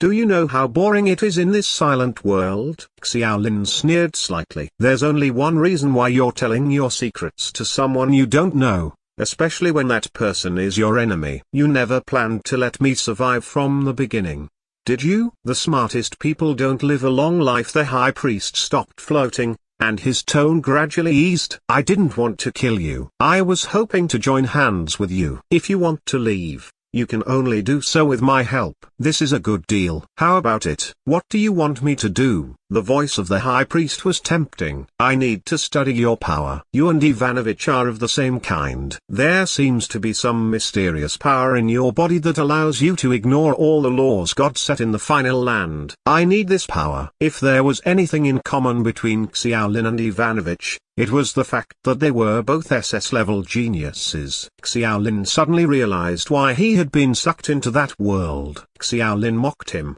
"I'm not gonna lie, this place gives me the creeps and I'm dying to leave, but is there any reason I should trust you?" If Ivanovich could leave by his own means, I'm quite sure I can do the same too. "If you really need my power, you could just capture me and take me away. But you didn't do that. Let me guess. Is it because you aren't capable of doing that? The high priest's face changed slightly, affirming Xiaolin's guess. He did not believe a single word from the old man, especially after he had been twice deceived by the Normans during the exam more than half a month ago. He was very much aware of it. The exam granted him insight to many things. Although he was not a member of Judge Academy, the colonist point of view meant that his position was at odds with that of the destroyed kingdom's high priest. The statement about joining forces would probably only deceive a freshman. You're neither a human nor a ghost in your current state. Maybe a soul, something with no physical existence, or perhaps you are suppressed by the laws of that place. After all, you're different from us. You don't have that mysterious power, so you can't do anything to me at all. Xiaolin once again began to make fanciful associations and began musing to himself. He did not think that the high priest, who was filled with the hatred of subjugation, would have the luxury of saying all that nonsense to him. The only possibility was that the old man had no choice. The high priest's expression became worse and his body twisted again. He took a deep breath, and his tone became cold. You've missed your last chance to live, you arrogant heretical demon. You'll regret the choice you made. You're right, I don't have the same mysterious power you demons have, but I don't need to personally deal with you. The high priest's figure faded until it disappeared completely. Xiaolin then heard a low roar, as if something had been opened, followed by creaking footsteps, like skeletons marching. Xiaolin's expression changed slightly and he cursed. He did guess that the old man was unable to personally take any action, but he did not expect that the old man would activate the sleeping skeletons, which seemed capable of moving freely in that world. The only fortunate thing was that almost all the skeleton soldiers were hiding in the palace hall. The city outside was almost all workshops with no skeletons, giving Xiaolin more time to escape. The old man said something about the two of you showing up here. Did another unlucky person come in? Who could it possibly be? Xiaolin muttered to himself, but the answer entered in his mind after a few seconds. Chapter 142, A Sudden Increase in Speed. This chapter is updated by Novels PL. According to Asabana, Ivanovich came in the flesh to that world's birthplace many years ago. The high priest did not seem to have reacted yet, but Xiaolin understood the reason. There was one other aspect Ivan had in common with Xiaolin. Other than their gender, they were both SS-level talents. If anyone else could enter that world safely, that person was likely another SS-level talent, Lilith. So, she does have a SS-level talent. Song Junling had previously told him about it. Other people had their suspicions, but there was no direct evidence. Xiaolin had unknowingly received a 100% confirmation at that moment. Lilith had also come to the world known as the Final Land. Where was she now? The high priest must have also gone to her and sought her cooperation, but Xiaolin was not sure whether Lilith would agree. If she did, he would be facing a much greater danger. However, before that, Xiaolin felt that he still had to worry about the headache in front of him. The skeleton army coming out of the palace area quickly rushed in swarms toward the streets and alleys, carrying out a thorough search of the city. Asabana was very confident the city was his creation, and he was the apex predator that no prey could escape from. After realizing that, Xiaolin understood that whatever his plans for escape would only delay time. He did not know anything about the skeleton army's effectiveness in combat, but the ease with which they could dispose of him was certainly as effortless as pinching an ant. Death was the last thing on his mind. He had not seen all of planet Norma yet and still had relatives which he fondly remembered on Earth. Xiaolin absolutely did not want to die in that run-down place where no one would know about his whereabouts. Xiaolin bit his lips and once again pinched the jade pendant on his chest. That was the last barrier he had,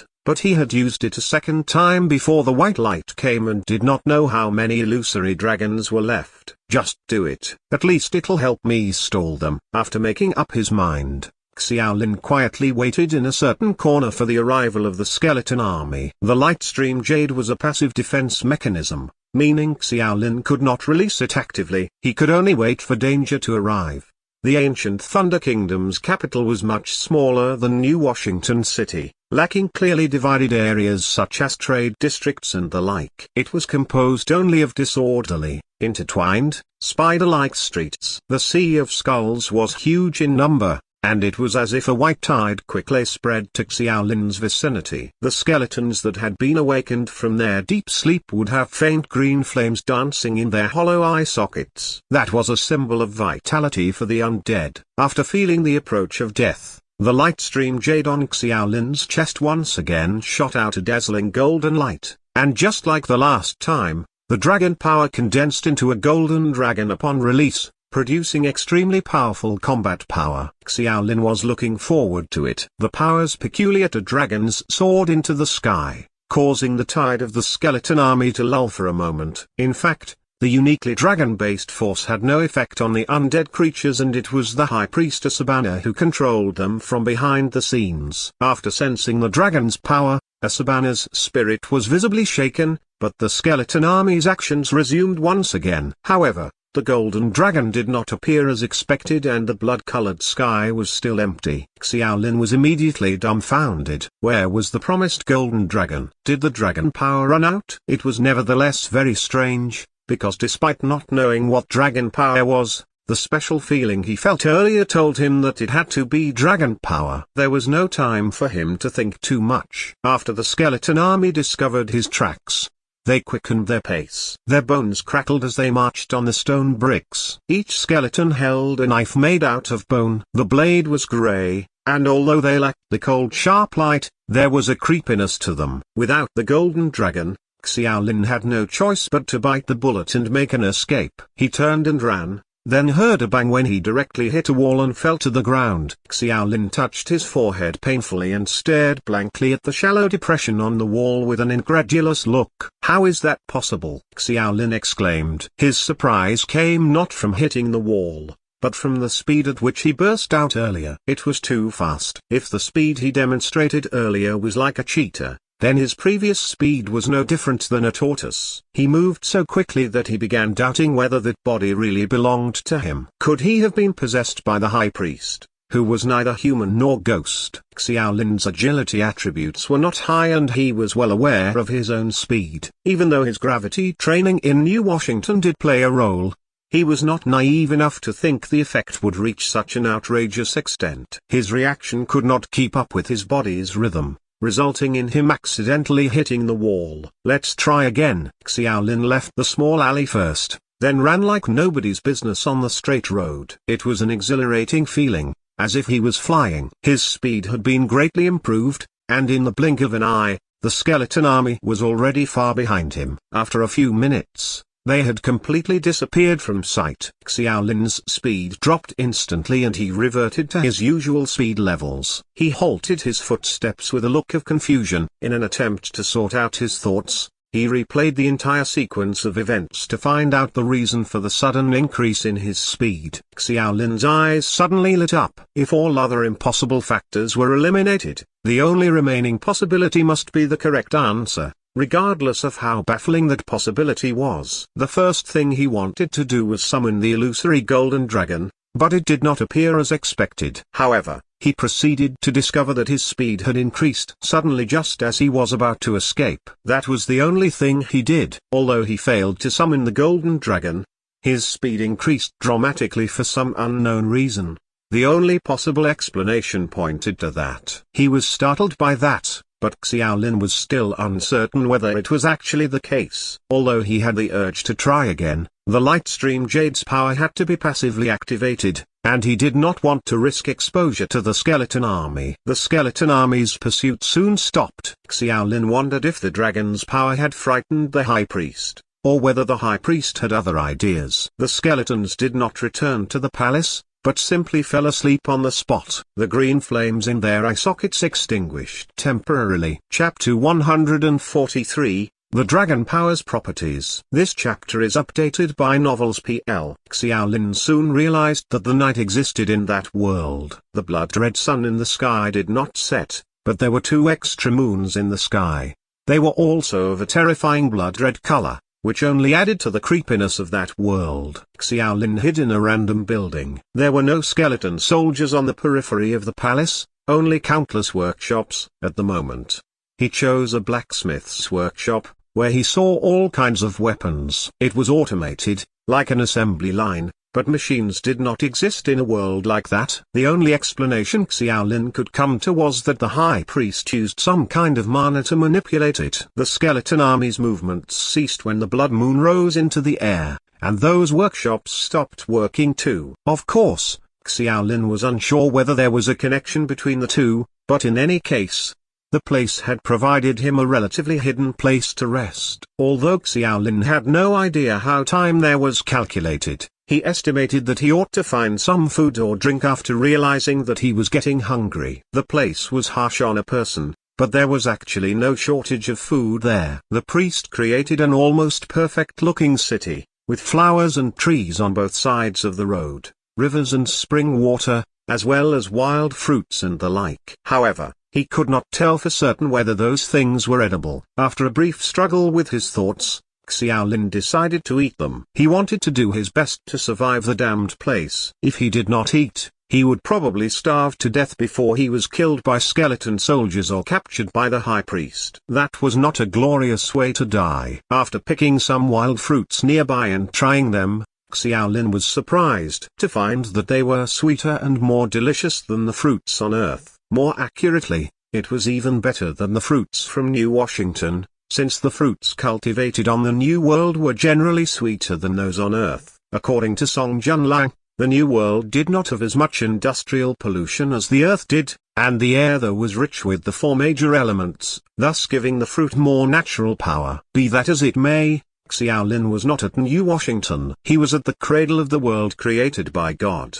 the final land. The blood-red sun and moon in the sky were far from natural-looking and harmless. Even though Xiaolin was forced to eat the plants that grew in that environment, it was unsurprising that they would form shadows of doubt in his mind. After having his fill and repeatedly confirming that no skeleton soldiers appeared in the surrounding buildings, Xiaolin finally breathed a sigh of relief. When he looked at the blacksmith's workshop again, Xiaolin's eyes lit up and he found that there were tons of weapons and armor.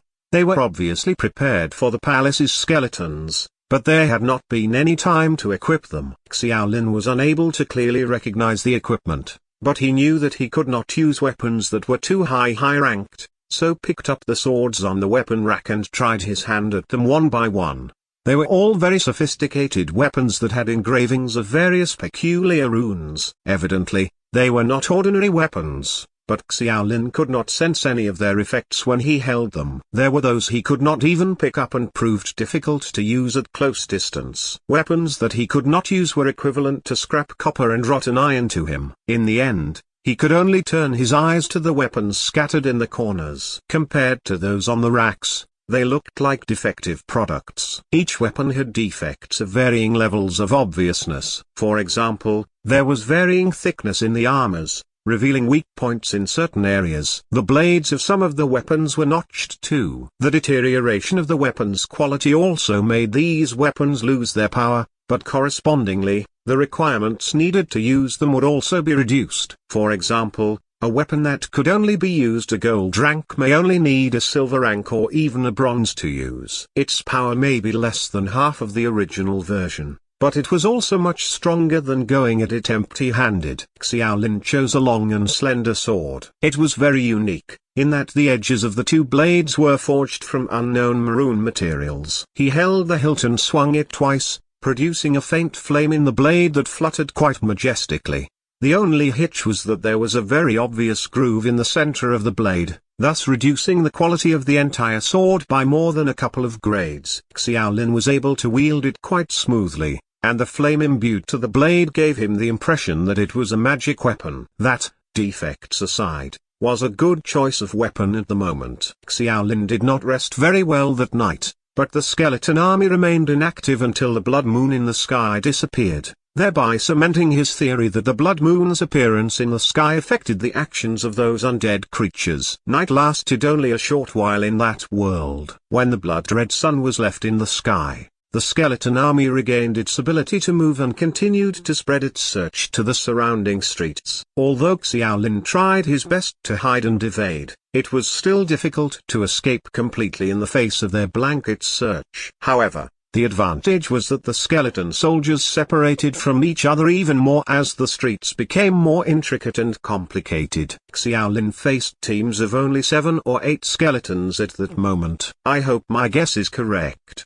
Xiaolin was not as panicked as he was the day before. He held the Lightstream Jade tightly and its automatic defense mechanism sprung into place after sensing the threat from the undead creatures. The power belonging to the Golden Dragon came out again, and Xiaolin was relieved a little. It indicated that the dragon's power in the Jade Pendant had not been completely exhausted. The Golden Dragon's figure still did not appear, but Xiaolin began paying special attention to his own changes. The dragon's power floated around his body in a semi-visible manner, and the reason for its semi-visible state was because Xiaolin's level of strength was not high enough, making it impossible for him to observe it much deeper. It was nevertheless sufficient. Xiaolin gritted his teeth, grabbed the big sword he had just obtained, and rushed toward the skeleton soldier. He had already sprinted to the skeleton several meters ahead of him, having no time to appreciate that amazing increase in speed. He gasped, then quickly raised his sword as the red part around the blade immediately burst into flames, engulfing the entire skeleton in an instant. Such formidable strength! Xiaolin was astonished. The sword had actually shattered the skeleton soldier's left arm completely, but he could clearly feel that the force was the dragon power strengthening him. The reason did not matter. The result was most important. Several other skeleton soldiers reacted immediately and began surrounding Xiaolin. He slid away smoothly and avoided a bone knife that was thrust right at him. He then deftly stood behind the skeleton soldiers and raised the sword yet again. Chapter 144, Injury. This chapter is updated by Novels PL. A glow began converging on the blade of the sword. Xiaolin's slashing was at max level, but time was required for him to gather that strength. The skeleton's agility was not that high though, and with his instant turn, Xiaolin had powered up his sword before the skeleton could turn around. He slashed the big sword with fury and the flame on the blade doubled in power. Although the skeleton's strength was heightened due to being fused with unique metal powder, the heavy blow was still incredibly powerful, cutting the skeleton in half from its skull all the way down to its breastbone. The green flame in the pupils of the skeleton soldier extinguished instantly, and the bones that made up the body collapsed like a house that fell apart. A single slash sufficed to kill that skeleton soldier. Even Xiaolin himself was surprised by its lethality, but it was not the time to be complacent. 6 skeleton soldiers remained and Xiaolin did not back off. His arm was slightly sore after using his slashing, but it was still within a range he could tolerate. The use of skills consumed physical strength, and after continuous use, his physical strength consumption increased exponentially. However, Xiaolin's physical strength seemed to have increased a lot more than usual. He decided to make things quick and prevent other skeleton soldiers from getting a chance to surround him.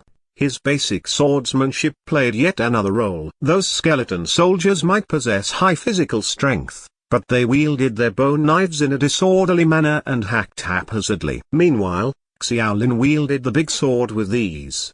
The inexplicable increase in his upper body strength and agility allowed him to dart between the skeleton soldiers with zero effort. He seized the skeleton's lack of flexibility when turning and did not hesitate to use his slashing. That was the only skill he mastered at that point. It was not very practical, but it was able to exert an unexpected effect when facing those skeletons. After killing 3 skeleton soldiers, Xiaolin had a rough idea of his skill's effect on those skeletons. He did not need a thorough power-up, roughly 3 seconds worth of powering up sufficed. In addition to the bonus given by his own strength, Xiaolin needed less time to kill the last few skeleton soldiers, but it was time for him to let his guard down.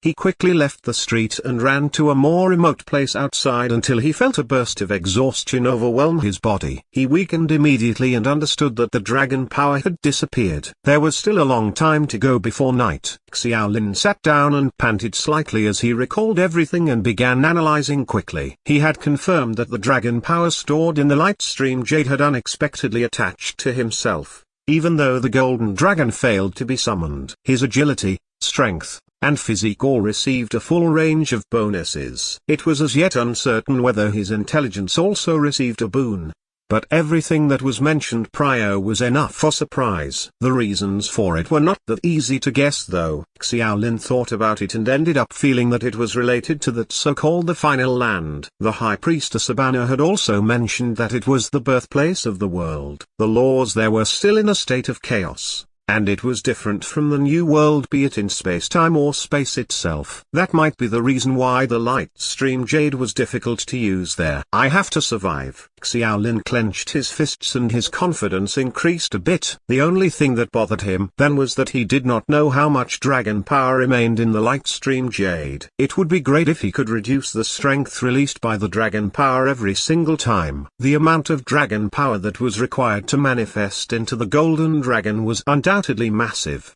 but it did not take a lot of dragon power to defeat the skeleton army. Therefore, anything extra was nothing but a waste. I'll try and see if I can control the dragon's power next time. Xiaolin's opportunity came soon enough. He had nothing to do while hiding in the building and was muttering to himself to analyze what the old high priest was doing as of then. As soon as he mentioned the name Asabana, a white shadow suddenly appeared in front of him, frightening him. You can't escape. As long as you're still in this city, I'll catch you sooner or later. I'm the only one who will win this cat and mouse game. As soon as the high priest finished, the figure disappeared once again. A few minutes later, the skeleton army's unique tapping and crackling footsteps sounded from the street. Xiaolin's face turned pale and he smiled wryly. He then suddenly realized that the high priest was able to detect him immediately because he had uttered the name aloud. After carefully reminiscing the previous day's situation, the blanket search by the skeleton army signified that the high priest could not directly locate Xiaolin's position. In fact,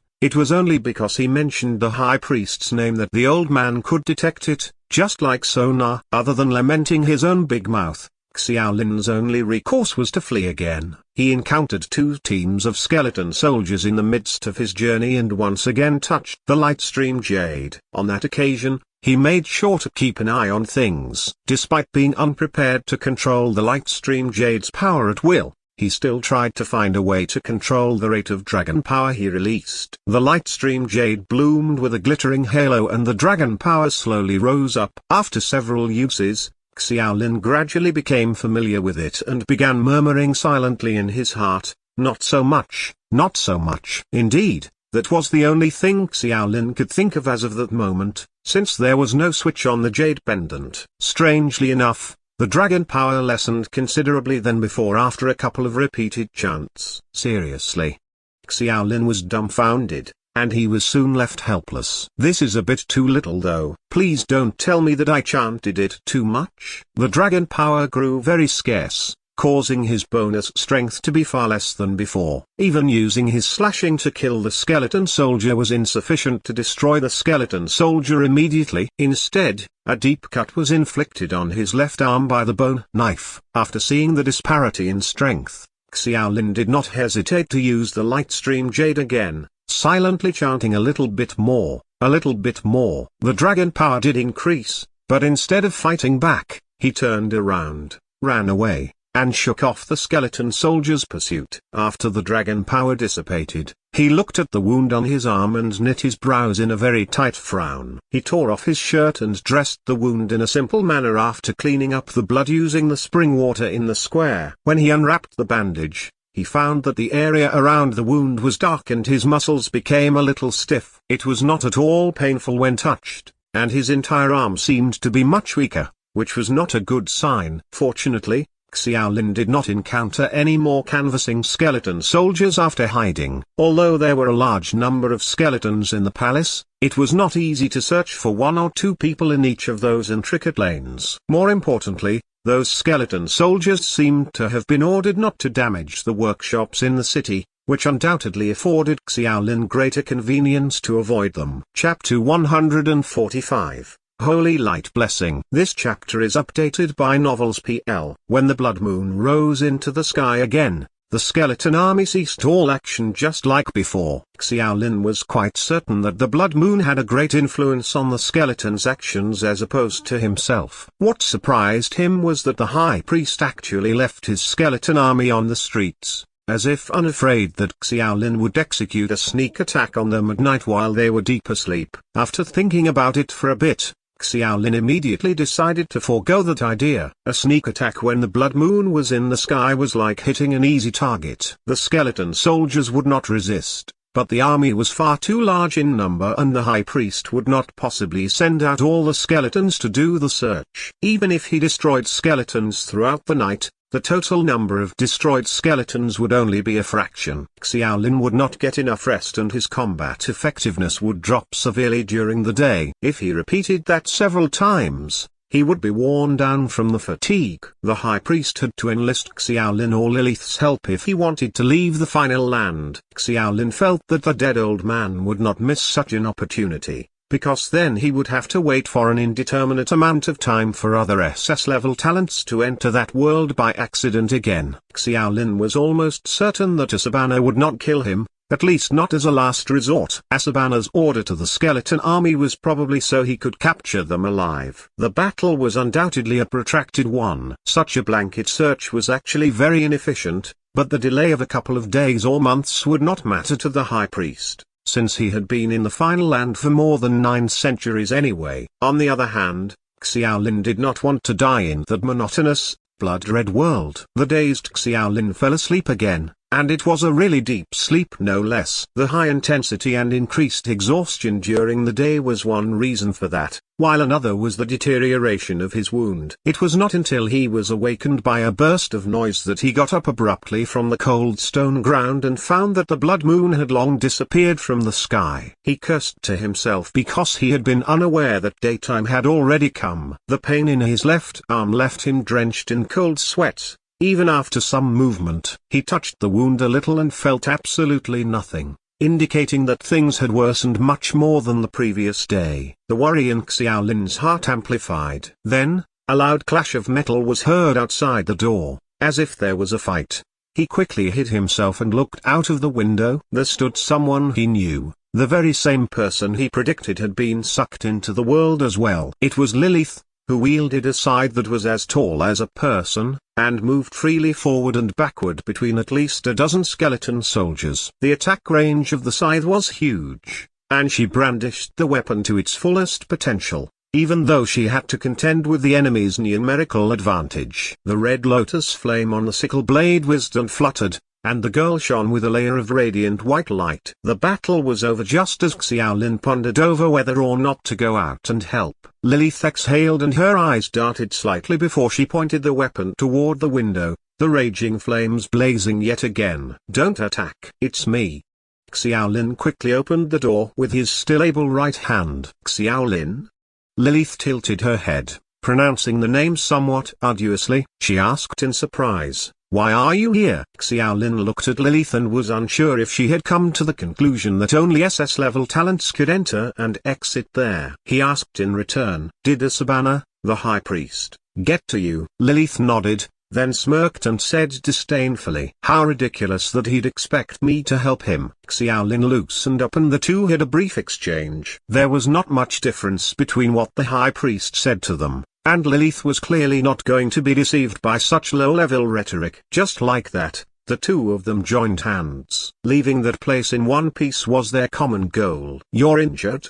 Lilith quickly noticed the discomfort in Xiaolin's left arm. "I was grazed by a bone knife." Xiaolin untied the bandage with great effort, revealing the black wound. He smiled bitterly to himself. "I'm not going to become a zombie like the movies, am I?" Lilith pondered for a moment. "It's possible." "Huh?" Xiaolin was just making a joke, not expecting to get an affirmative answer from Lilith. Lilith did not notice Xiaolin's nervous look and muttered pensively, "Judge Academy has been facing more and more undead enemies in recent years, and it's for that reason the Academy provided the Undead Awareness course for sophomore year students. As far as I know, some advanced attacks from undead creatures are contagious. If an infection occurs and one fails to eliminate it in time, the person would lose their consciousness and become a fighting puppet for the undead." Xiaolin laughed nervously. "You're kidding, right?" Lilith's face was dignified as she continued, "Rather than waiting until you're neither dead nor alive, it's better to deal with it quickly right now. This is the best solution." "Hey, wait a minute." seeing Lilith moving the scythe. He quickly stepped back and asked, "Are those skeleton soldiers considered advanced undead creatures?" I don't know." "Then how are you so sure it's the best solution?" "I don't like guessing, and I don't like having a time bomb next to me," Lilith replied in all earnestness. Her scythe twitched gently and she spoke sincerely. "It's still safer for you to die. I heard that the Chinese are very particular about proper burials. I'll make sure to erect a tombstone for you." She lived up to her title of Demon Queen indeed. Xiaolin cursed internally, but winning was not a guarantee in that situation, even if dragon power was released, since he had lost the use of an arm. He hurriedly said, "The skeleton soldier doesn't look like a high-level undead creature. You must have failed the undead awareness course." A blush of embarrassment flashed across Lilith's face, which soon turned to anger. The flames on her weapon were faint and looming. He had guessed correctly. It was rumored that Lilith, who excelled at using various weapons, actually failed in the basic knowledge courses. Xiaolin could not help but poke fun of her deep down. He dropped the topic at once and maneuvered it in a different direction. "You do know that there's many skeletons here, right? Can you guarantee that you will be unharmed every time?" "I mastered the Holy Light series of skills. Wounds of this degree are self-healing." "Me too." "You've mastered the Holy Light blessing?" Lilith looked suspicious and quickly shook her head confidently. "Impossible. The Holy Light Blessing is a skill that requires a concurrent study of matter and law. Neither Judge Academy nor Dawn Academy has this course. Only the Royal British Academy and France's Sainty Academy offer that skill, since they deal with the undead all the time." "Then how did you master it?" Xiaolin asked. "Because I'm a genius." Lilith said that in a very calm tone. She was not flaunting it at all. It was as if she was stating an absolute fact. Chapter 146, Interaction. This chapter is updated by Novels PL. SS-level talents could be regarded as true geniuses indeed, hence Lilith's confidence in saying that. Meanwhile, Xiaolin also replied with confidence, "I'm also a genius. But I doubt you actually know the Holy Light Blessing." "Oh. And people usually don't study matter and law at the same time." Lilith cocked an eyebrow and her right hand shook slightly. The scythe suddenly disappeared, and when she turned her wrist again, a stream of light flew out from her wrist bracelet. When it landed in her hand, it turned into a short one-handed hammer. Lilith raised the hammer high, and the cream-colored head of the hammer exploded into a dazzling milky white halo. The halo landed slowly, bathing Lilith in a noble and holy white light. The light lingered for a long time before gradually dissipating. Replication, begin. Replication target, Lilith. Skill scan, complete. Holy Light Blessing, condenses the power of the holy light. User's body will be bathed in a blessed light and receive a comprehensive healing equivalent to F rating. Similarly, the next attack will cause a damage equivalent to the F rating of the Holy Light spell. The damage to undead creatures is more significant, and the comprehensive evaluation of this skill is F+.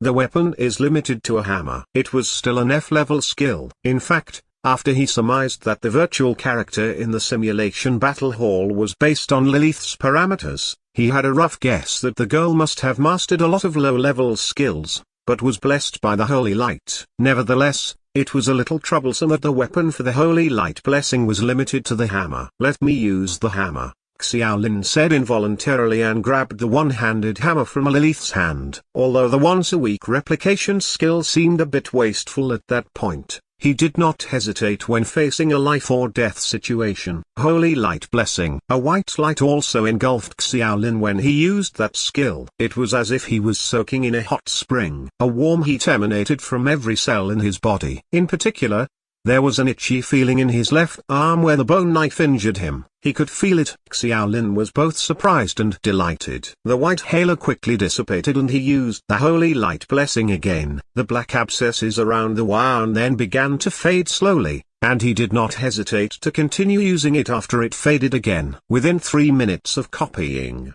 several consecutive uses of the Holy Light Blessing healed the wound almost completely, leaving only some extradermal scars that had no effect on his movement. Xiaolin returned the hammer to Lilith and felt a little dizzy. It resembled the state of excessive mental energy consumption and he was slightly surprised. "Does this skill consume mental energy?" "Yes. Otherwise, Why would it be a combination of matter and law? Lilith looked even more surprised than him, but she quickly recovered her calm and had a look of approval in her eyes. Let's work together then. This skill is very easy to use. Do we need any prerequisites to learn it? Although the copying time was over, Xiaolin still felt uneasy as he could not guarantee that he could remain uninjured again. He could not count on copying the skill every time. During the cooldown period, Lilith would probably kill him for being a hidden danger, even if he did not die from other causes. Don't you already know this skill? Ahem, I'm just asking. Lilith appeared suspicious again, but she was not someone who tended to want to get to the bottom of things. There was nothing for her to conceal too, and after thinking for a moment, she replied, the prerequisites are not that high. Level 4 Basic Hammer Series Weapon Mastery and Level 3 Basic Meditation. But this skill is actually very low in terms of offensive qualities. It's not very useful, except for dealing with the undead and demons. Xiaolin thought for a moment. The requirements were not that high, since he had already reached Basic Meditation LV3. However, it would take some time before he could reach LV4 Basic Hammer Series Weapon Mastery. First of all, he had to use a hammer-type weapon, and his expression became slightly odd when he thought of that. He then got up and walked toward the blacksmithing workshop that he discovered earlier. There were a wide variety of weapons in the workshop. Xiaolin previously chose bladed weapons because he only mastered basic swordsmanship, but the earlier battle gave him some new ideas. In fact, he could choose other weapons to fight there, since the dragon power would allow him to completely crush the skeleton soldiers in terms of combat effectiveness. The weapon used basically had little impact on the outcome of the battle, since slashing could be executed with all melee-type weapons. Don't you need to choose a weapon?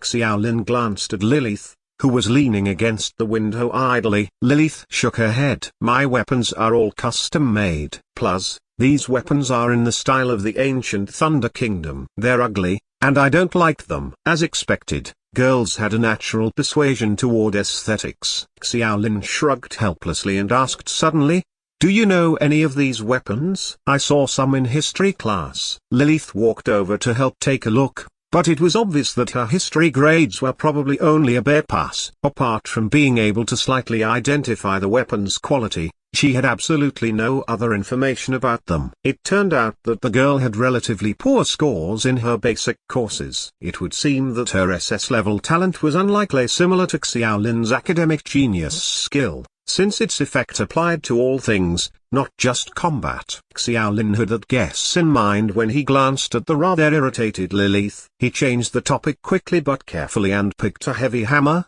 asking, what do you think of this one?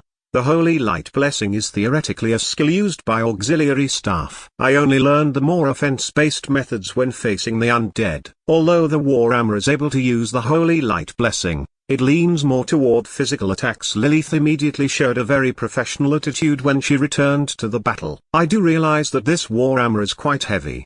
Xiaolin held the heavy hammer in his hand, but there was no lighter one-handed hammer on the weapons rack. Therefore, he could only use that in order to learn the Holy Light Blessing. After selecting the weapons, the two had a brief exchange. Although they were not very familiar with each other, being trapped in such a creepy place gave them a lot of common topics. Getting out of there was undoubtedly the main concern for Xiaolin and Lilith. What Xiaolin regretted was that Lilith knew little about the final land even though she was a member of Judge Academy. As for the mysterious High Priest, Xiaolin felt that he should not expect much from her. Judging from her history class grades, the key to leaving that place lay with the High Priest, but they absolutely shunned any form of cooperation with this old man. As an old man who had lived for hundreds of years and formed a hatred for colonists, his words are wholly unreliable. Chapter 147, A Theory About the Law. This chapter is updated by Novels PL. The discussion with Lilith went nowhere for the time being. The first thing they had to do was avoid capture by the skeleton soldiers. Xiaolin could only rely on the dragon power to launch a counterattack. He understood that Lilith was the main powerhouse between the two, but when he asked for her opinion, the expression she gave him was a bit odd. Those skeleton soldiers are much stronger than those encountered in New Washington. They're around bronze and silver rank, or wait, maybe they're higher than silver. I don't know if it's true, but sometimes, those skeleton soldiers aren't as strong as I thought. What do you mean by that?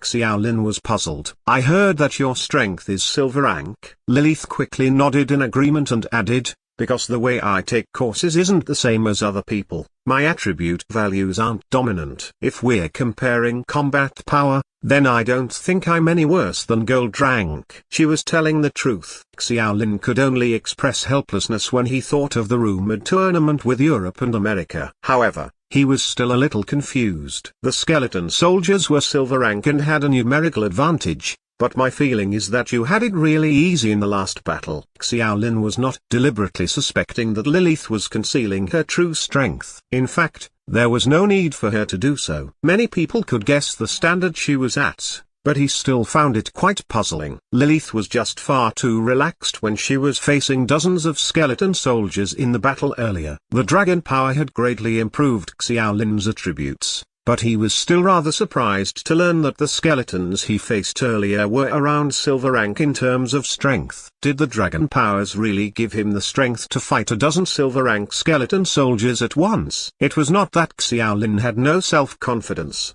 It was just that he always found such a thing to be incredibly difficult to comprehend. Lilith hesitated before saying, my combat style is a little special. Most of my skills have little effect when I fight those undead skeletons, but there's one skill which has a really surprising killing ability. Which is that? The Red Lotus Slash. A skill I created myself. As expected, the Red Lotus Slash. As expected? Oh. Nothing. Xiaolin looked enlightened. The virtual character in the simulated battle was finally confirmed to be Lilith, but there was no time to mull it over and he instead got lost in thought again. Lilith remarked frankly that she could only face about 8 to 10 skeletons at any one time if she relied on her own strength instead of using her Red Lotus Slash. She would still be able to barely win, but once the number of skeletons exceeded that number, the outcome would be difficult to predict. Even though she was the legendary demon queen that many people feared, Lilith's strength still had a limit, but Xiaolin still could not help but complain. There were more than 10 skeleton soldiers in that wave just now and you still didn't run? Lilith raised her head. The stronger the enemy, the greater the chance for you to temper yourself. In fact, I do sometimes feel that this place isn't that bad. Although the enemies suck in quality, their numbers are the best for training. Don't you think? You lunatic. Xiaolin resisted the urge to yell at her and switched topics. He had a blank expression on his face as he said, I'm about the same as you. I've shown more combat effectiveness than usual during the battle. Lilith glanced at him oddly and fell into deep thought. After a while, she showed a look of interest and muttered something to herself. Xiaolin immediately asked, so, any thoughts? When the dead old man came to you, did you notice that he repeatedly emphasized one thing? Lilith recalled. She asked and answered herself. He repeatedly emphasized that the law of the final land is chaotic and disorderly. Xiaolin nodded. I know that time and space is chaotic here. I've seen it these 2 days. For example, the sun and the moon always appear at the same time and time passes very quickly here. Have you heard of Ivanovich? Of course. The Russian who created the law of resurrection. He's been to this place too. And? Lilith cocked her graceful eyebrow as her tone became heavier. If the time I'm guessing is correct, Ivan created the law of resurrection after leaving the final land. Xiaolin got up abruptly, his eyes full of shock. After a while, he said with some uncertainty, you mean, we can create laws however we want in this place? Is that why our strength is significantly improved compared to usual? Don't you think it's very interesting? Every college has a course on law, but this course is usually only offered at the doctoral level. Only the top talents from each college are qualified to study them, but right now, we actually have a chance to experience the law. There was a spark of excitement in Lilith's eyes. She was always in high spirits whenever the topic was about strength and battle. In any case, after reaching an initial agreement to form an alliance with Lilith, the battle became easier when they encountered skeleton soldiers over the next few days. Xiaolin also made a point to count the number of skeleton soldiers. They worked together in a squad of about 15 to 20 soldiers to hunt down each street. There were usually 2 to 3 battalions near adjacent streets. each of which had about 10 squads. 20 battalions could then be concentrated into a brigade numbering 3 or 4,000 skeletons. Xiaolin was familiar with that number because he remembered the Thunder Kingdom's military system in the monthly exam, which was almost the same model. Since Asabana was the last priest of the Thunder Kingdom, it was only natural that he would continue using it. According to that system, there are about 10 brigades in one legion, which was the equivalent of about 30,000 to 40,000 skeletons. It was a terrifying number, especially when Lilith expounded on his guesses. Although the Legion of the Undead were not particularly intelligent, the High Priest alone could not possibly command tens of thousands of skeleton soldiers. At the very least, Lilith had no knowledge of any means that could possibly do that. This Legion of the Undead actually has similar distinctions between ranks, just like us. The division into upper and lower levels are stricter compared to beings with intelligence. The upper-level undead creatures command the lower-level ones and the hierarchy continues downward. The highest-level ones take orders directly from the High Priest. The legions of the undead in French and British history were controlled in this way. Lilith added. Chapter 148, Basic Hammer Series Skills. This chapter is updated by Novels PL. The High Priest's search for the two was still ongoing. For Xiaolin and Lilith, although the battle process has become a little easier, they were on the run every single day and had to keep their guard up for any possible attacks. The scope of the city was not large and there was no city gate. After a few days, the two of them stood on the edge of the city. They looked at the towering city walls but did not have the slightest intention of leaving because of the endless grey storms outside the solid city walls. They went on throughout the day without a moment of cessation, and the billowing storm was like a chaotic black hole, especially during the day. Any person or object that accidentally came into contact with it would be swallowed instantly. However, the storm was limited to outside the city walls, as those walls were engraved with densely packed strange runes. The runes shone in a grey light, the force which protected the city from the storm. Xiaolin and Lilith could only return to the central area of the city. They took advantage of the night to circumvent the enemy forces, seizing the skeleton soldiers' slumber to go deep into the hinterland. That way, the skeleton soldiers had to search the whole city again after waking up during the day. It was a game of hide and seek. For Lilith, she enjoyed the fighting process every single time. What she felt was, without a doubt, enjoyment. After days of interacting with her, Xiaolin had a more intuitive understanding of the legendary Demon Queen. In a nutshell, she had a mad love for fighting. Lilith's battles were unsystematic, disorderly even, although she mentioned that she only used her Red Lotus blade to effectively exert a very strong destructive power against the skeleton soldiers. Xiaolin did not see it in action during the few battles. Lilith's fighting method was very unique, similar to that seen in the virtual character battle simulation. Through the combination of various skills,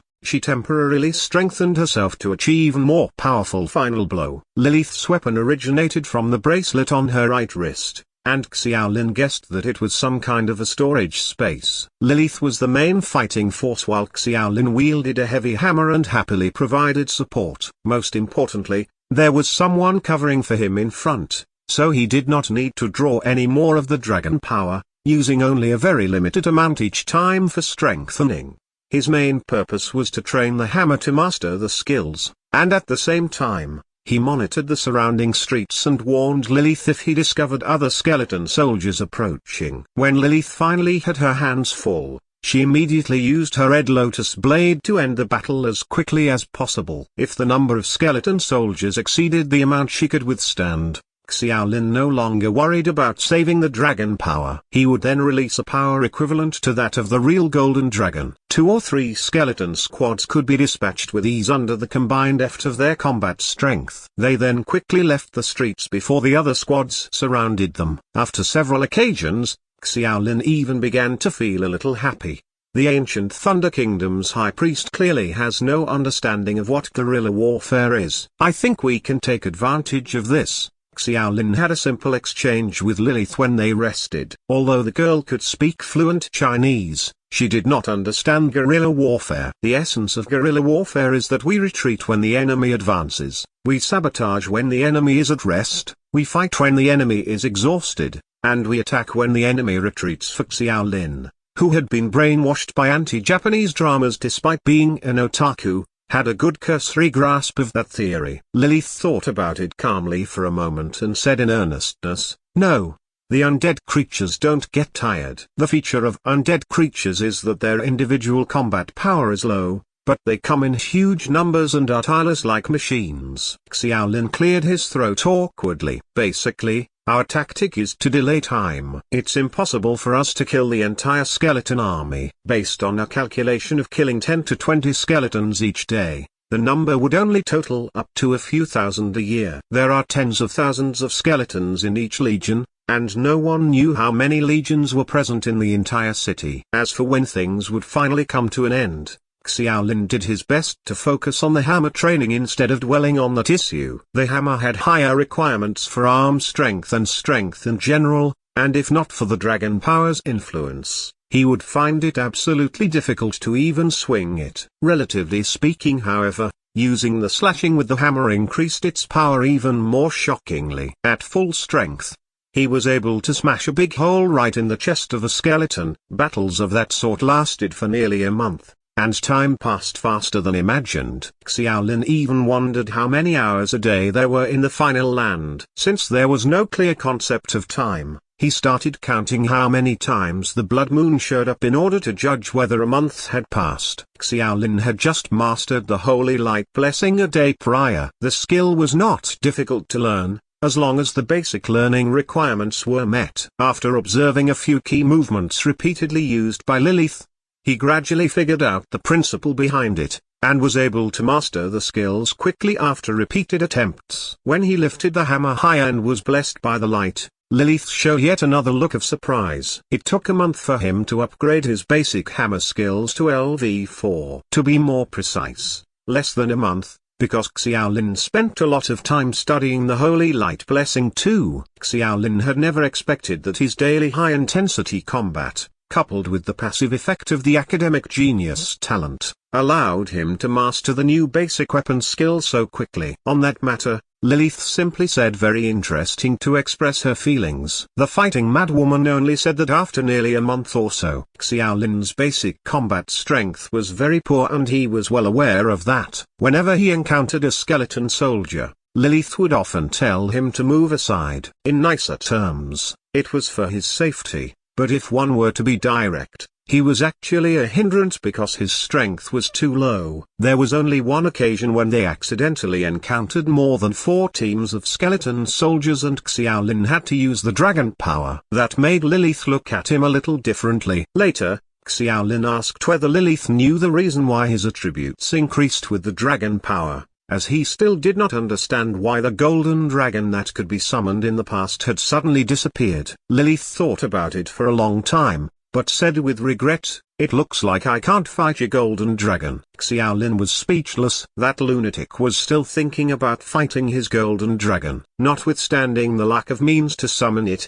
he would not allow her to do so, even if it could be summoned, because the dragon power was steadily decreasing. Chapter 149, Skeleton Army Upgrade. This chapter is updated by Novels PL. As for the Lightstream Jade, Xiaolin had obtained some information from Song Junlang's words, namely, that the jade used to make that jade pendant was extremely difficult to mine, hence the low production output. It was basically only produced near Dawn Academy, but Lilith also had some understanding of the Lightstream Jade. The Lightstream Jade's special feature is its ability to store any energy form, be it mental power, sword aura, dragon power, or stuff like that which can't be stored in any other space. The Lightstream Jade is basically divided into 2 uses. One is, as you've mentioned, the condensing of a certain energy through some kind of magic formation. It can be a creature, such as a golden dragon, or a weapon. After a pause,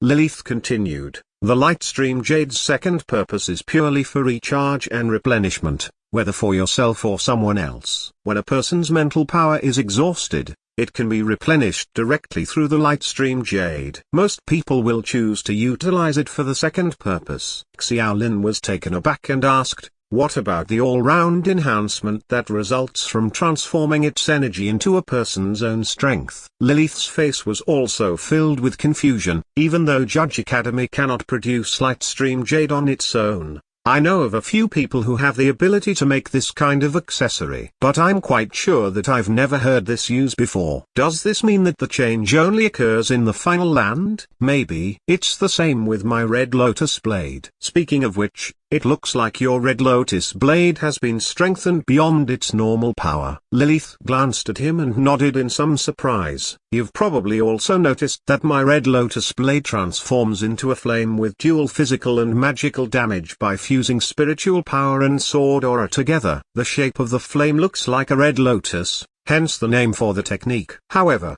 the flame isn't exactly the shape of a red lotus. When I used it recently, it seems to have changed a lot. Has its power also increased because of that?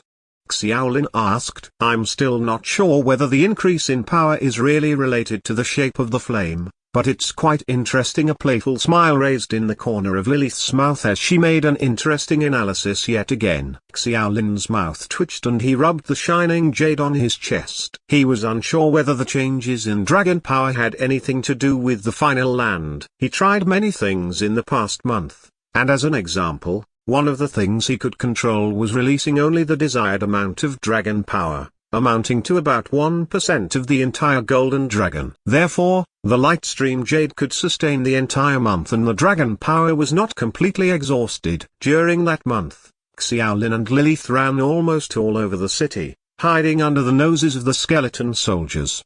The thrills during the period were not as effortless as he imagined, and Xiaolin became more and more anxious to improve his strength. After upgrading his hammer skills to LV4, he changed back to the big sword again and wanted to continue improving his basic swordsmanship. No truer words were spoken when Lilith said it was a training field. Xiaolin had begun to understand why Lilith was so strong. Sometime later, the High Priestess Abana seemed to have grown rather tired of that hide-and-seek game. The number of skeletons on the street obviously began to decrease, but a new kind of skeleton soldier appeared, slightly larger than the previous ones. Their bones glowed with grey-black metallic luster, and their weapons were no longer monotonous bone knives, but were replaced by those produced in the forging workshop. It looks like our enemy has had an upgrade. I can see that. The two encountered yet another team of skeleton soldiers on that day. They could clearly sense that the skeleton soldiers' strength was different from usual. Lilith could not instantly kill them, even though she used the Red Lotus blade, and Xiaolin was forced to release even more of the dragon power. The blood sun hung in the sky as always, but it radiated only cold. Xiaolin and Lilith stood on the edge of the city square with a dozen skeleton soldiers scattered around them. The click and clack of their footsteps were fast approaching and they had much faster support than the previous month. The high priest was not at all incompetent in his high position. After 1 month of futile work, it was obvious that the old man had adjusted his tactics. What should we do? Xiaolin asks in a low voice. Charge. Charge, Fook. Xiaolin had just finished when he saw Lilith dragging her scythe in a forward lunge. She seemed to be afraid of nothing. A layer of red flames appeared on the moon-shaped scythe again. It was her signature skill, the Red Lotus blade. The first skill she used when she attacked was her own skill, and it was clear that Lilith was very wary of the enhanced skeleton soldiers. The flames did not manifest in the shape of a red lotus, but scattered into denser flames like a goddess scattering flowers, striking each bone of the skeleton soldier's body. Lilith yelled, lifted the scythe, and leapt upward, drawing a crescent shape in the air. Clusters of flames flared up on the skeleton soldiers' bodies, turning into a raging flame and enveloping the entire skeleton soldiers. The high temperature that exploded in an instant quickly destroyed the skeletons and burned with red. Lilith descended and the scythe passed through the skeleton soldier's body. The bones, after being reduced in strength from the strong heat, failed to withstand the attack and collapsed. Lilith panted quite severely, indicating that the attack had consumed a lot of her stamina. Xiaolin was rather taken aback and stopped sitting on his hands. He squeezed the light stream jade and released more than the usual amount of dragon power. He was already very proficient in its mastery. Although it was not the time to be miserly, it was inevitable that Xiaolin would not be too happy about releasing so much of the power. He could not help but think of how he would not have to use as much if he was just enhancing his strength. With that thought, Xiaolin took advantage of the situation and tried it out. After switching back to the huge sword, he leaned sideways and used his agility to dodge behind the skeleton. At that moment, he suddenly felt that his body was filled with lead and his steps were a little bit heavier. Could it be? Could it really be successful? Countless thoughts flashed in his mind. But Xiaolin had no time to think too much about the situation before him. He immediately raised his big sword high and at that moment, he only powered up for about 2 seconds before slicing the skeleton in front of him. He completed his power-up and launched a slash. Boom! The sword exploded with greater power than usual. Although the skeleton soldier subconsciously raised its sword to resist him, its weapon was still cut in half by Xiaolin's sword and the green flame in its pupils extinguished at once. Xiaolin seemed to have figured out something, but he needed time to digest his findings slowly. After the slash, his agility returned to normal and he yelled at Lilith all of a sudden, "Your hammer! Let me use it!" Chapter 150. Attribute Conversion. This chapter is updated by Novels PL. Lilith had no time to ask anything during the fierce battle. She shook her wrist lightly and a silver light flew out of the bracelet, turning into a hammer in midair. Xiaolin quickly caught it and remarked how useful that spatial bracelet was to himself before striking an oncoming skeleton soldier. Holy Light Blessing. A milk-white holy halo landed on the one-handed hammer and it howled with the glow. With the dull sound of impact, the helmeted soldier actually had its skull smashed open. So strong. Xiaolin himself was stunned. Although the Holy Light Blessing could cause more damage to undead creatures, its basic damage was not high enough and was limited, even when strengthened. However, Xiaolin used the dragon power to enhance his mental strength. The Holy Light Blessing's attack was that of spell damage, and the level of his own mental strength had an amplifying effect on spell damage. On that basis, the final destructive power was equally as formidable because the undead creatures were enhanced. Xiaolin finally confirmed his guess that he was indeed able to freely transform dragon power into a certain attribute enhancement. Although other attributes would be greatly reduced as a cost, the enhanced attributes would be better than usual enhancement. The power of slashing was undoubtedly greater, but that skill required time to gather strength, was unstable, exposed oneself to harm when gathering strength, and used up a significant amount of physical strength each time. Relatively speaking, the Holy Light Blessing was more of an auxiliary skill, and its consumption of mental power was even lower than ordinary spells that were rated at F. Undead creatures were innately sensitive to the holy light. Upon sensing the strong halo that just broke out,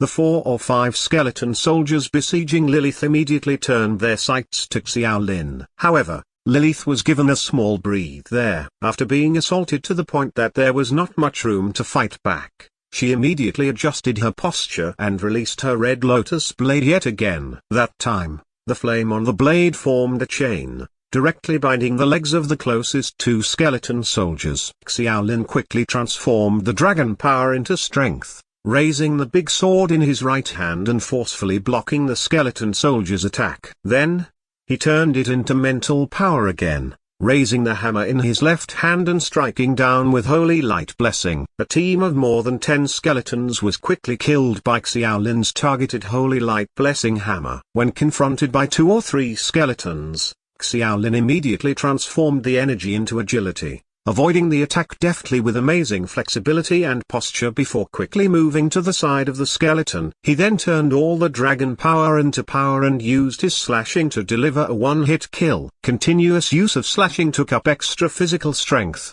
so it was transformed into mental power while interspersing its use with the Holy Light Blessing. If Xiaolin faced danger and had nowhere to hide, he converted all his dragon power toward his physique, forcefully resisting the attack before using the Holy Light Blessing to quickly heal. Lilith could strengthen her body through the auxiliary skills of a variety of weapons, but Xiaolin could not coordinate with Lilith anymore. Such quick-fire transformation of attributes had provided Xiaolin with a whole new way of looking at the battle. In a simple comparison of strength, the previous average enhancement of Xiaolin's dragon power could increase his total attribute value to a level equivalent to bronze. It was also possible to increase it to silver, but that would consume an extreme amount of dragon power. Unless it was absolutely necessary, Xiaolin usually only stopped when he reached bronze rank. However, Xiaolin only strengthened a certain attribute using the dragon power. His total attribute value was still equivalent to the bronze rank,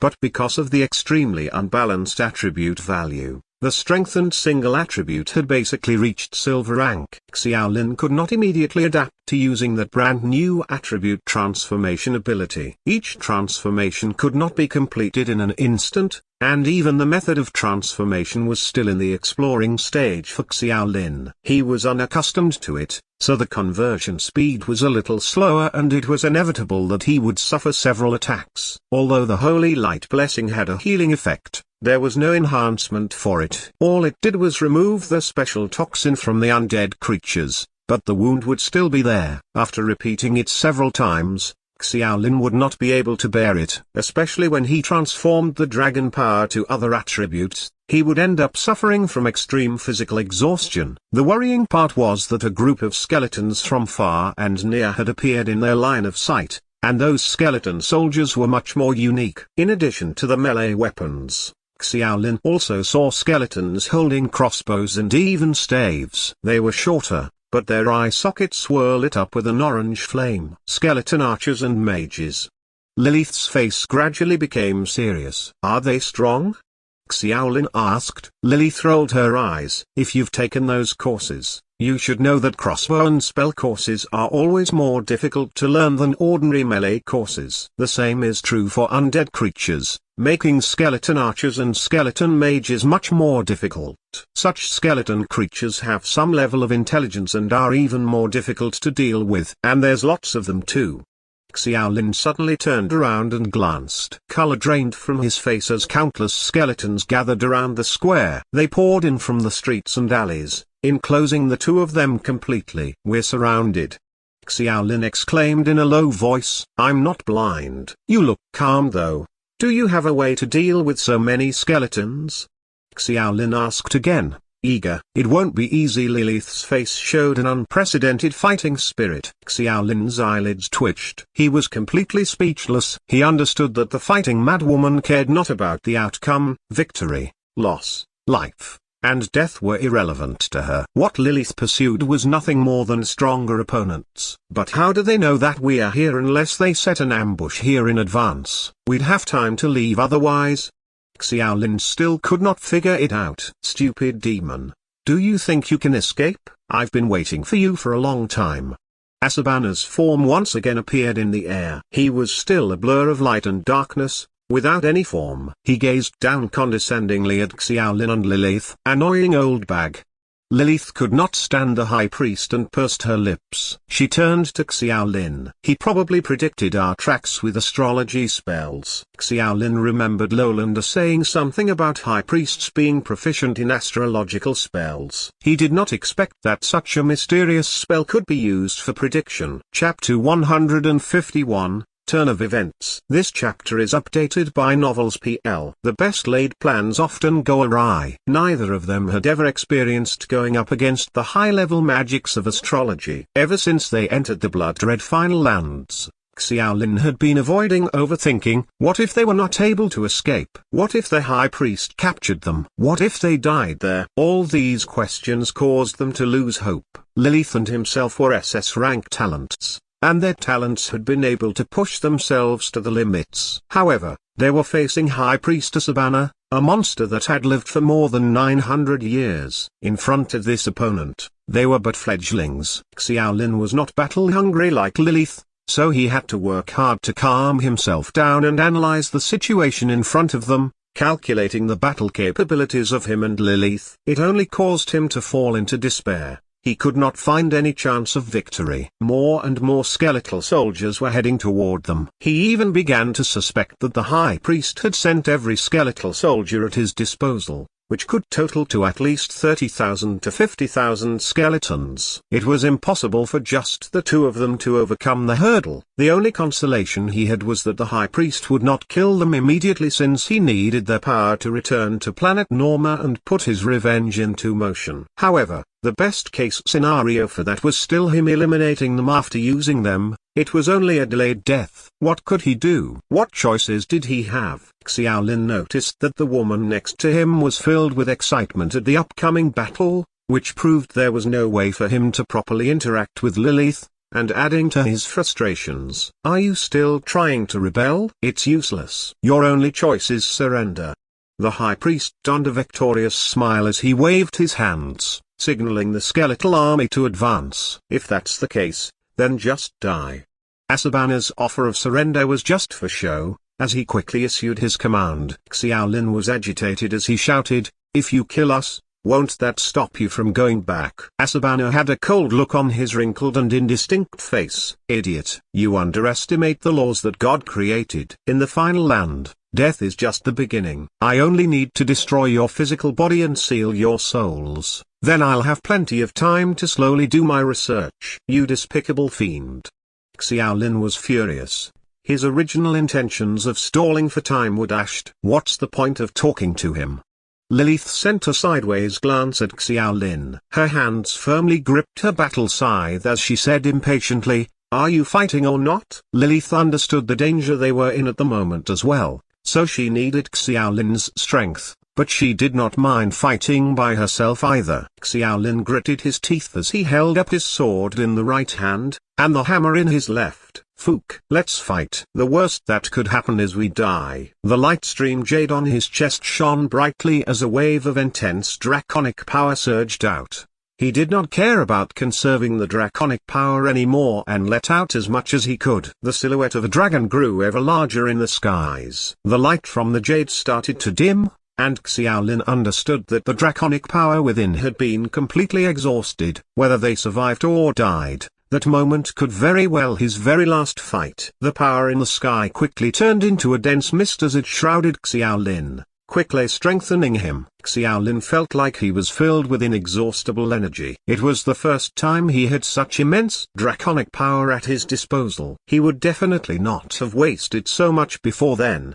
so even he was not clear what sort of level he was at right now, but he felt like it was at least at silver rank, or close to gold even. Being able to feel how powerful someone so close to gold rank. Is this a small stroke of luck before I die?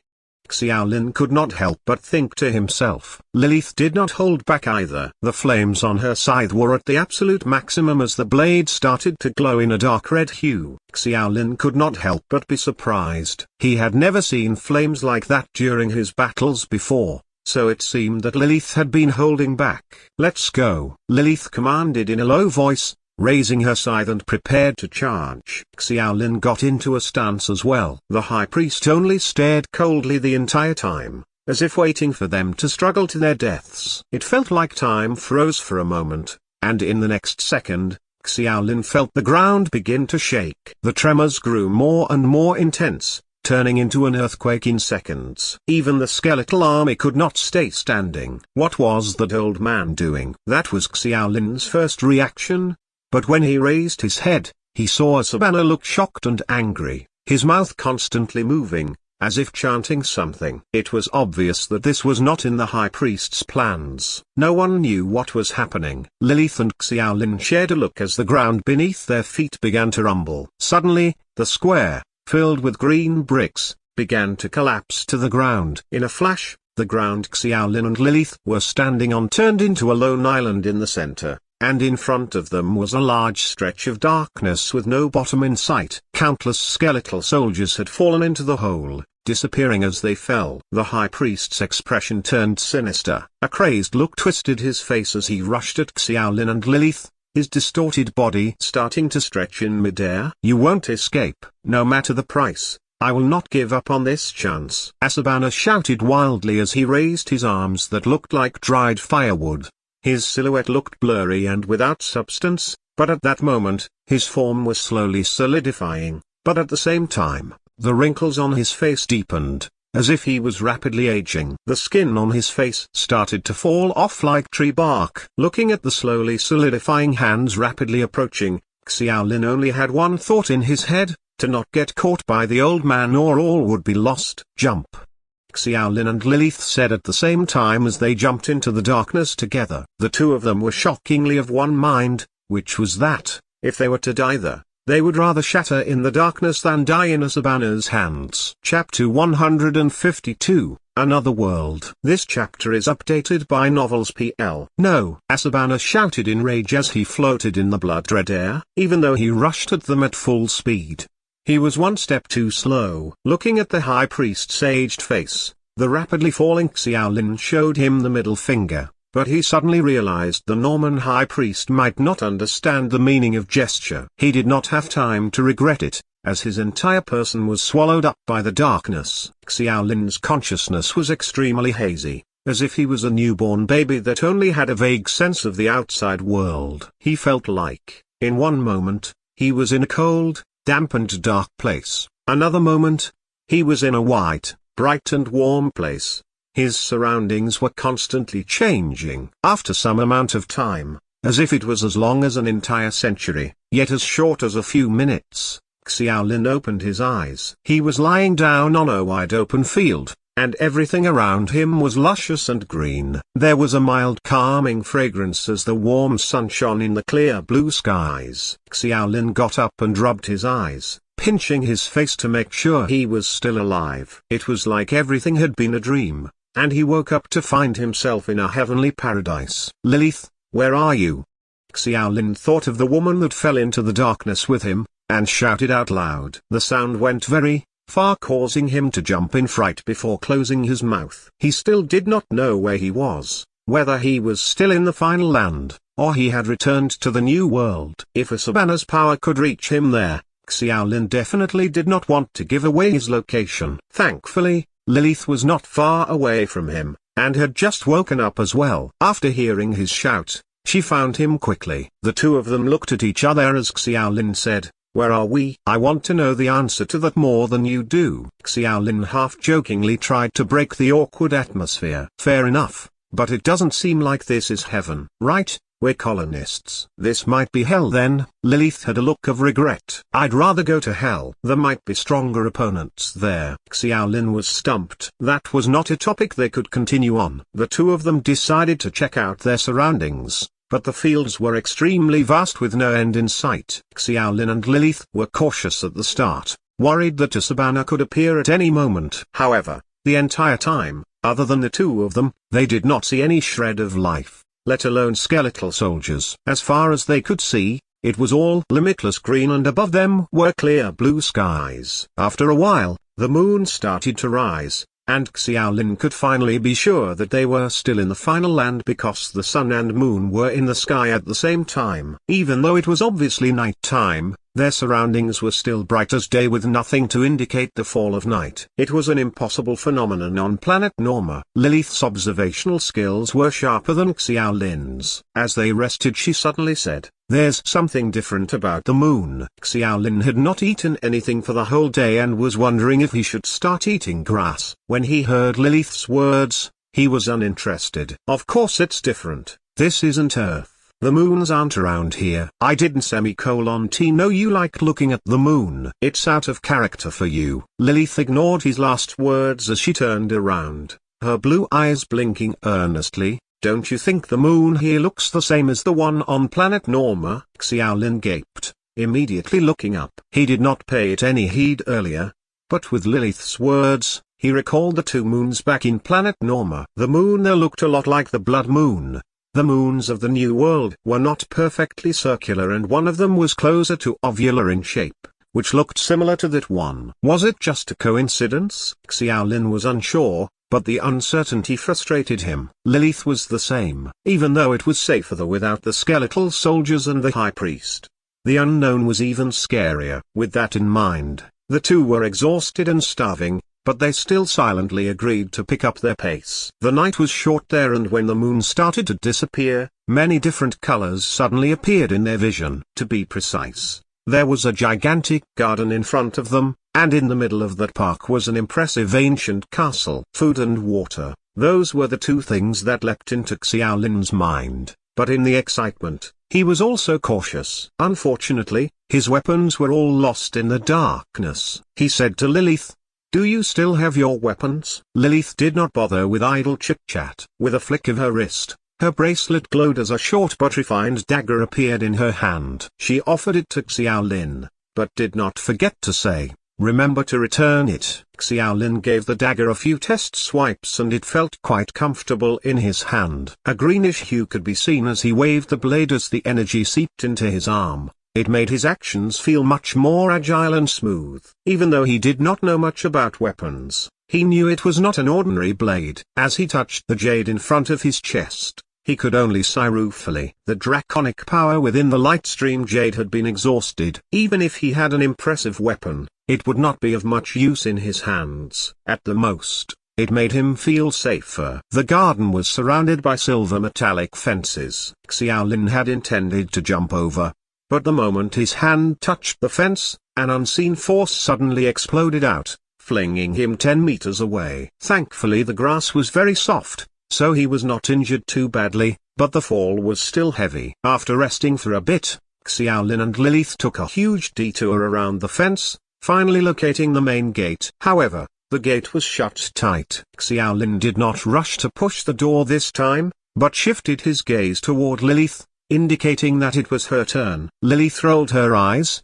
walking forward but not pushing open the door immediately. She looked around nearby, trying to locate some way to open the door. After investigating for a while, she really managed to find something. In a part of the wall obscured by the grass was a golden plaque with a few lines of text. What language is that? I can't make it out. Is it Normese?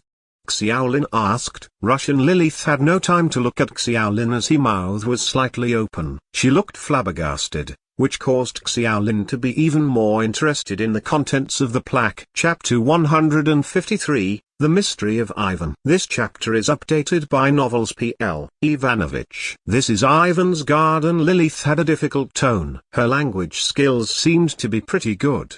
Not only could she speak Mandarin, she was even fluent in Russian. Ivan? The Ivan that established the law of immortality? Xiaolin exclaimed, suddenly understanding what Lilith meant. His eyes were wide. He remembered High Priestess Abana had mentioned that Ivanovich had stepped into the final land before, but he used his own power to escape the place. It looks like that old man wasn't lying. Does this mean this garden is Ivan's former residence? Former residence?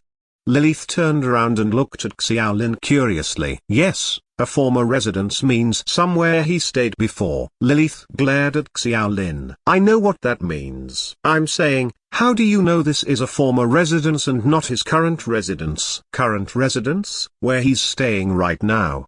Xiaolin almost doubted the woman's Mandarin again, but Lilith's glare made him swallow his words. He turned to look at the words on the plaque, even if he did not understand Russian. After a moment, Xiaolin asked, Ivan's been dead for so long. How could he still be staying here? Who said he's dead? Everyone says so. Xiaolin was not too certain. Thinking about it, the first time he had heard about Ivanovich was when Song Junlang talked about the individual with an SS rank talent who established the law of immortality. Lolander had mentioned him a few times as well, but his knowledge of Ivanovich was way too little. Lilith said calmly, yes, his death was what the Supreme Council announced to everyone, but that is just a lie for the masses. It's a pity that not many people know the truth anymore. What's the truth? Xiaolin could not help but continue the conversation. He went missing. After a moment of silence, Xiaolin asked again, then what happened? There's nothing else. Xiaolin almost cursed at Lilith. How could nothing else have happened? He's the one who established the law of immortality and allowed mankind to prosper. No, allowed the colonists to prosper. His accomplishments cannot be called anything but great. How could someone like that just go missing? If he really did go missing, does no one want to look for him? How could they just announce he's dead? Allowed the colonists to prosper. Lilith had a strange look on her face as she looked away from the plaque. She sighed, someone who knew the truth told me something. Ivan is an angel, he gave us the power to truly colonize the new world, but he is also a devil. He will destroy the whole world. Xiaolin gaped as he asked, destroy the world? Why would he want to destroy the world? Isn't he on our side? Does he have issues with the Russian Academy? Lilith impatiently said, how would I know? I'm not from that era. Even if I was, no one would know the truth. Xiaolin was barraged with thoughts and collected himself. The news was very shocking, but there was another question they needed to be concerned about. If Ivanovich went missing because he came to that world, then was he really staying in the garden right now? Lilith was still studying the plaque. She carefully used her hand to brush aside the lower part of the grass, and softly wiped away dust when the door suddenly opened itself. That was definitely convenient, but Xiaolin began to have some doubts. If Ivan was really alive and staying there, then what consequences would there be if they barged inside? Was Ivan an angel or a devil? Meant it all. What did that even mean? Did Ivan betray humanity in the end? If that was the case, were they courting death by going inside? Might High Priestess Abana have been the easier one for them to overcome? In a flash, a sea of thoughts were in Xiaolin's head. Lilith also stood in front of the door unmoving. It seemed like this fearless woman finally had some doubts. Ivanovich could be said to be the most powerful colonist in history. In front of such a character, even Xiaolin and Lilith, who also possessed SS-rank talents, could not hold a candle to him. Let's go in.